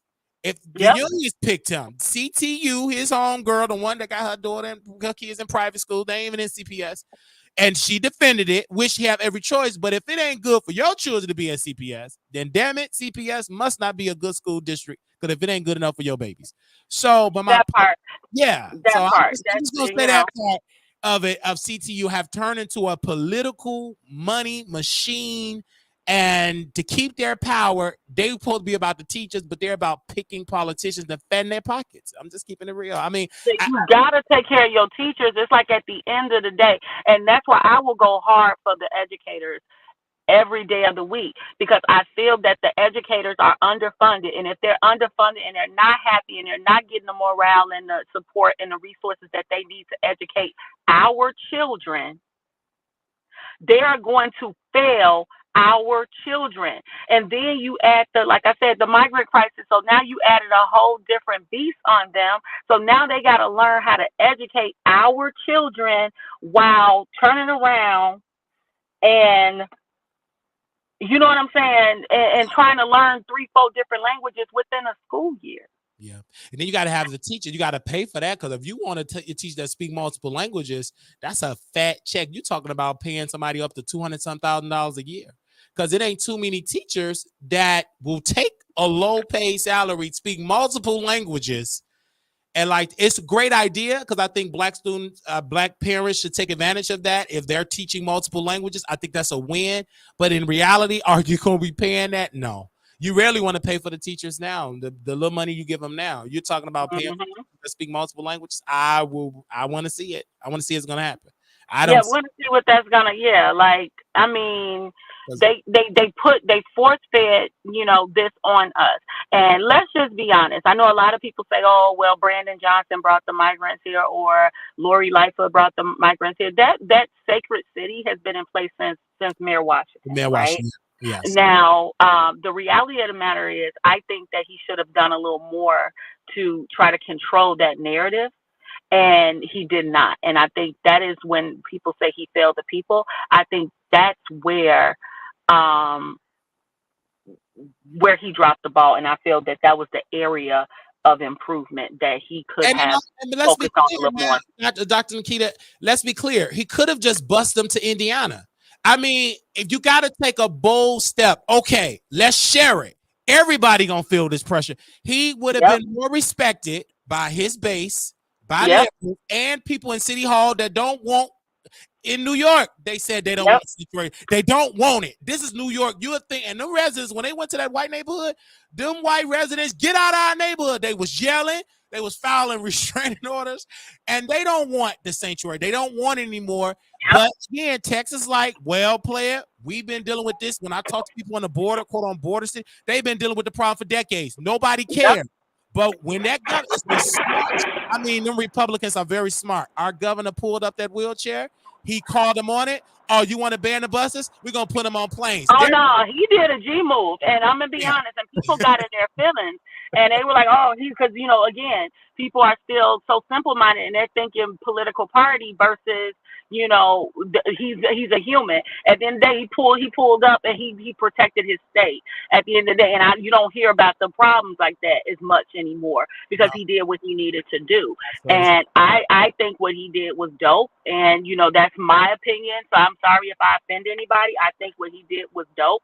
And I support his movement 1,000%. And he called out democracy. You see how weird Democrats, it's easy to say sanctuary, see what the problem ain't in your sanctuary. But then when the problem comes, the Republicans already know you're going to put them in poor black and brown neighborhoods. Yep. They already know this. They're not stupid. And they did exactly that. And them residents, very smart, they start suing. People are waking up. I've never seen residents sue the city, get temporary restraining order. Then they had to put them in a district. Like Mayor Johnson, he tried his best, and it was sad. It was set up for failure because you're trying to cater to blacks, you're trying to cater to people down, and you're losing because you don't have no direction. A leader got to take a bold step, and you got to stick with it. You can't be a flip-flopper on this issue because you're losing. He kept saying, I want to push you out on the street. Then it's the measles outbreak. People are getting sick.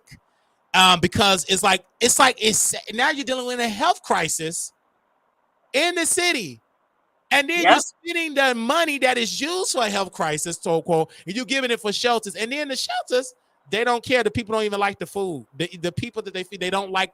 New York saying they got to give vouchers. Now Chicago trying to quote unquote, they want to give them debit cards because they said they don't like to eat the food. But y'all giving these people that ain't even black-owned businesses those multi-million-dollar contracts. You got people from out of Illinois getting the contracts. I don't understand. If you're an advocate for creating jobs, there's plenty black-owned businesses that have catering services that will damn sure love them contracts and will help them, you know, and will feed them great food. But again, that's why we need to be more smart about who we put in these seats.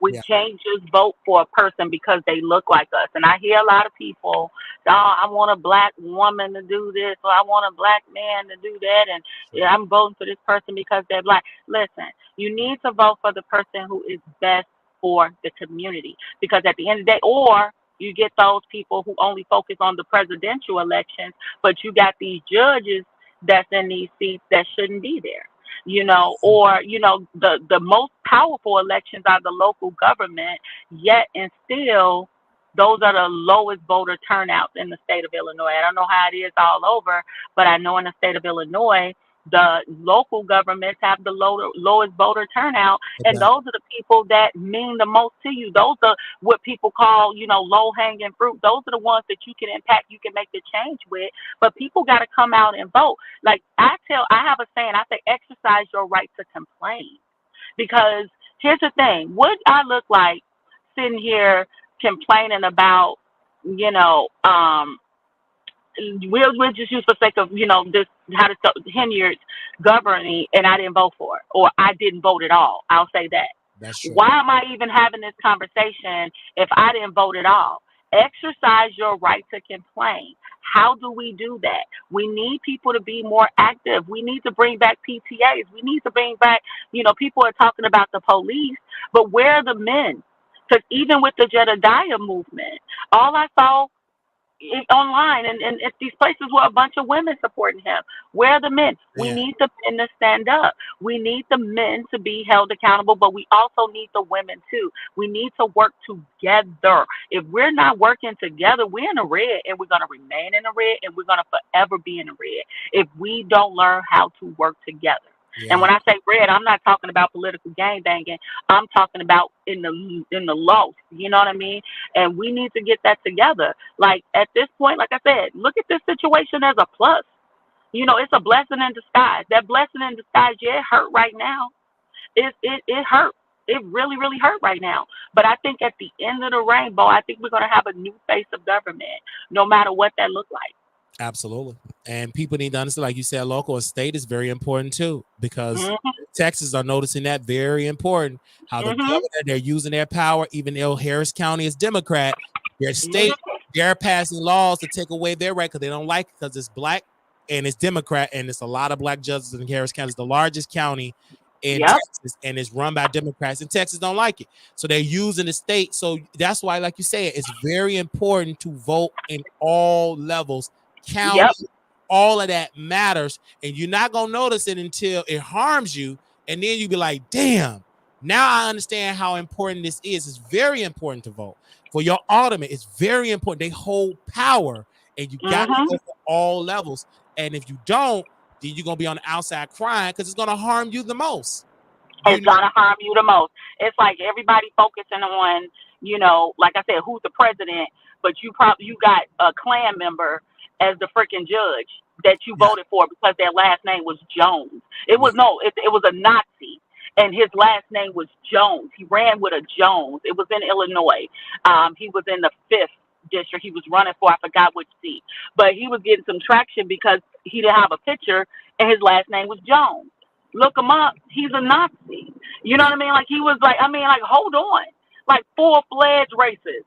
yeah. And at the end of the day, he almost went into one of the blackest communities in Chicago because people wasn't paying attention or not doing their research. And Yeah. Oh, she had hung up, y'all. She was driving, and that's very important. For that, want to make sure she was driving, y'all, and she was saying a good point. That's very important of what she's saying about the judges, because many people do not focus on the judges. They don't focus on the judges at all. They don't focus on the judges at all. They don't focus on those races. They don't look at the person's bio.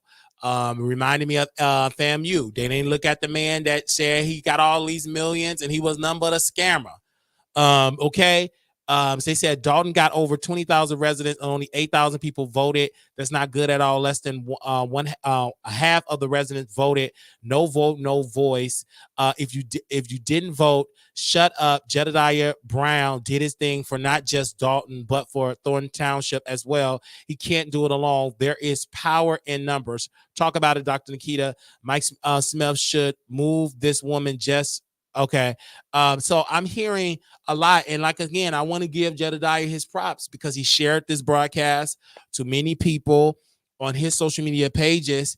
And I think people have to understand, I think they wanted me to drag the brother that came on the show. No, I'm not going to drag Michael A. Smith. I'm going to allow him to talk. And we allowed him to talk. He talk. He called out Dr. Nikita, and what did that do? That opened the door for Dr. Nikita to defend her daughter and herself to respond. But if I would have came up there interrupting Michael, telling him he's a liar, never do that. Allow him to speak. And then if he say, well, I don't want Jedediah on there, okay, let me honor your wishes. Okay. Well, okay, that opened the door for Jedediah to come on and Dr. Nikita on, and then you allow full dialogue. And then you get all information that no one knew. I didn't know that brother was here, roommates with Tiffany Henier and this brother here was roommate. Michael A. Smith was roommate. I didn't know that. We know that by Dr. Nikita. I didn't know that. And also she works, then he brought up something about the senator here. Senator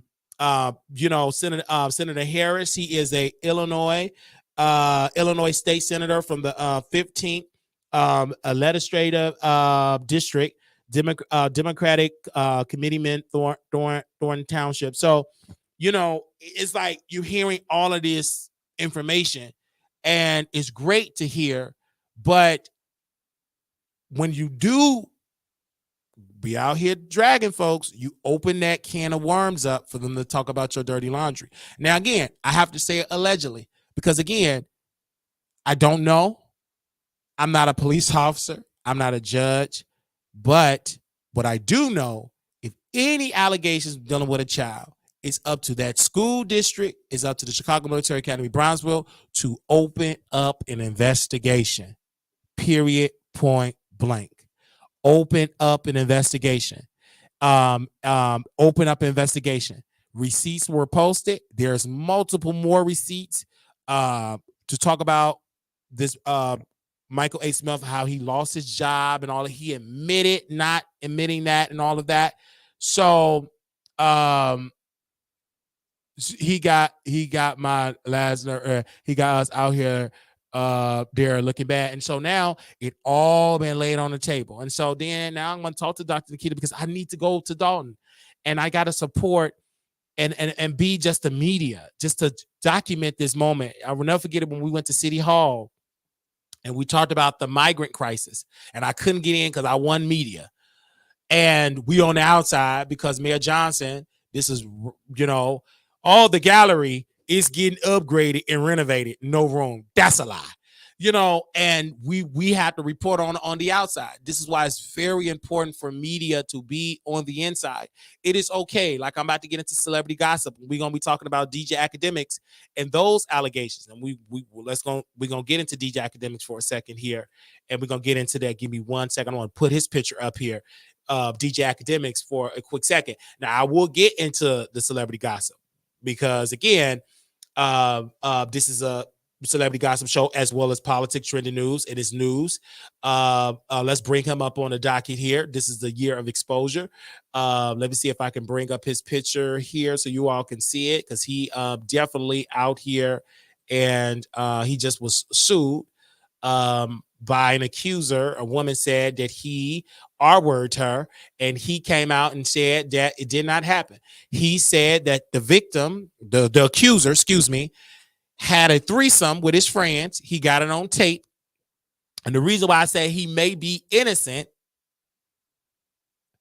if you got it on tape that she's getting it in with your friends, and if you got receipts to admit it, because I remember Kai Cenat had an allegation, his friend, that the woman was screwing Kai Cenat friend, and she said he R-worded her, the friend did.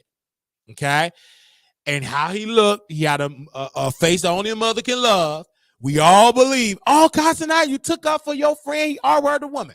Then when the receipts came out, she slept with Kai Cenat friend willingly, and she wanted to sleep with Kai Cenat, but gave the yoni to the friend, and she was not R-worded. Now, when it comes to this particular case, if I have to pick a side until I see some more evidence, I believe Sus screwed DJ Akademiks friends, probably screwed him, and wanted payday. How I believe that? Because the attorney that she have is Mr. Blackburn, Tyrone Blackburn. Okay? So if you got Tyrone Blackburn as your attorney, this man have filed so many fraudulent lawsuits. He have not won not one case yet. He has been challenged in court, I think Rule 11, for filing just fraudulent cases, just to get into the media. And out of all attorneys, you're going to choose Tyrone Blackburn? Tyrone.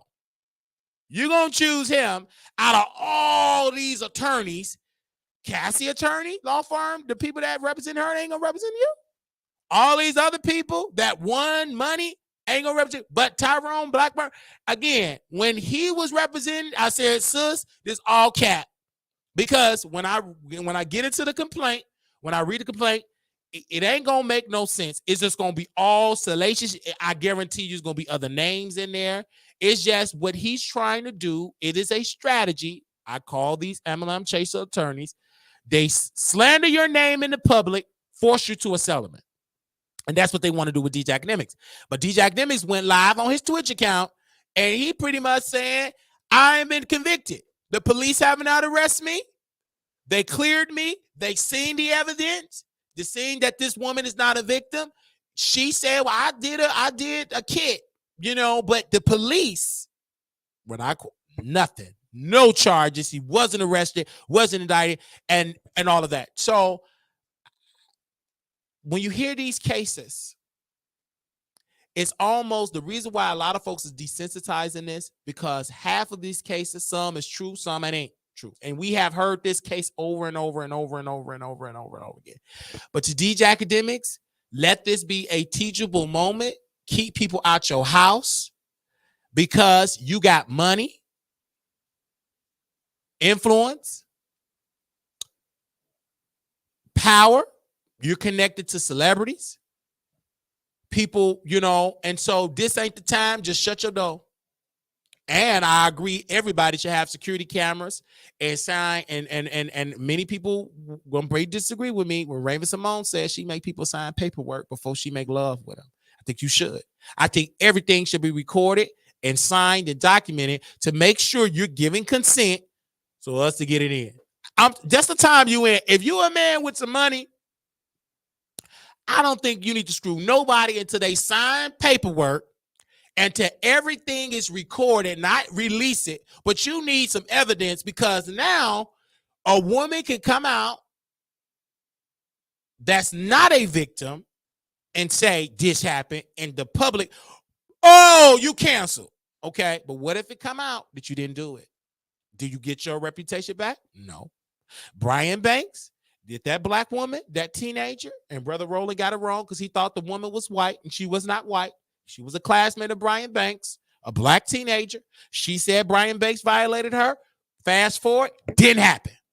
They sued the school district, got money from the school district. Brian Banks lost his scholarship. He went to prison. Even though you read the man's book, it was evidence when the people said he didn't do this. And he still got that charge, and he had to get exonerated. But did he ever get an NFL career, successful career? Yeah, he got into NFL, but it was too late. He couldn't do a great job because that time has passed. He had age. He didn't practice. He was locked down. So when it comes to this situation, I don't believe that woman was a victim. I don't believe it until I see credible. And if she got Tyrone Blackburn, this scammer as a lawyer, just taking any case. It was a woman that was on Tasha K's show. I can tell this woman just got out of the psych ward. The woman was saying, she went to saying that she didn't get paid. She was in the freak off with Diddy, didn't get the money. Then she went with Beyonce stole my name. Jay-Z was dating me, gave my Sasha Fierce, gave it to Beyonce. Gave this person to Beyonce. Gave all my identity to Beyonce. How do we get from you being potentially violated from Diddy, Mr. Blackburn, and then when the attorney came up, okay, Dr. Key said her phone died. You can come back up, sis.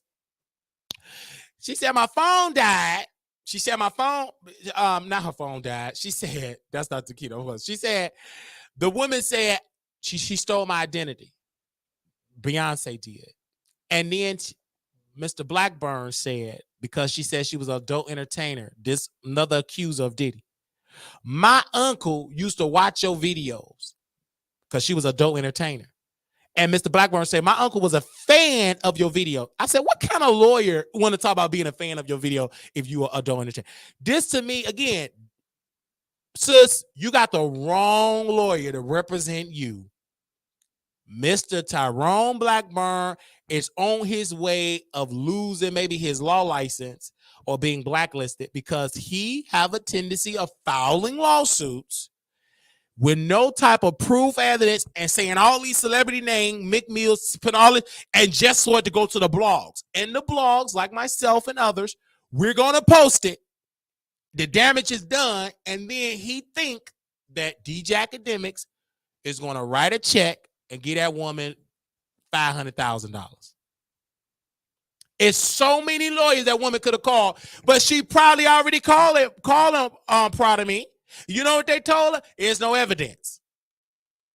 There's no evidence. You got to go back with R. Kelly in the situation. There was lawyers that was settling cases and signing NDAs, and they could have been took down R. Kelly, but they were signing NDAs, and R. Kelly was paying these lawyers. They were signing NDAs, and that's how R. Kelly was able to go, and win and just take over and just abuse, give people HPV and herpes, et cetera, because you had lawyers that wanted a check instead of cooperating with authorities and telling their clients go to a criminal court. They wanted money. That came out in the documentary in R. Kelly, how many lawyers have signed signed deals and signed NDAs. So in this particular case, I believe DJ Akademiks is innocent. In this case, I believe he's innocent. I don't believe he did this to this woman. I believe this woman want a payday. Like, I believe it's a spirit of exposure, but everybody want a dollar. And just like the Diddy stuff, some stuff Diddy did, some stuff Diddy did not. And especially with that little boy, that man that came out and said, the producer that said, Rodney, that said Diddy did this. He named all these rappers, and then then he posted a picture of the guy, and the guy wasn't this rapper that worked with Diddy. It was an adult entertainer called Knockout that live in Las Vegas. The man is on house arrest. It was his video. I called the man personally on Instagram. It's him. And he came out and said, that's me on the video. I'm not, he's an adult entertainer, a gay adult entertainer. That's his video. But he said, that's Stevie J. It wasn't Stevie J. Don't even look like Stevie J. It looked like Knockout. I've seen plenty Knockout videos. And there's not no Stevie J. But because you put it in court paperwork, the average person is not going to do what? Their due diligence. They're not. They're going to look at that headline and they're going to say, oh, he did it. Stevie J did it. He did it. It's in the court documents. It's in a complaint, meaning that it didn't go to court to in front of a jury. It just in the allegations. But that is the strategy of Tyrone Blackburn. He used that strategy and he's burning it up because you're just posting it, and just sending it to the blogs. The New York Times ain't post about it. All the black blogs, the Shade Room, Ball Alert, Jasmine Brand, The Wiley Show, The Neighborhood Talk, they're going to all post it. You don't see the New York Times posting it. Because why? That's just baseless. It's just, you're just doing it for clout, but you trying to force this man to pay. All right. So it's like literally it's crazy, you guys, that is going on. And shout out to DJ Akademiks for posting that on his video. Like, he was really posting that and all of that. And I think shout out to him because he did not run. He came out, he addressed the allegations, he addressed it publicly. He wasn't playing no games. He said this all cap. This is just a shakedown. And I believe him. Do I agree with everything DJ Akademiks do? No. I don't agree with half of his stance, especially when he came into the drill rap and getting involved with the culture and causing a lot of intensifying a lot of violence in Chicago by bringing them drill rappers to make fun of each other. And they brought a lot of that material to the streets. But on this particular case, I am with him because I don't believe, I personally don't believe that he R-word that woman. That's just my personal opinion. Now, until I see other evidence and she proved that it actually happened, and then a police charge, him being arrested, skip talking about the civil, this is criminal. Where's the update on that? Now, let's also get into Cardi B, you guys. Cardi B, y'all know who Cardi B is. I love her. I think she's one of the greatest rappers in the history of rappers. I believe she's better than Nicki Minaj. She make better music than Nicki Minaj. I didn't say she rap better than Nicki. It's a difference. But she make better music. Her catalog, in my humble opinion, is better than Nicki Minaj. Okay, and it's damn sure better than that girl, Katie Got Bangs from Chicago. That scammer, allegedly. She's way better than Katie Got Bangs. Chicago don't even represent or support Katie Got Bangs. She is what we call a has-been. Never happened, been. She had a lip pull, that's gone. So Cardi B is saying that Atlantic Records are shelving her and her album and Cardi B said this on her Twitter account. She said, exactly. And I tell myself this all the time. And I hate that I fall back and start interacting again. And it bites me in the A word. Anyway, no album this year. I don't care. I'm relaxing this year, dropping these features already committed to and traveling and enjoying my summer. Yep, it's not done because there is no album. Congrats, you won a prize for your answer. Here's your prize. F you. Again, it is an album. I believe this is a strategy from the label. Create this beef. There's no album. I'm being dropped until I see Atlantic Records drop her. She removed from the website. Then I believe it. I'm a huge wrestling fan, and I know when it's a quote unquote storyline. You're trying to bait us. There's no album. Shut up, fans. Yo, da da da da da. And then the album gonna come out. It's like you're trying to create conversation. I get it, and it's working because we're talking about it. I get it, but you didn't get dropped from your label. Your label is not going to drop Cardi B when Cardi B made money and still making money on her debut album. That is got to be the most stupidest label if they're going to drop their golden goose. This woman is still making money for the label and her debut album still on the charts. They're still streaming her debut album. Period. They're not dropping her. All her other singles that came out, it sold. It's streaming. Billions of streams. So they're not dropping her. Unless she was just doing unless she just wasn't selling. But obviously she is selling. The thing with Cardi is I believe the label been wanted this album out 2 and 3 years ago. The thing with Cardi is like most artists, when they release one album and it does well, they don't want the follow-up album to flop. They don't want that. She overthinking. She getting her way. Sus is gonna succeed because you got the Hispanics that's gonna support you. You got the best writers, and you got the Barbs that's gonna be nosy and stream it. Then you got the Barty Games that are gonna stream it. Then you got the media that's gonna pin y'all against each other that's gonna stream it, and you're gonna go number one. Okay, so you already got an artist out here. Many artists is going to work with her. You got Lil Kim that you can work with her right then and there. That's going to sell because Lil Kim still got those hardcore fans and she's still connected in the industry. You're going to tap into that market of people that came up with Kim and Bad Boy and all of that that's going to support. You're going to get all of this international press. Then that's going to be pushed back to Nikki. She going to feel threatened. She going to go on a rant on Station Head. Because she can't do it on Amazon because that got canceled. She can't do it on Apple Music. That got canceled. She going to go on a 24-hour manic marathon rant. So it's going to sell. Sis, you're going to sell. I just think you need to get out your own way. You're going to make great music. You already got the best producers and writers. Baby, you got the Hispanics that F with you. And what's the other guy that's Hispanic? Bunny? What's the Bunny guy? I think they call him the Drake of Puerto Rico. And if he jump on the song, it's an international hit already. Okay? I just think that maybe Bad Bunny go jump. It's gonna go number one.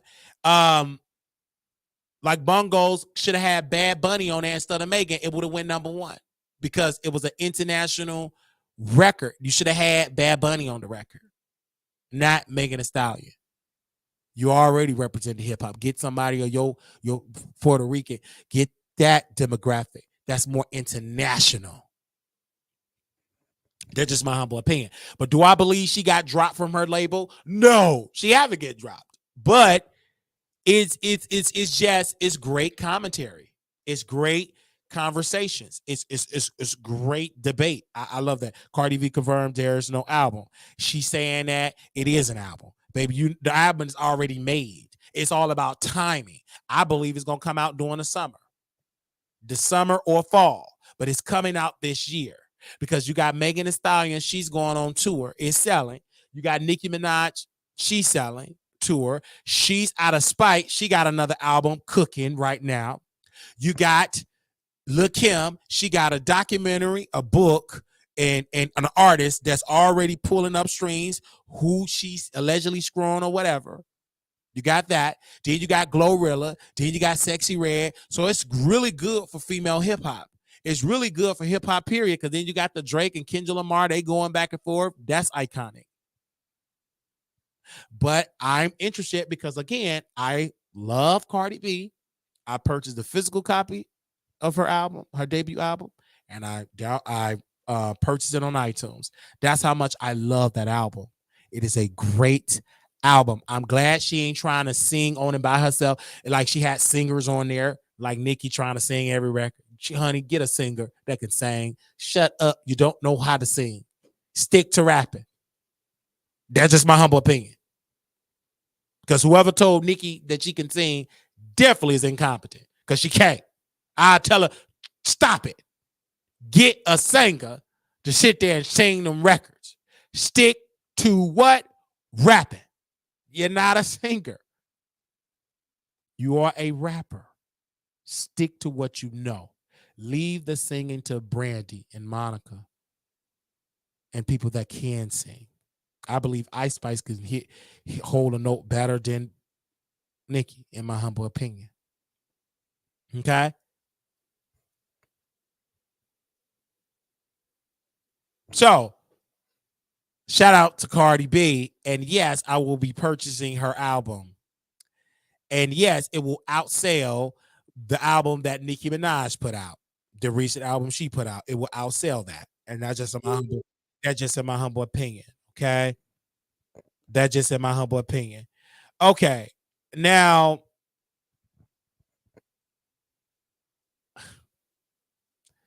let's get back to Michael A. Smith, y'all. And pardon me if you want to come on. If anybody want to say anything about Michael A. Smith, I'll put the number on here. I think everybody wants something to say. I'm going to put the number on the screen here, and we will allow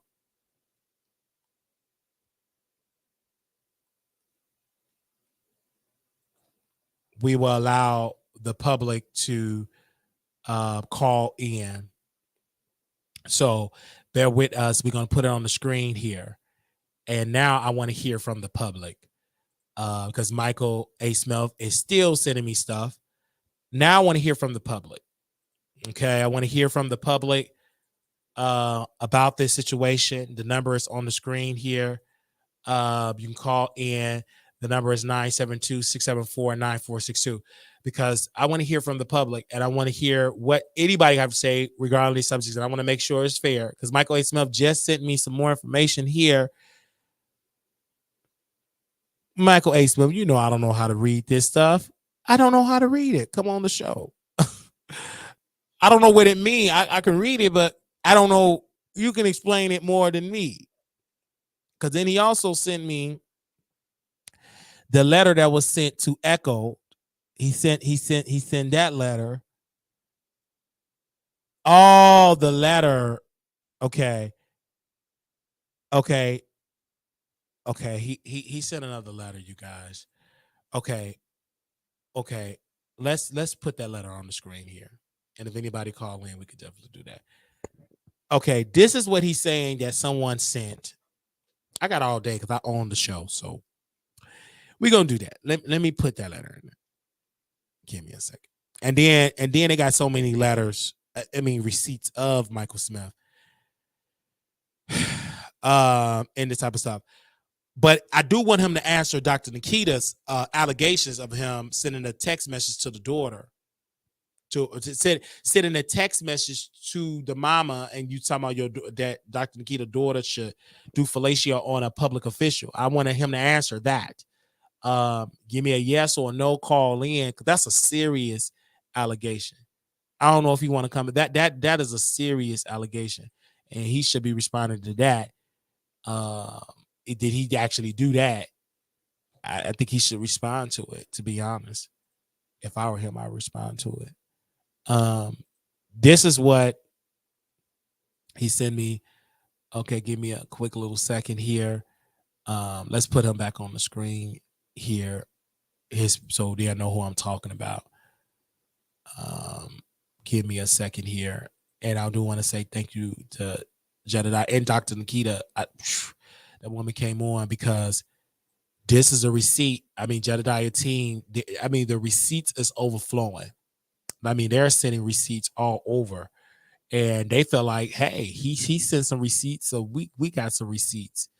And this is what else he sent in here. And I'm gonna read this. It said to it.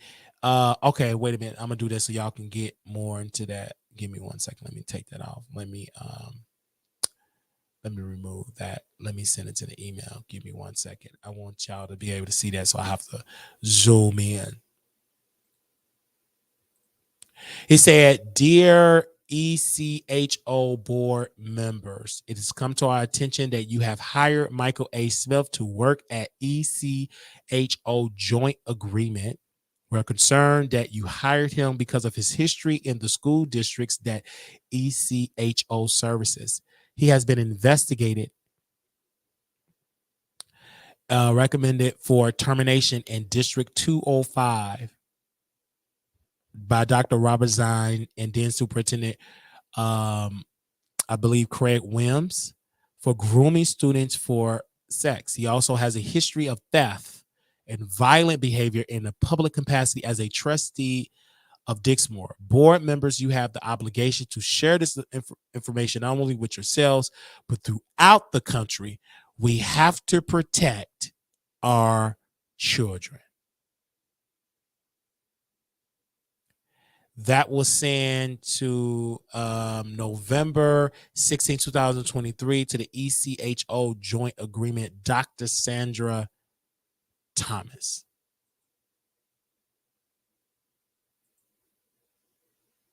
That is what was sent.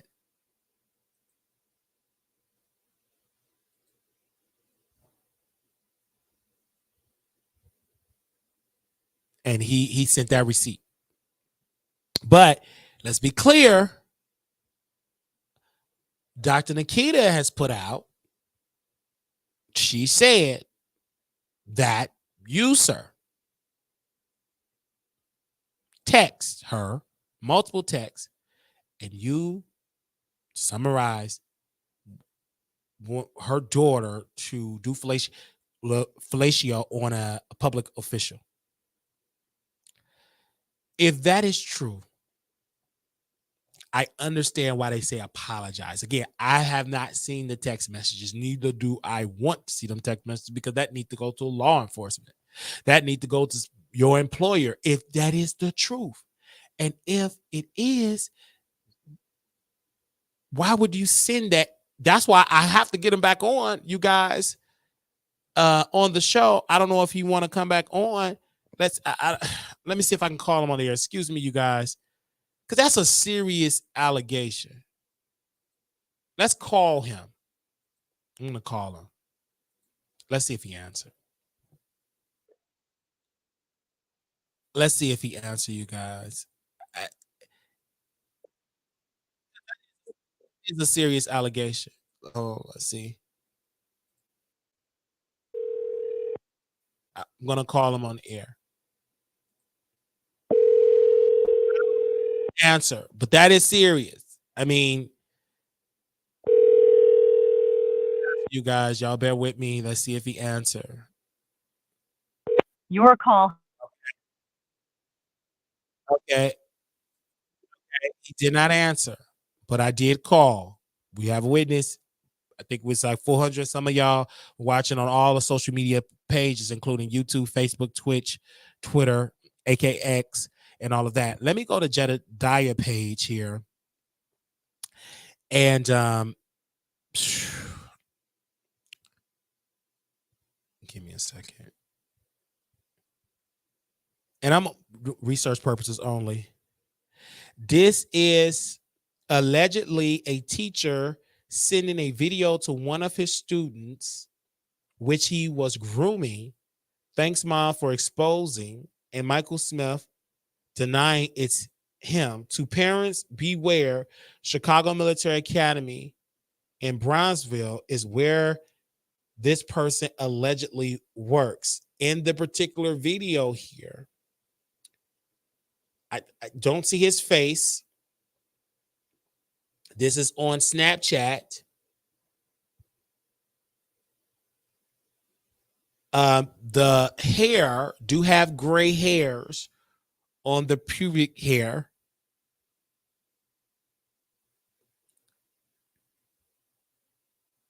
Let me go back. There is no, okay, this is a room, got a lot of boxes, a lot of clothes. I cannot say it's him because there's no face. It do look like a hand is ashy. And I do, okay. Okay, I want to freeze that. Give me a second. I'm doing something really quickly. And so again, no, this was on Snapchat. I can tell this is on Snapchat. And this, I can tell, this looked like this is Tiffany Henyard. It's like a flyer. And it said South Summit, June 24, 12 p.m. to 7 p.m. at the Royal Estates at Dalton, Illinois. And that's from Michael Smith. Post this flyer. This is according to the Snapchat. And there is a flyer in the Snapchat of the South Summit. Tiffany Henyard. And in it, you can tell that this Michael Smith, 13 minutes ago, this is what I'm seeing. Let me go back to what Jedediah just said. This is allegedly a teacher sending a video to one of his students, which he was grooming. Thanks, mom, for exposing. That means he got this from a mom, somebody's mother. And Michael Smith denied it's him. So parents beware. Chicago Military County, Nebraska is where this person allegedly worked.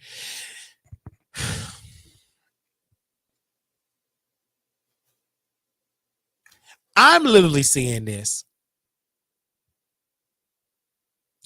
And clearly, this say Michael Smith.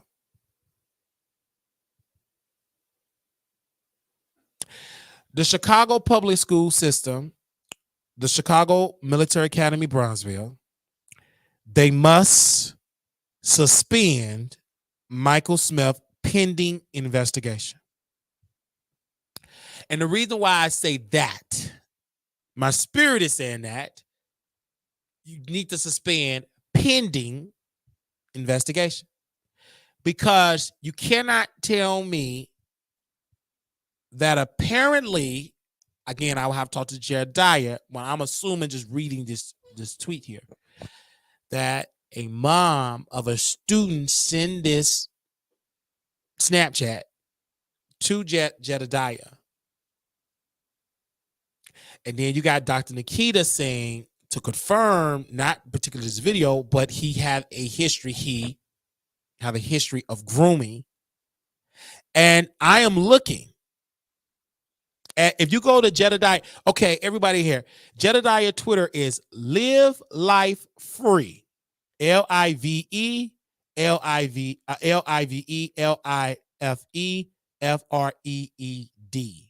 Live Life Freed. FREED. Okay, I'm going to put that in the thing here so you all can look for, you say, again, there's no children in this video. This is a grown man. Again, they're saying, Jedediah is saying that it is him, that it is this guy on the screen, that is him that you see on the screen here. Okay.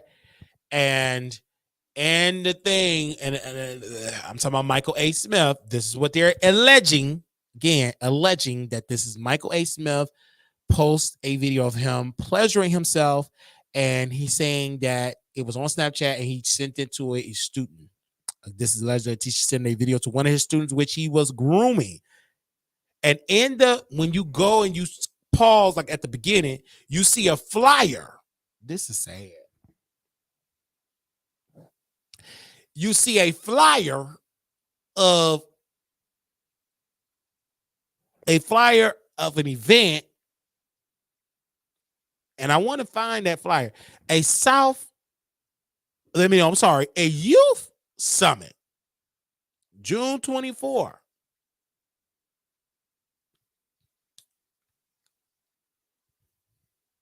And up at the left, all the way at the left, you can see, because it's Michael Smith, and it say 13 minutes ago.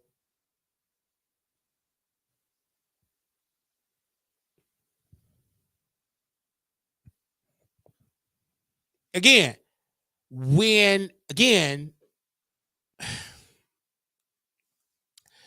man, I just don't understand what. And let's just say this for me, just doing commentary.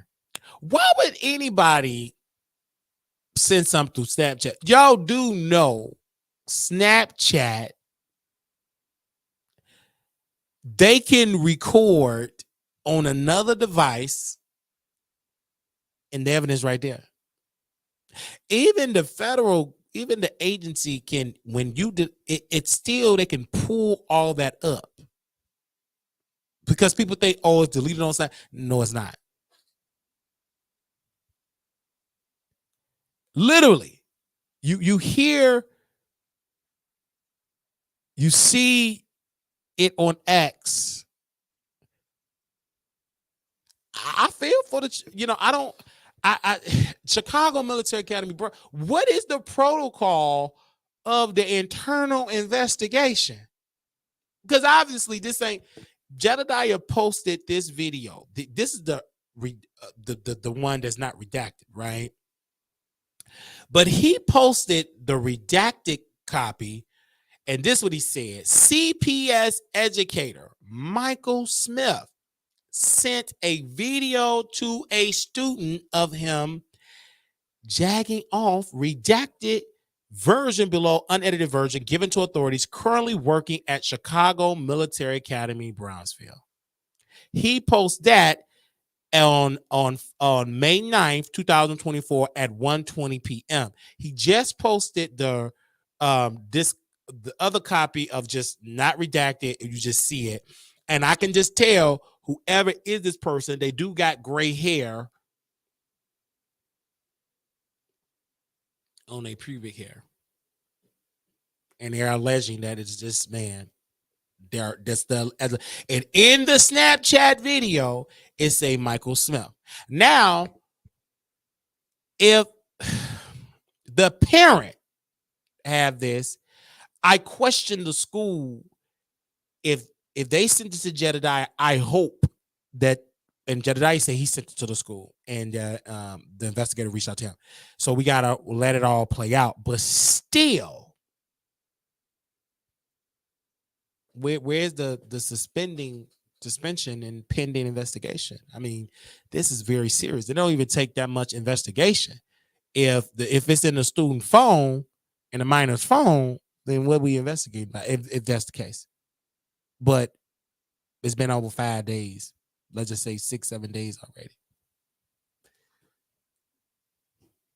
And I don't know, because why would you, Michael A. Smith, why even do an interview? Why even do an interview? First of all, because this case that he said this ain't got nothing to do with this letter here. That letter goes all the way back for like 2018. Baby, we in 2024.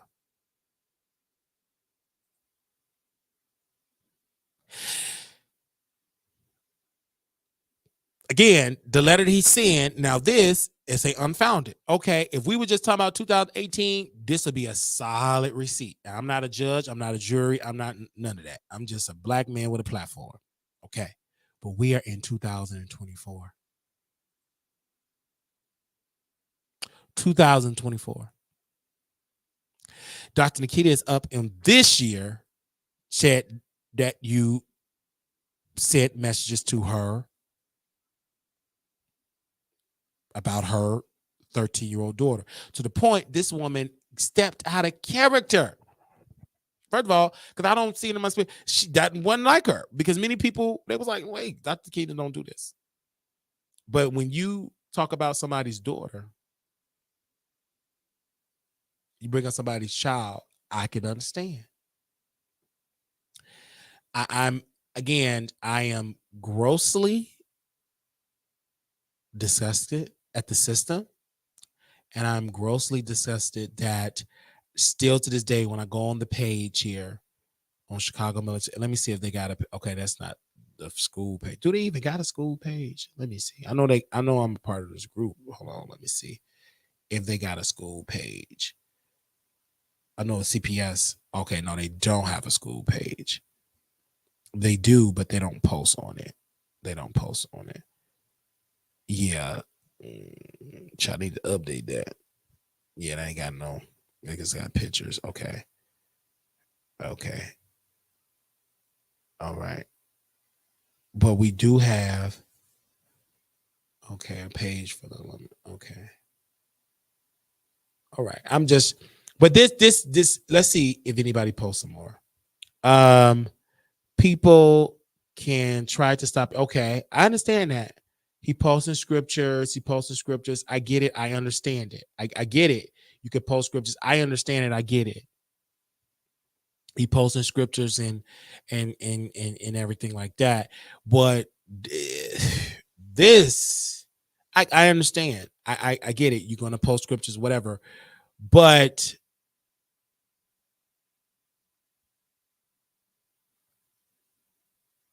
you're posting scriptures,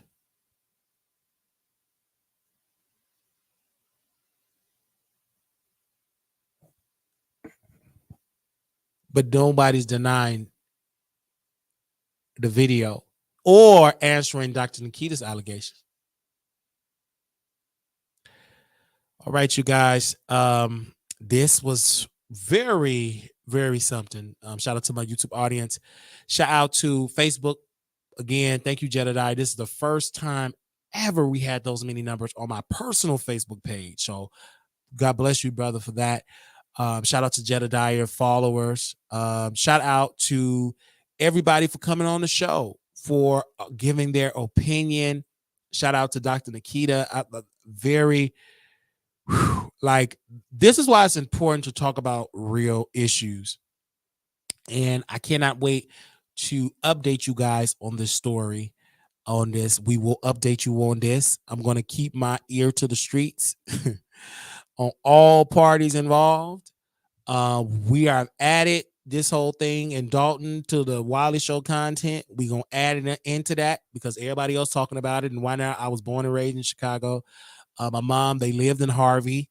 So, mom lives in suburbs now, South suburban area now. So I know about that. And now I got to brush off and get more information and learn more about the players here. But I'm also going to be making some emails like, bro, like, what the hell is going on? And I'm still gagging at the fact that Tiffany Henier and Michael A. Smith was getting it. Ain't nothing wrong with that. Nothing wrong with that at all. That's a grown woman. But the problem of the part of this story is minors allegedly being groomed. I'm saying allegedly because I don't know. And what I do know is that a video was posted on Jedediah's X page.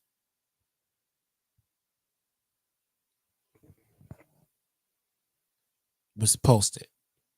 And he have blatantly said CPS educator Michael Smith sent a video of a student. And it's an explicit video. And so again, this is something. And in that Snapchat, it show a flyer